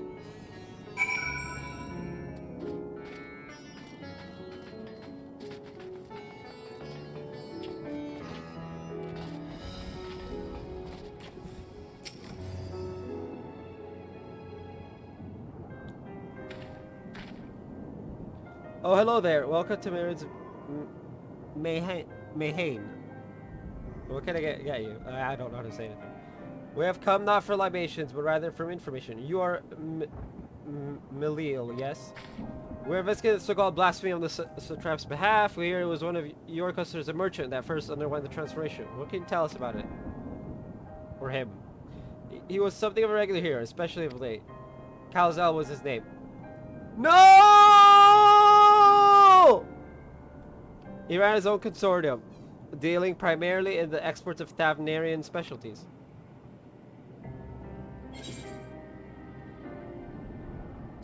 It's through him we met Matzia.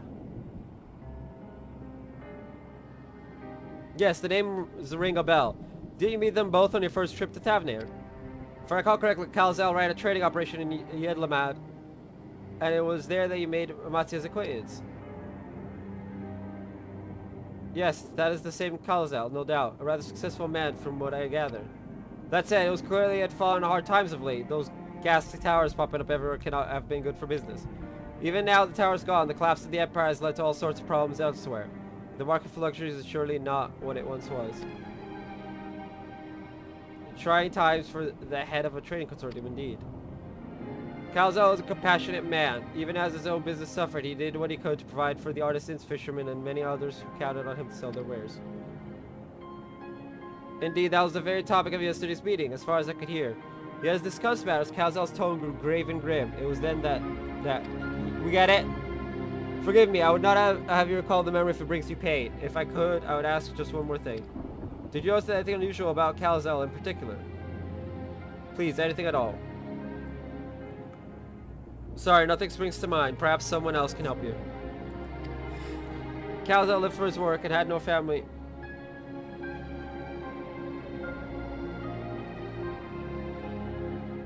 That I know of. His employees and associates do him best, but they too are lost to us.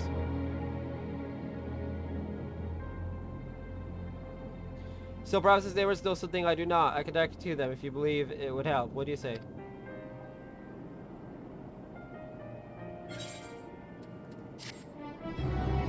Ew, it's gonna take some getting used to wearing this armor. For this glam, it's gonna take some getting used to. I'll need to delete the, obviously, but like,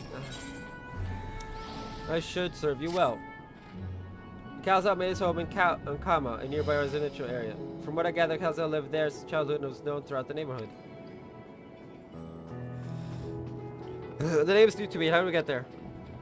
I'll write down some directions. I cannot promise that you will find what you seek there, but if nothing else, it is a start. Come, let us see where this lead takes us. Then I'm going to keep him on your side or to proceed with quest objective. I get it! Technically, he never left my side.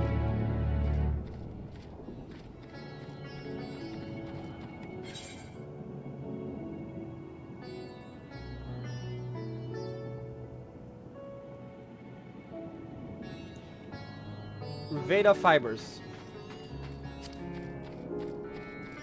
Since I didn't get that part.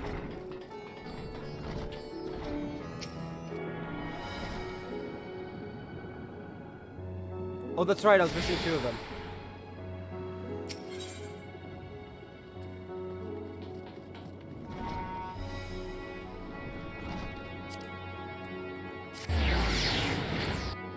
Wait!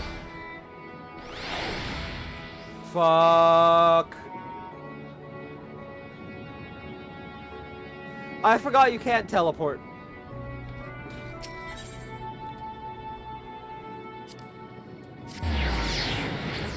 I'm a dumbass. I'm a dumbass.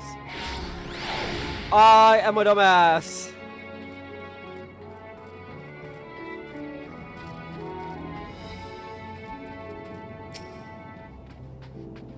And with that, we're off. Let's see what we can learn about the merchant Kalazal.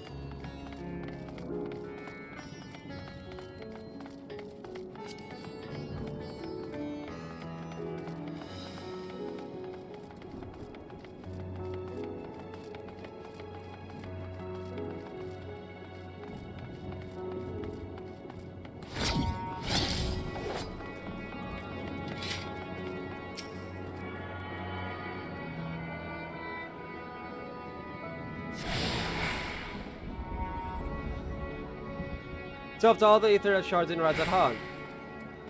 Yes.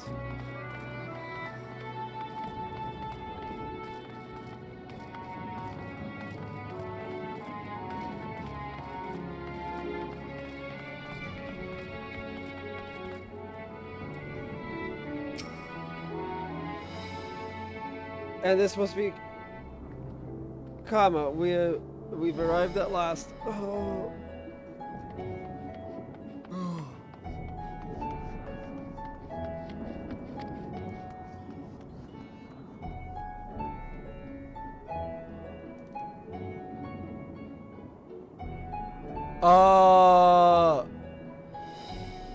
Nayuta's out on Steam? What? I thought that wasn't coming until next. I thought that was next year, or like the year after. What? Great. Now I gotta buy a game on PC that I can't play on PC. Anyway, let's begin questions the residents without delay. No doubt someone here can tell us more about Calzone. Given it's an event, I imagine many are taking shelter indoors.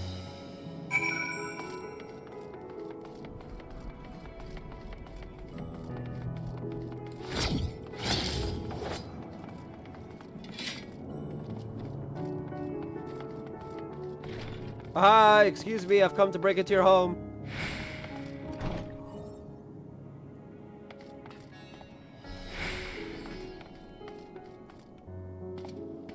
That's so weird. Anyway.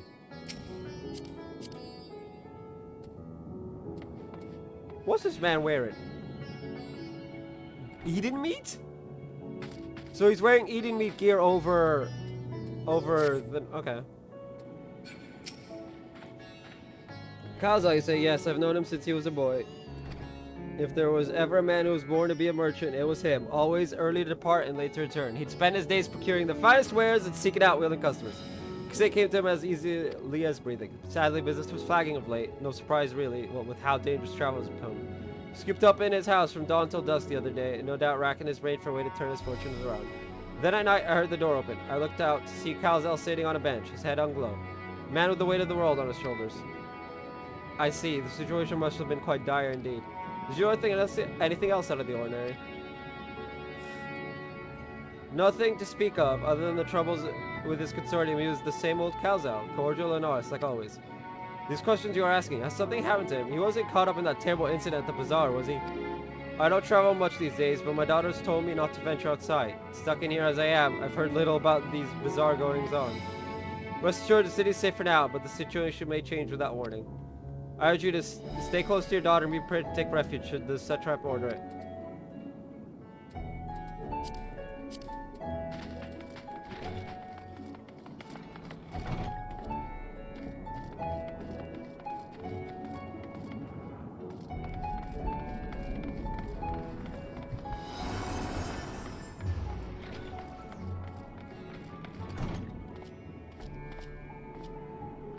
Riga. Could you come back another time? I just woke up and I'm not exactly in the mood for idle chit-chat. Well, that's one way to avoid the panic, I suppose. Prior intrusion. You may not have noticed, but a great danger has come to Thavnir. I encourage you to stay alert and prepare to flee the city should the situation turn dire. Before we leave you in peace, pray allow us to ask a question or two. Did you know a local merchant named Calzal? If so, did you notice anything unusual about him recently? Calzal, I know him. In fact, we spoke just the other day. Like many others, his business was doing poorly. Still, it seemed as though he'd managed to turn things around thanks to a generous order from Ruveda Fibers, while he was practically dancing in the streets. I haven't spoken with him since, but I assume it all went well. Gina Baha might be able to tell you more, though. Mr. Call is the one who brokered the arrangement. Gina Baha at Ruveda Fibers. This sounds promising.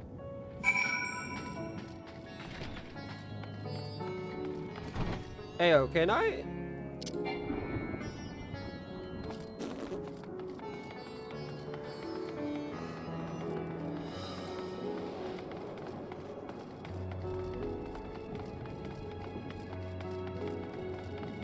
I know I'm being somewhat ridiculous with some of the things I've tried to do, but like...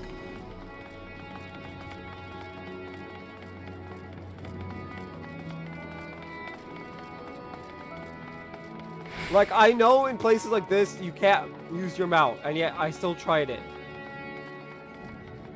we can chalk it up to just me being a derp. That's about it. I mean, what other explanation is there?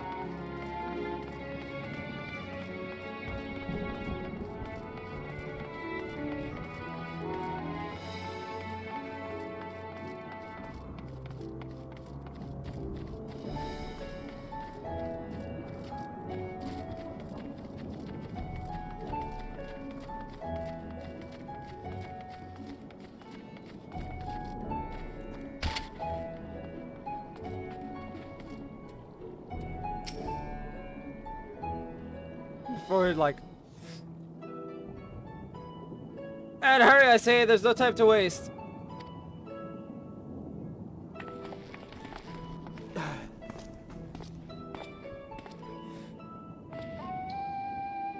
Pardon me, but you're in charge of buying and selling here, yes? We have a few questions that we'd like to... He's about to get interrupted. I'm sorry, but I simply don't have time to chat. If you haven't noticed, we have our hands full at the moment. We must carry all our wares, equipment, safety before those accursed beasts return. In that case, might we be of assistance? Perhaps we could speak when the job is done. Very well. You can start by helping us move our equipment, asking others what to put where.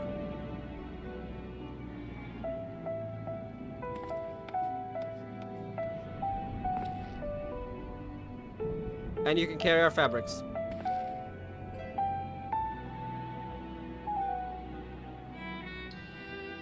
Go through that door and speak with Kamala. She'll tell you the rest. Kamala. Remember, these textiles are our livelihood. Handle them with care. Yes, yes. Rip up all the textiles so that you die. Got it.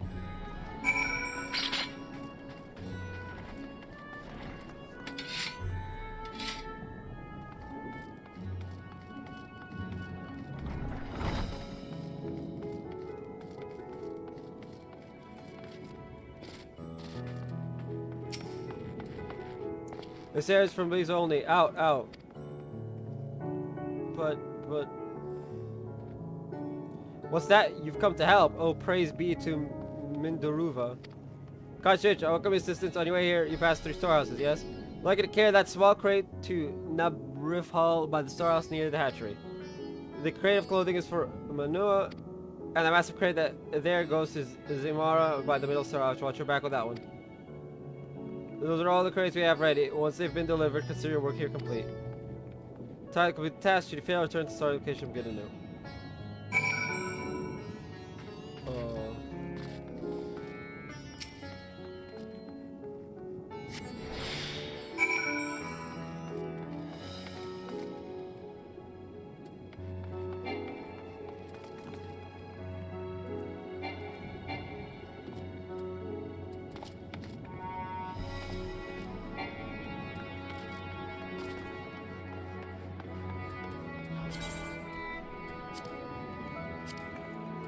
Ayo!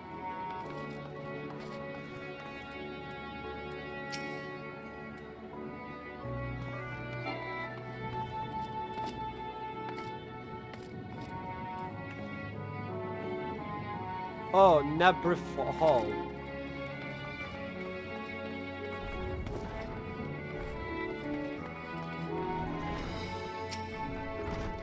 Thread, is it? Then you've come to the right place. We thank you for your aid.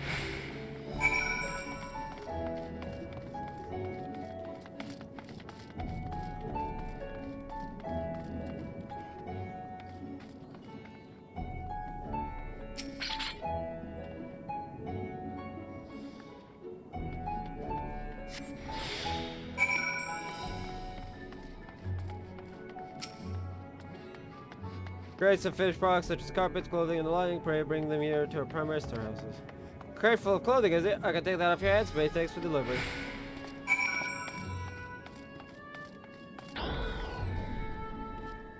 Weighty crate.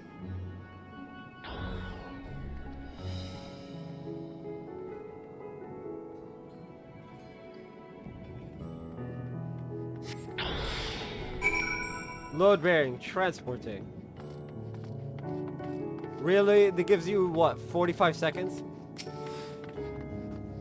You're quite the brawny one, aren't you? Good thing that. Never know when you'll need to defend yourself in these unpredictable times.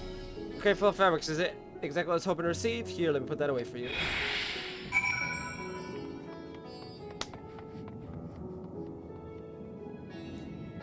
Have my arm stopped aching? No, not at all.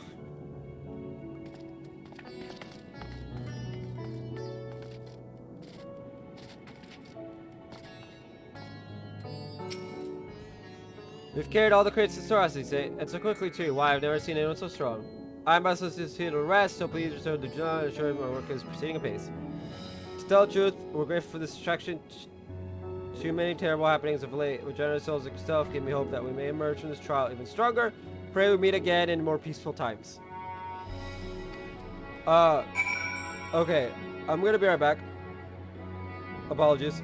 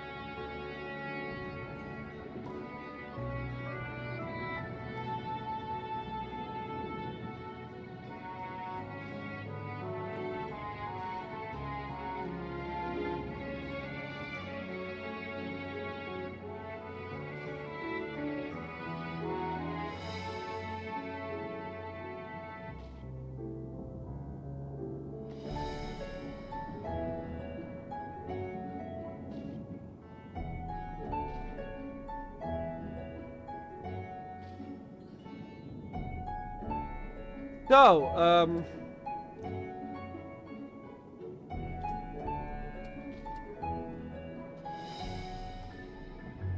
we need to go back to, what's his name?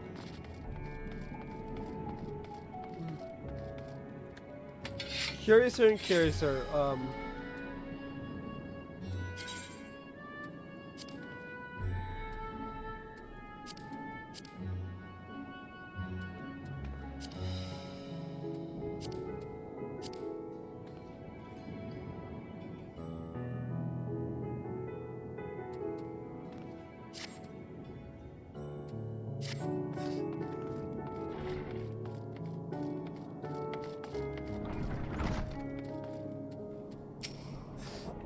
Done as I asked you, have you?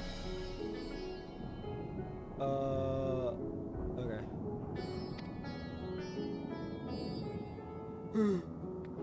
Sounds like the work that's so bad. You have done us a great favor, traveler.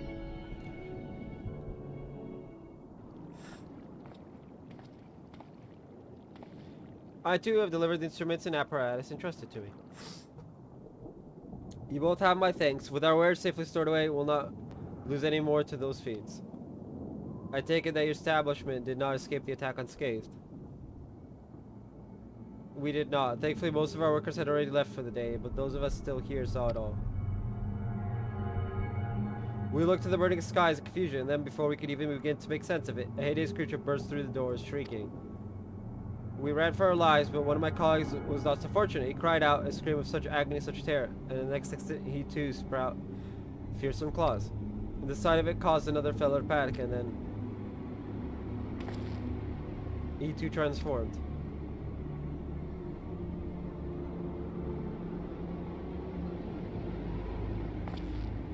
I'm sorry, there was something I wanted to ask. Indeed, you knew the merchant Calzel, did you not? I believe he had some dealings with your establishment. Calzel, I know him well. We'd arranged for his consortium to deliver a large shipment of fabrics, but in the end, we received a better offer and had to turn him down. Oh no. You fucker. Our side's business is struggling, but so is ours. Another of our most reliable trading partners agreed to transport the goods for a much smaller commission, and we'd have been fools to refuse.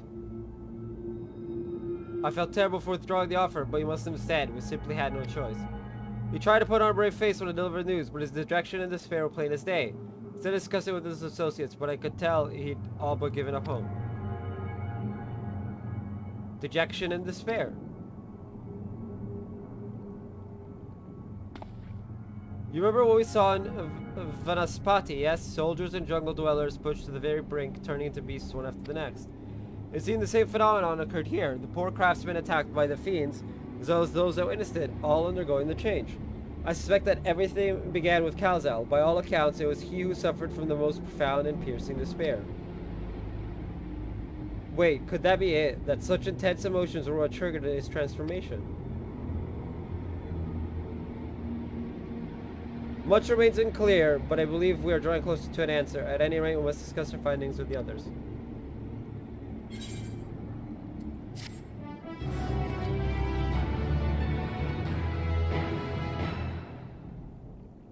Hey yo, I want Graha's shirt. Beyond the depths of despair. Graha is eager to share all you have learned with your companions. We were to reconvene with the others in front of Megaduta, were we not? That should be just outside. With any luck, they will have already returned from their own investigations. My friend, we must take our leave. I pray that your establishment is spared further tragedy. But remember, your lives are far more precious than any wares. If you are ordered to flee, do so without hesitation. Indeed, I thank you for your concern, and pray you too take care as well.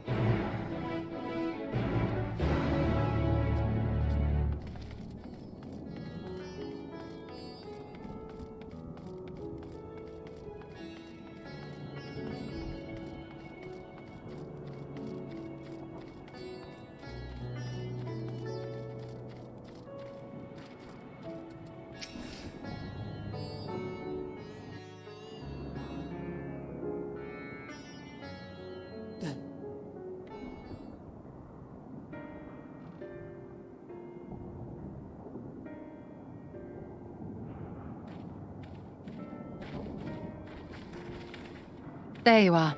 You've spoken with the survivors. Indeed. We thought to share what we have gleaned, that we might together gain a greater understanding of present circumstances.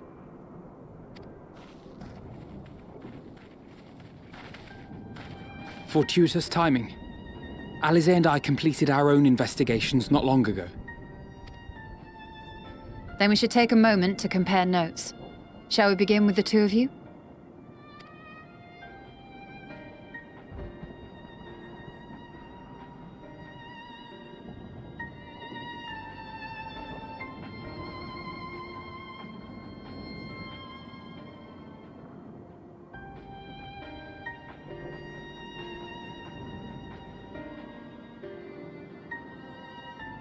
So the merchant Karzal was gravely concerned about his business in the days preceding his untimely end. That explains why he's saying, I'm ruined. I'm ruined. He meant financially. The tales we heard were much the same. The first victims to be changed into blasphemies were all overcome with anguish of one manner or another.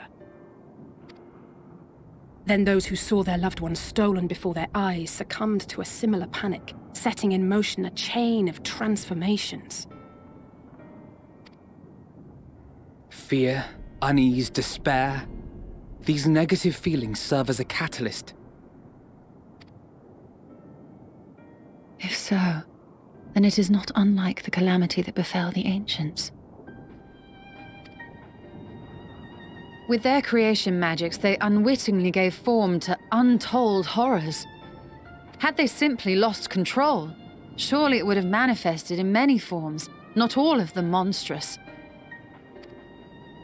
Yet somehow, this phenomenon is triggered solely by the darkness in their hearts, a common thread with what we now witness. Common, but not identical. While the beasts the ancients faced were forged with magic alone, those of today are born of sentient beings. Why remains to be seen, but there is one fundamental difference between us and our predecessors. Our souls are sundered, whereas theirs were not. Perhaps that single variable makes all the difference. If I may, there was another detail that troubled me. We have it on good authority that Karzal's transformation took place before the skies began to burn. What? If that's true, then the situation's more dire than we realized. It means even if there's no ominous sign presaging the final days, anyone, anywhere, has the potential to become a beast. Even in lands we thought safe, even as we speak.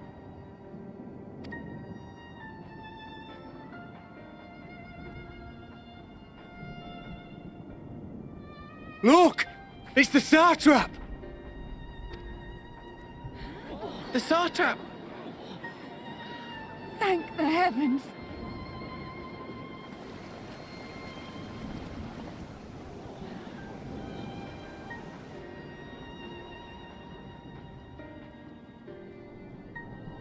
My countrymen, I am relieved and heartened to see you strong and safe. While the danger has not yet passed, far from it, allow me to assure you that the beasts that raged within the city walls have been exterminated to the last. Outside this sanctuary, the brave men and women of the Radiant Host and our dragon ally continue to battle our unholy foes.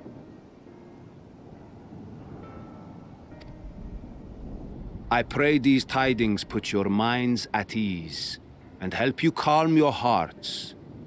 Have faith that we shall soon conquer this terrible trial. Your Excellency, is there any word from Palaka's stand? My grandson was bound for there yesterday and I worry for his life. We are still awaiting a report, but I promise you, as soon as I have aught to share...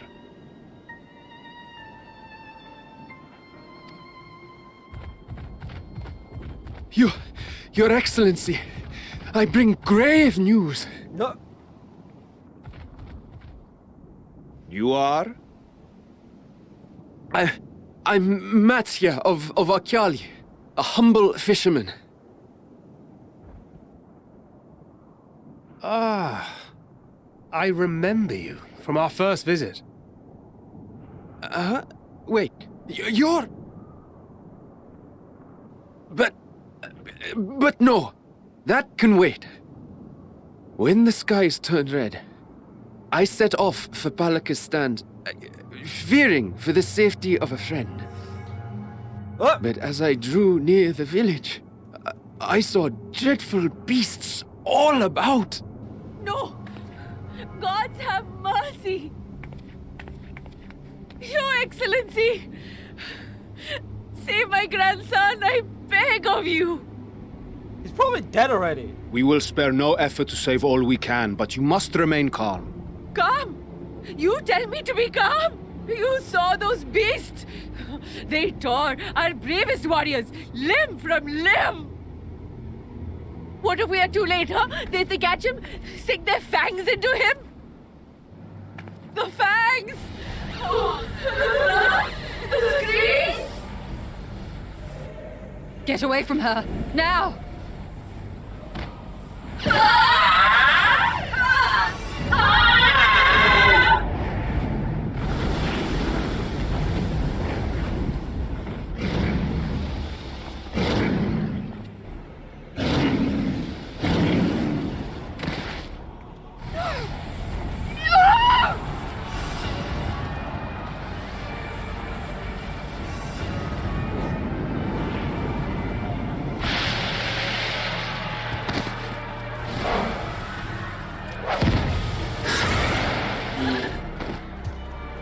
Damn it! We've got to kill them before it spreads! We'll handle this. See the townspeople to safety.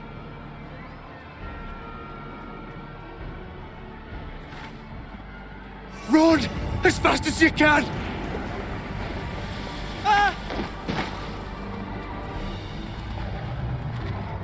Ah! Ah! No! Ah! Ah!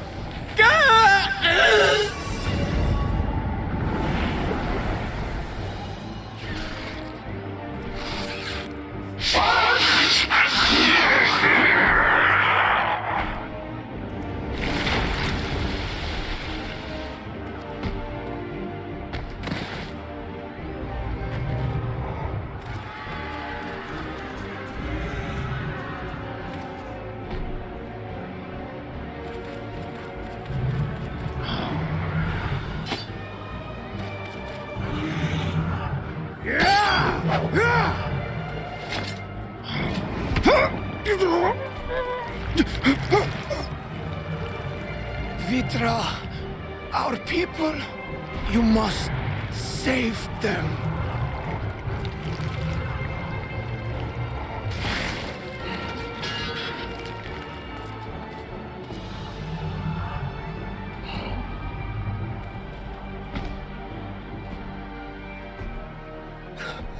My son,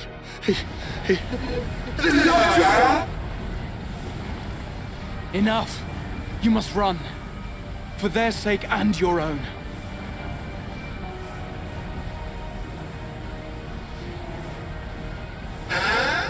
Yes, you will survive. You must. Ayo, I'd just be like, if it was me, I'd just be like, well, fuck. I'd seriously just be looking up and just be like, well, fuck.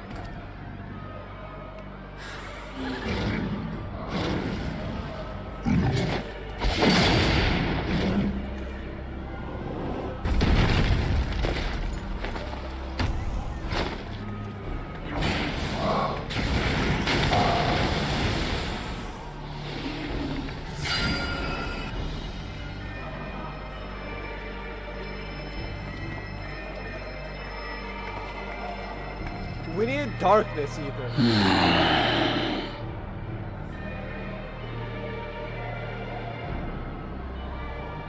You know, Graha looks really like villainous when he did that. He's like, hey, I just killed someone.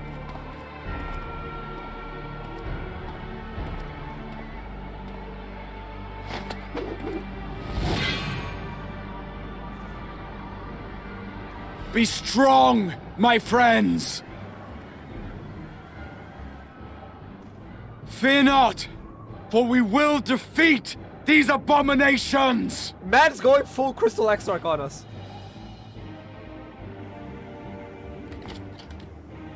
Brave men and women of the Radiant Host, lend your Stola and Thancred your aid. Let not a single beast escape. The rest of you, flee this place. Carry the wounded if you must. Head indoors or underground. Above all, stay calm. No beast will follow you. We will see to that. Man's literally has gone full Crystal Exarch. Let's go. Alphino! Alice! Leave the city to us, and make for Palaka's stand at once! Matsya, show my friends to the village! I promise you, they're more capable than the host's finest! Right! Go with them, will you? We will save these people. As many as we can. He's literally gone full Crystal Exarch. I love it.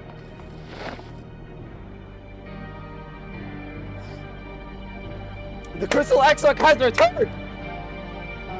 Just without the crystalline skin part. That's got to be the most ominous shit on the planet.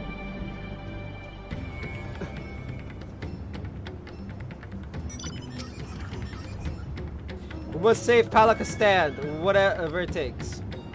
Matsuya pays me to put you in harm's way, but I would ask your aid as well. Of course, Palaka's stand is not far, just down that hill. But as I told His Excellency before, the path is blocked by terrible creatures. I have no choice but to turn back. In that case, this is what we shall do. John, I ask that you take the lead and dispatch any beast you encounter. Alice and I will keep Matsuya hidden amidst the trees and follow when the path is clear. There's no telling what dangers await us. Keep your eyes peeled.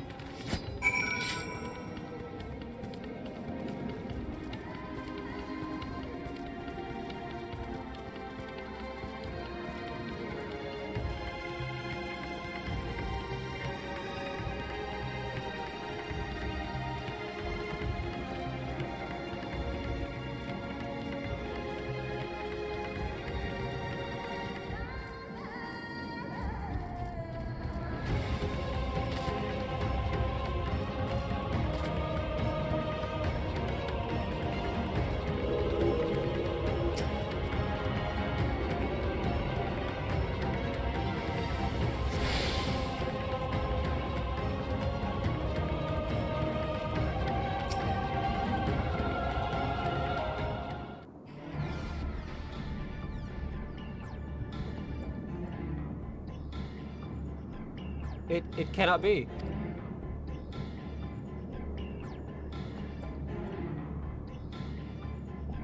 What? Bunch of injured people and no one got monsters? Yeah. We must heal those we can, and quickly. I see no beasts, but stay on your guard.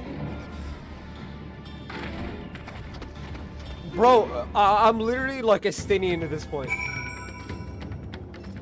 Save the villagers of Palakistan. Can I do it as a sage? Asked.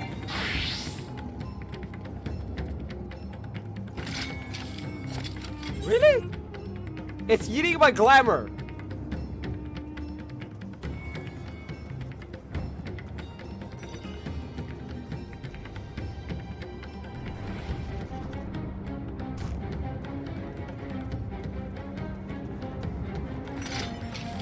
Oh.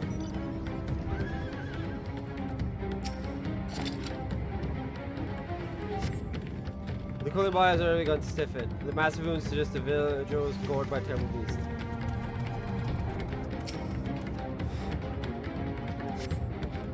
The pulse doors appear to be breathing.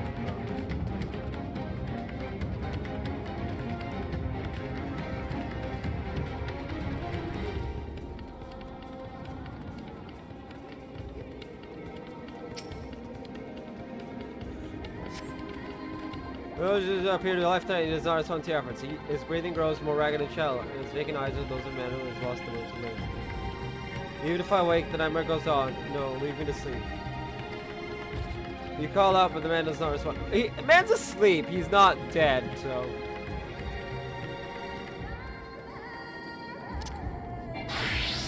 But that's why it's not.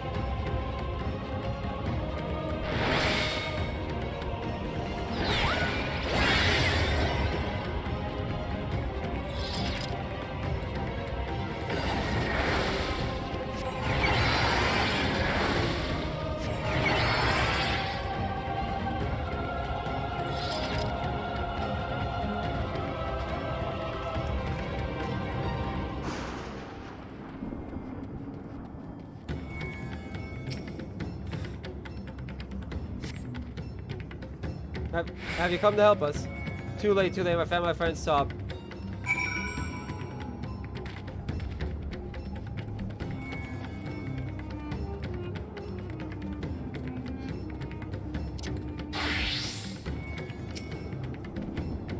Are these the only villagers who survived? I can only hope others managed to flee, but if the rest have been turned to beasts by the 12, let us do what we can to see that damage spreads no further, and no matter what comes, we must keep our spirits high, lest we ourselves suffer similar fate.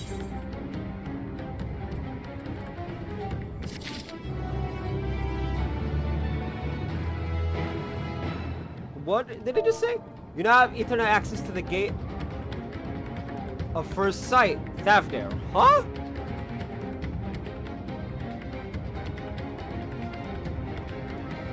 Ayo, game, you're not making any sense.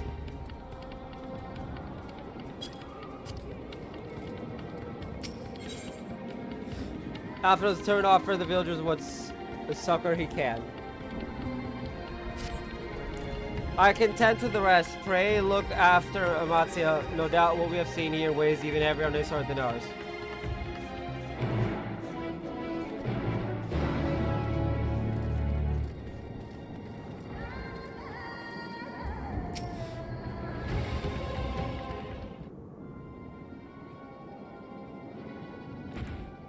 Oh, John, this is Yerovet, the elder here. He is hurt, but praise be to the sisters, he still lives. Young Matsuya here has told me everything. I have not the words to express my gratitude for your aid. When the heavens began to burn, we were afraid, but did our best to carry on as we always have done. Till today, when those unholy beasts came pouring into our village, a flood of midnight and death.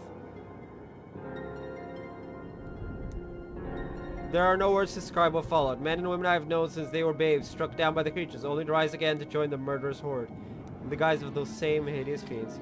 In the chaos, a handful of our villagers fled for their lives. I can only hope they have found their way to safety. Probably shouldn't read as fast as I am, but... Matsuya, do you perchance remember Kerasaf and Mevan, the young couple who always brought your freshest catches? How could I forget, Elder? When I first came to peddle my wares, desperate to eke out a living, they showed me such kindness. Others shunned me as an outsider, as is their way, but Karasov and Mevan bought my fish and sung its praises. They turned my fortunes around. Alas, I fear they are in terrible danger. I saw them running towards Agama Temple, one of those beasts in close pursuit. They have their child still, but a tiny babe. To elude these fiends while caring for one so young is an impossible task, surely. I beg of you, go to their aid.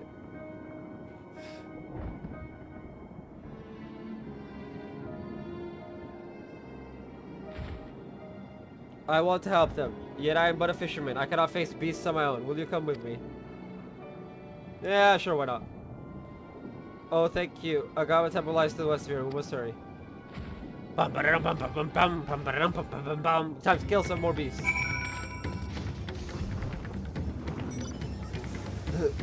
Honestly, if Square releases this out, I will make it my phone, like, ringtone.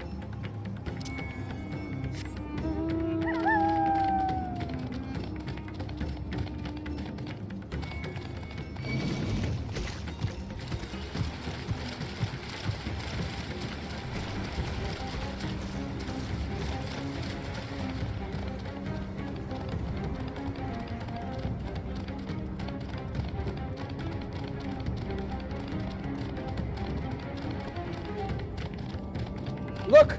Look, chat, no hands! Oh.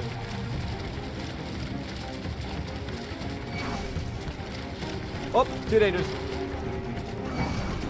Whoop, yeah, way too dangerous. Nope, we're not doing that.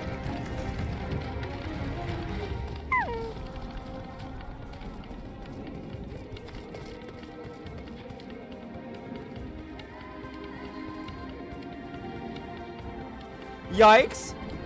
I'm gonna need a second person for that one. Just, I mean, once I'm level 90, I'll come back and grab it.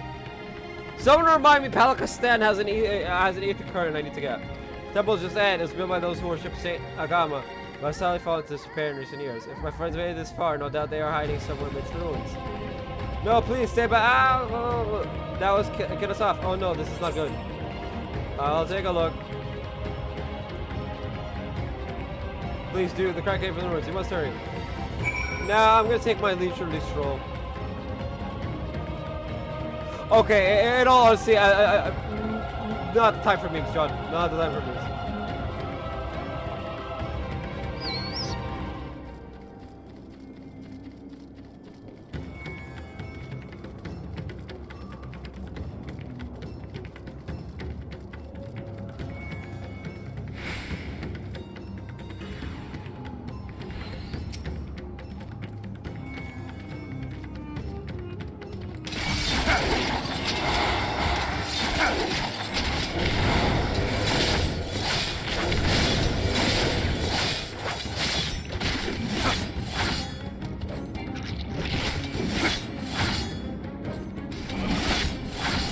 Well, Karasaf is dead. And I can't see the wife and child, so they're probably dead too.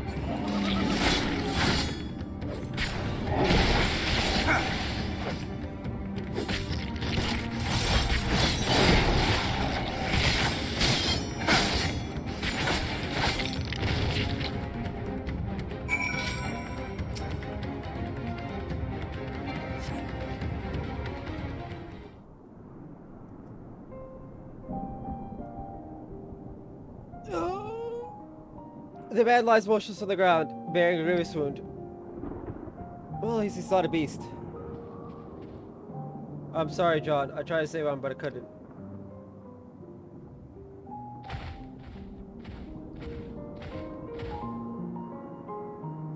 No, it cannot be. Is someone...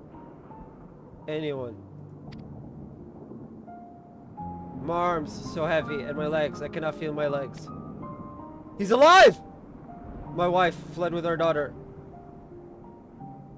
I need to find them, need to be with them. I need. Karasov, no, Karasov, you must stay strong. More time, I thought I had. I don't want to die. You won't! Just...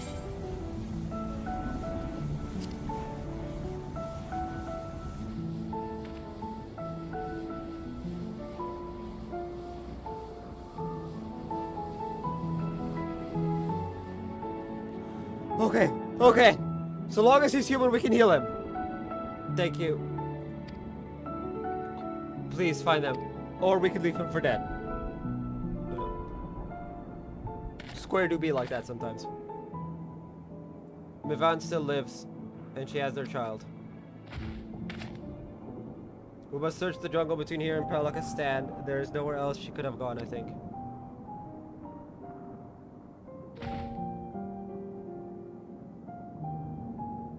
Damn, he just died right in front of us.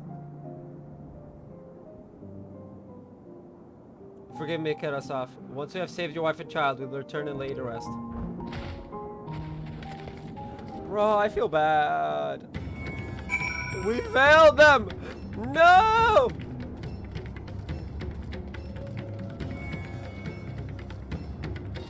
Hey, yo, no hero likes to fail. Me especially.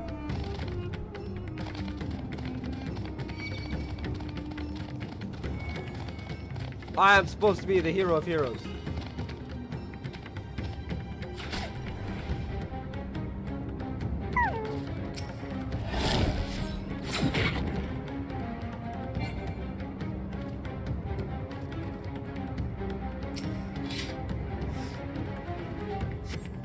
You see no track or signs of recent child, man, I'm sorry. Hey yo, why'd you come back?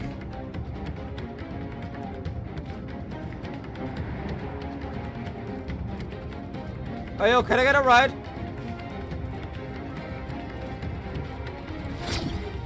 Apparently not.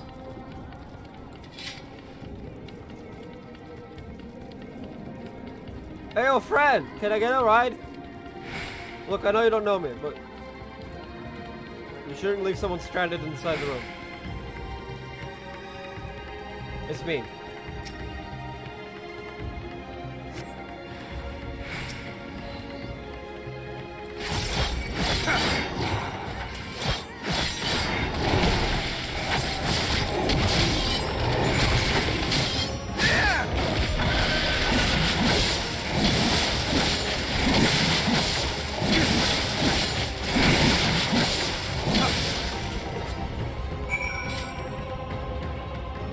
Ayo, I got to use the Shroud gauge. I got to use all the gauges on that one.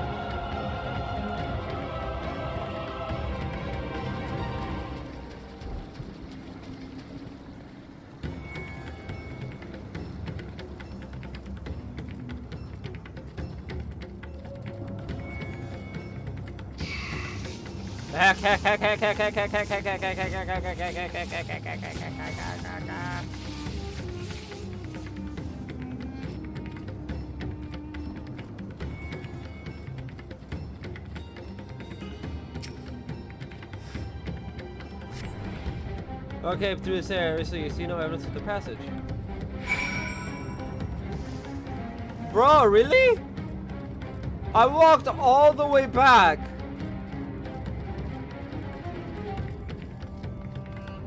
Fuck me, man.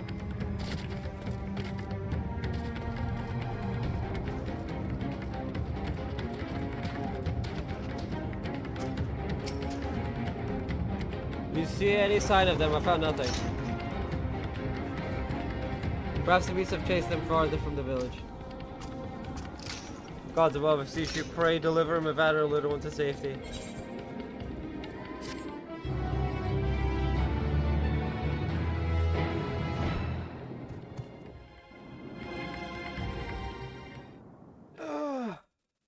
Meanwhile, in the skies above Thavnir.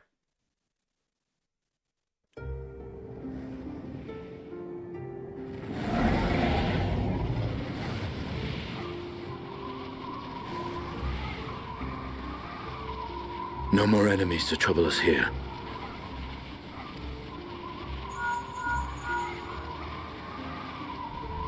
It's me.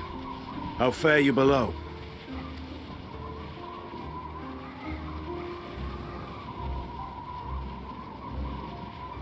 Understood. I will inform Vritra. Oh wait, are we telling Estinian to go fight that? Hey, yo, can I switch to Estinian now? Chaos and panic sweep Raz-at-Han, and many more have succumbed to the transformations. Amidst the fray, Ahawan fell, protecting a grief-stricken father.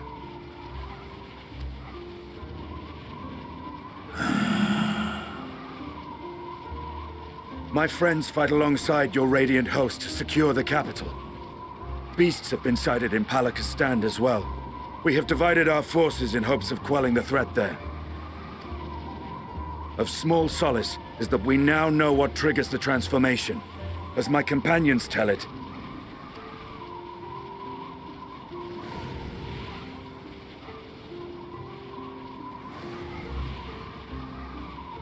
So it is the very fear and despair in their hearts which inflicts this abhorrent punishment upon them. Yeah. A nightmare from which my children will never awake. O capricious and cruel fate, they are undeserving of such condemnation. will you wallow in sorrow or rise to the occasion? Raz-at-Han is leaderless. Before he passed, Ahawan sought to reveal the truth to his people. Honor his wishes. To what end? To breed a new conflict between dragon and man? These claws could reduce thee to shreds with a touch. These jaws crush thy bones to dust.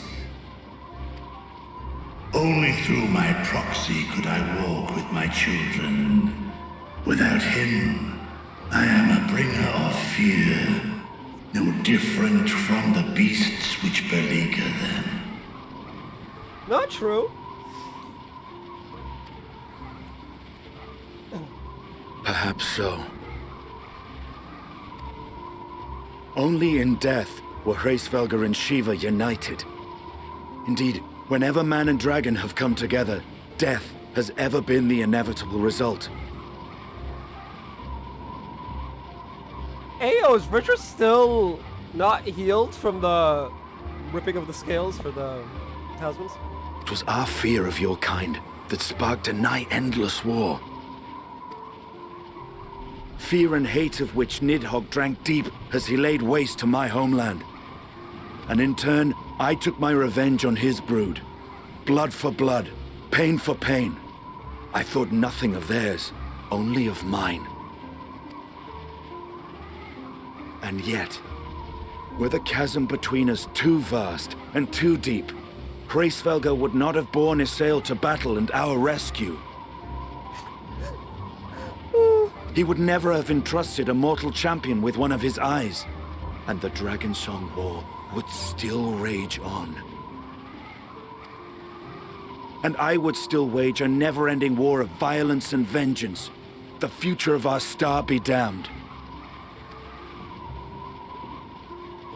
I cannot speak for Ahawan's greater goals, yet I know that he served you, served your people, long and true. In this time of unprecedented crisis, he turned to you. You could do worse than to place your trust in him. It will not be easy, but the future of Raz-at-Han hangs in the balance.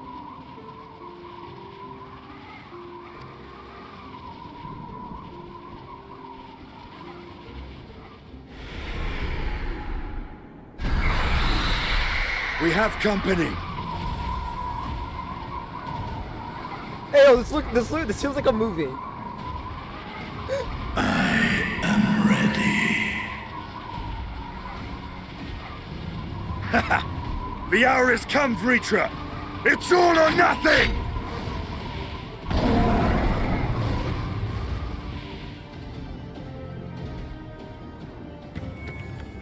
Hey, you want to reveal the part where you could chat?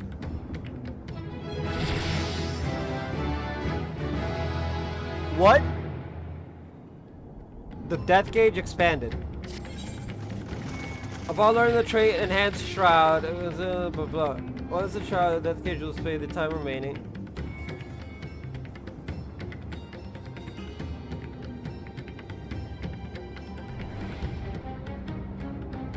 The trait, consuming stacks of Lemur Shroud will grant stacks of Void Shroud in their place. Void Shroud can then be consumed to execute actions such as Lemur Slight.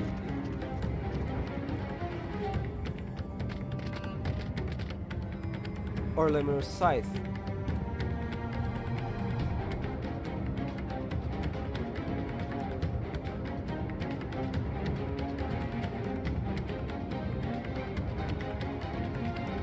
Upon consuming stacks of Lemur Shroud gives Void Shroud. Oh! Okay, so it turns this one into, it just turns this into... Here.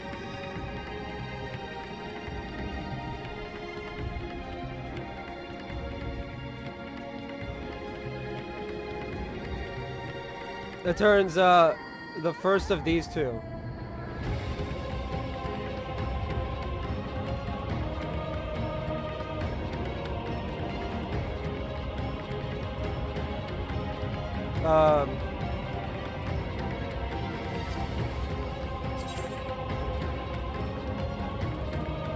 No, this one. Yeah. Spinning Scythe and Slice. It just changes them to this. That's what it does, or at least it allows the, because they can't be assigned to hotbar. Okay. Good. What's Harvest Moon? Oh, that's so. Okay, yeah. Makes sense. We got about 30 minutes. Can I finish the next 1, 2, 3, 4, 5 in the next 30 minutes? Only one to find out. Probably not though. If Mivan fled deeper into the jungle, she and her child are in grave danger. Whatever we're to do, gods have mercy. Do you want to turn into a beast like the others? Just like cross my arms like, do you want to turn into a beast? Me, a beast? What are you talking about? It's like, oh, if you let your fear consume you, you'll turn into a beast. It's like, oh. It's like, so that's what gods, so that is what causes it. Then I have no choice. I must keep my fear in check. It's like, I must be brave. I'm just like, do you want to turn into a beast? I've seen to the wounded. How did the two of you fare? Did you find your friends? One is dead. The other one's missing. Ayo, Sidious, it's your up high. No, luckily I'll have to go find her.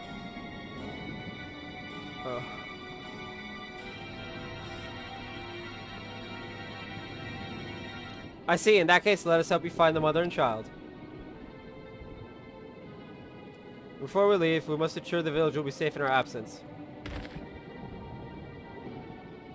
As it, I'll patrol the area and search for more beasts.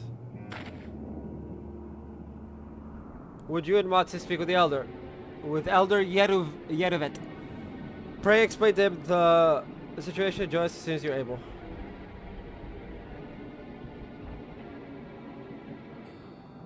We will save Bevan and her child. We can do that much for Karasaf. Oh. Names. I do hope we can save them.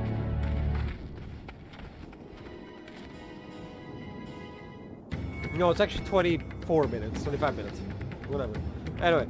I'm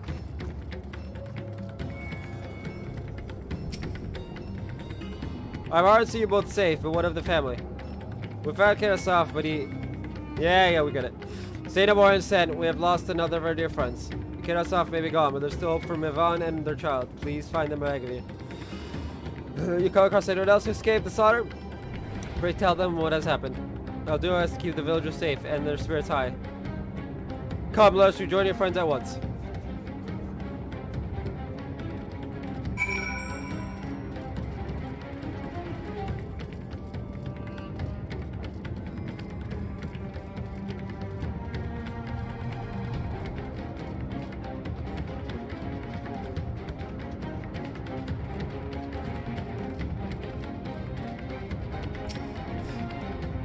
A police report that the vicinity appears to be beast-free, no doubt thanks to your earlier efforts. With that, let's resume the search for your friend and her child. Where should we begin, Mattia? Follow Kisroda south, we will arrive at Perusa, a temple. It is a sacred place where people go to commune with the divinities. It is possible that Mevan sought shelter there, and perhaps other villagers as well. That's settled. Mattia, stay close to me, alright? You two take the lead, keep an eye out for beasts and anyone in need of help. Very well. We make for Perusa as quickly as we are able, with me. Search for villagers!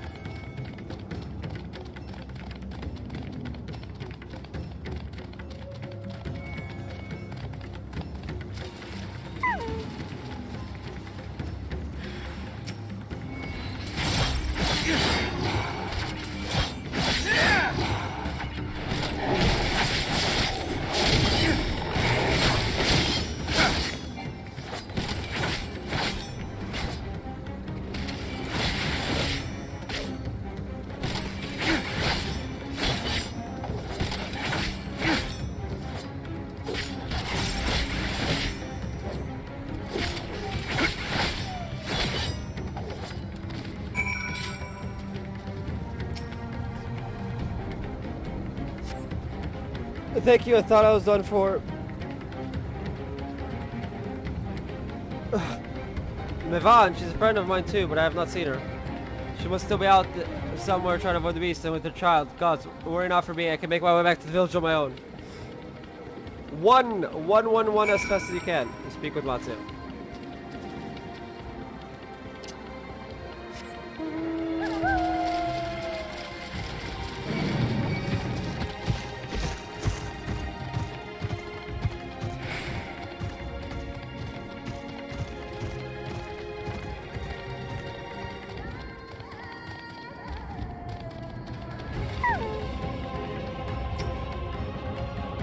John, wait. Perusa lies just up ahead, but something terrible has happened. The beasts have come, and many have already been killed. Alphino and Al's have gone to do what they can, but there are so many. More than I can count. You must be ready.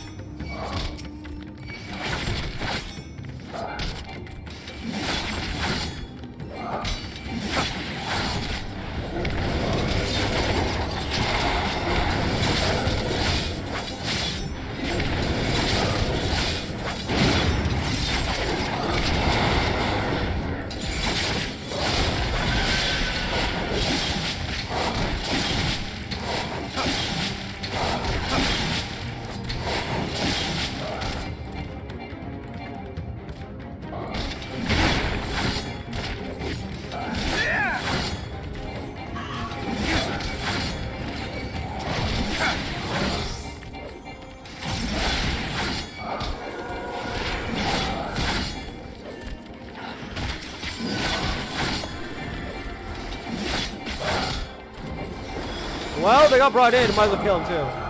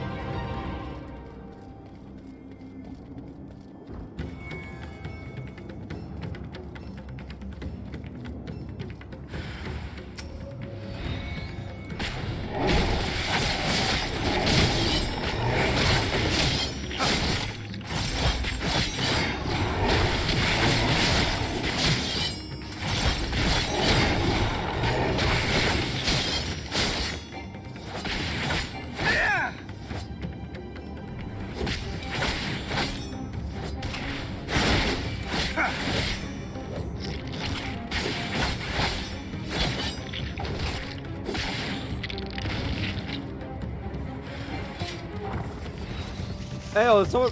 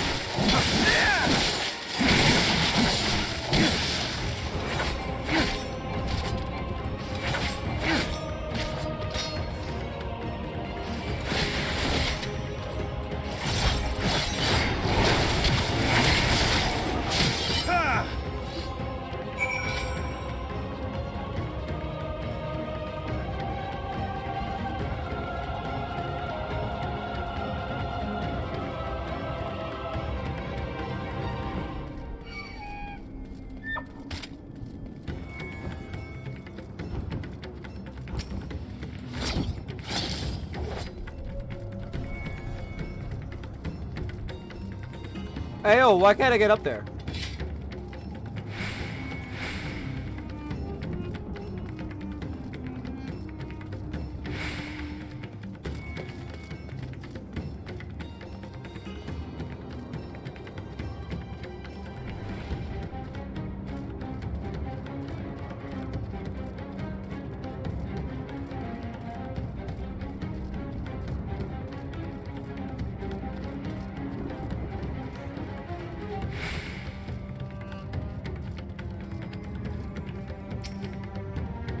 There you are. How fare the others?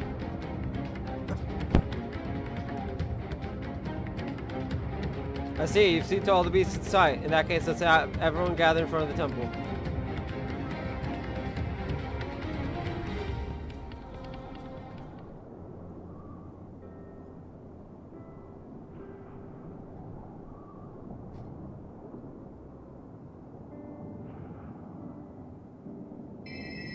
Courage, friend. The pain will pass. Has anyone seen Mevan?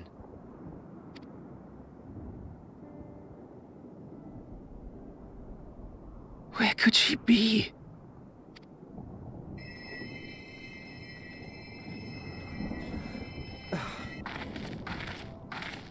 Look, man, I hope she's not dead. Or at the very We've dealt with all the blasphemies and made certain no villagers are still in hiding.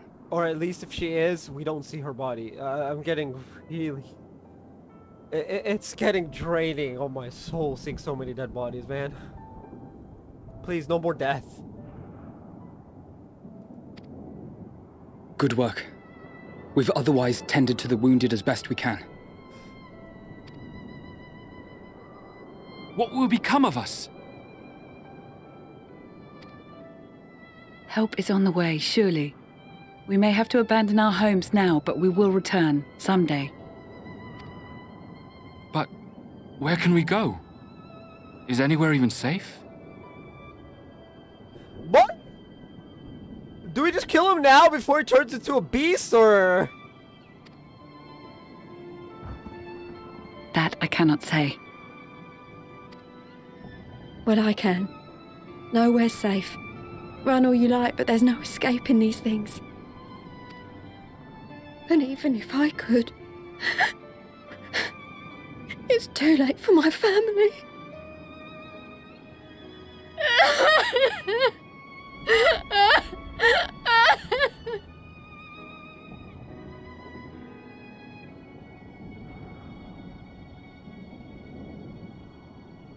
This isn't good. The more they dwell on the tragedy, the more likely we are to lose them too.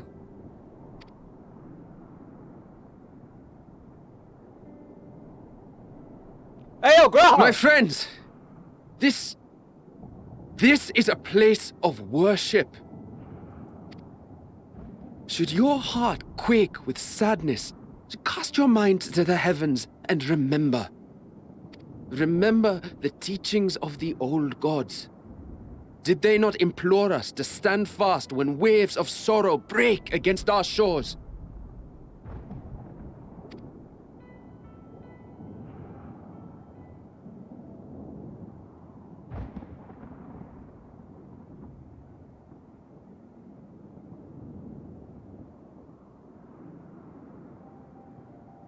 Know this, my children.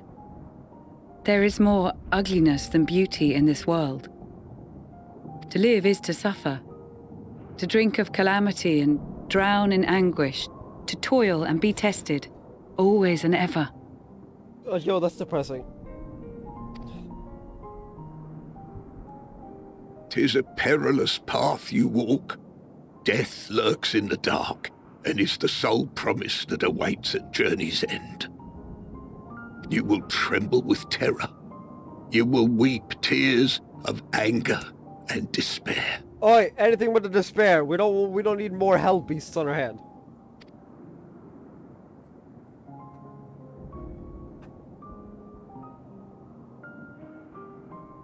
But do not avert your eyes. See your life for what it is. Then will you see how the hardships make you strong.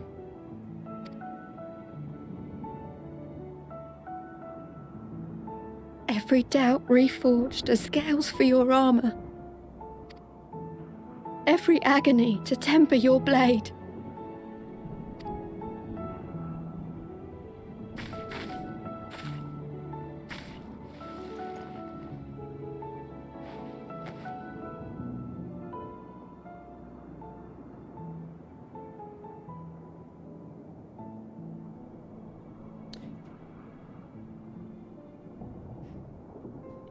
This reminds me of having an Aura character, and I just want to play as her.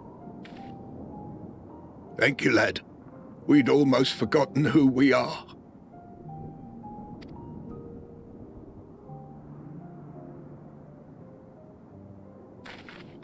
My undying gratitude to you as well, my friends. You were searching for Mevon, no? We must return home. I pray you help the boy find his friend. Gladly. We dispatched what beasts we could, but the roads are still dangerous. Stay together and go in safety.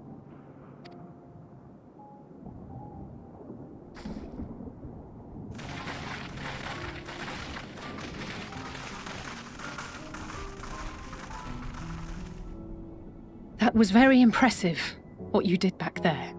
Those words seem to resonate with your people. They should. They were the first spoken unto our ancestors by the divinity of legend.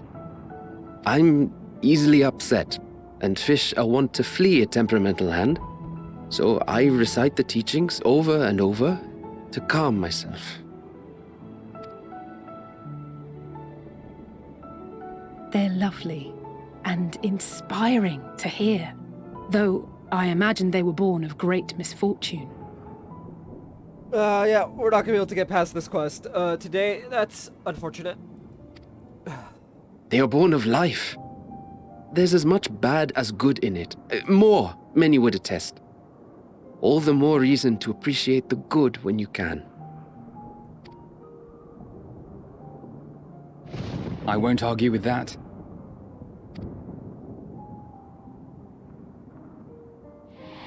Obviously, I don't want to start a quest. In darkness, seek joy.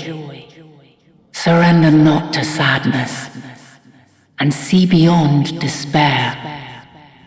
Walk free, and bear the light for others to follow. Ayo, Heidelin! You want to give us a headphone warning before you go shouting in my ear? Yikes. And with that, let us see if we can't find Mevon. Mevon.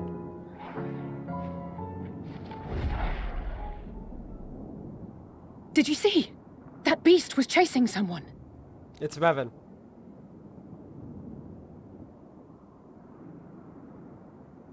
Heyo, so, Oh fuck, they actually did that. They actually did it! Oh! I didn't even get a chance to say. They're about to abandon this girl. Anyway, that is gonna be the it for today's stream. Tomorrow we get to see we get to save Mevin, or at least attempt to. Anyway, yeah, I'll be back then. Tomorrow's stream will be about 30-ish minutes longer than this one. I'm ordering pizza today, so I can't actually continue. Anyway, bye-bye. See you tomorrow.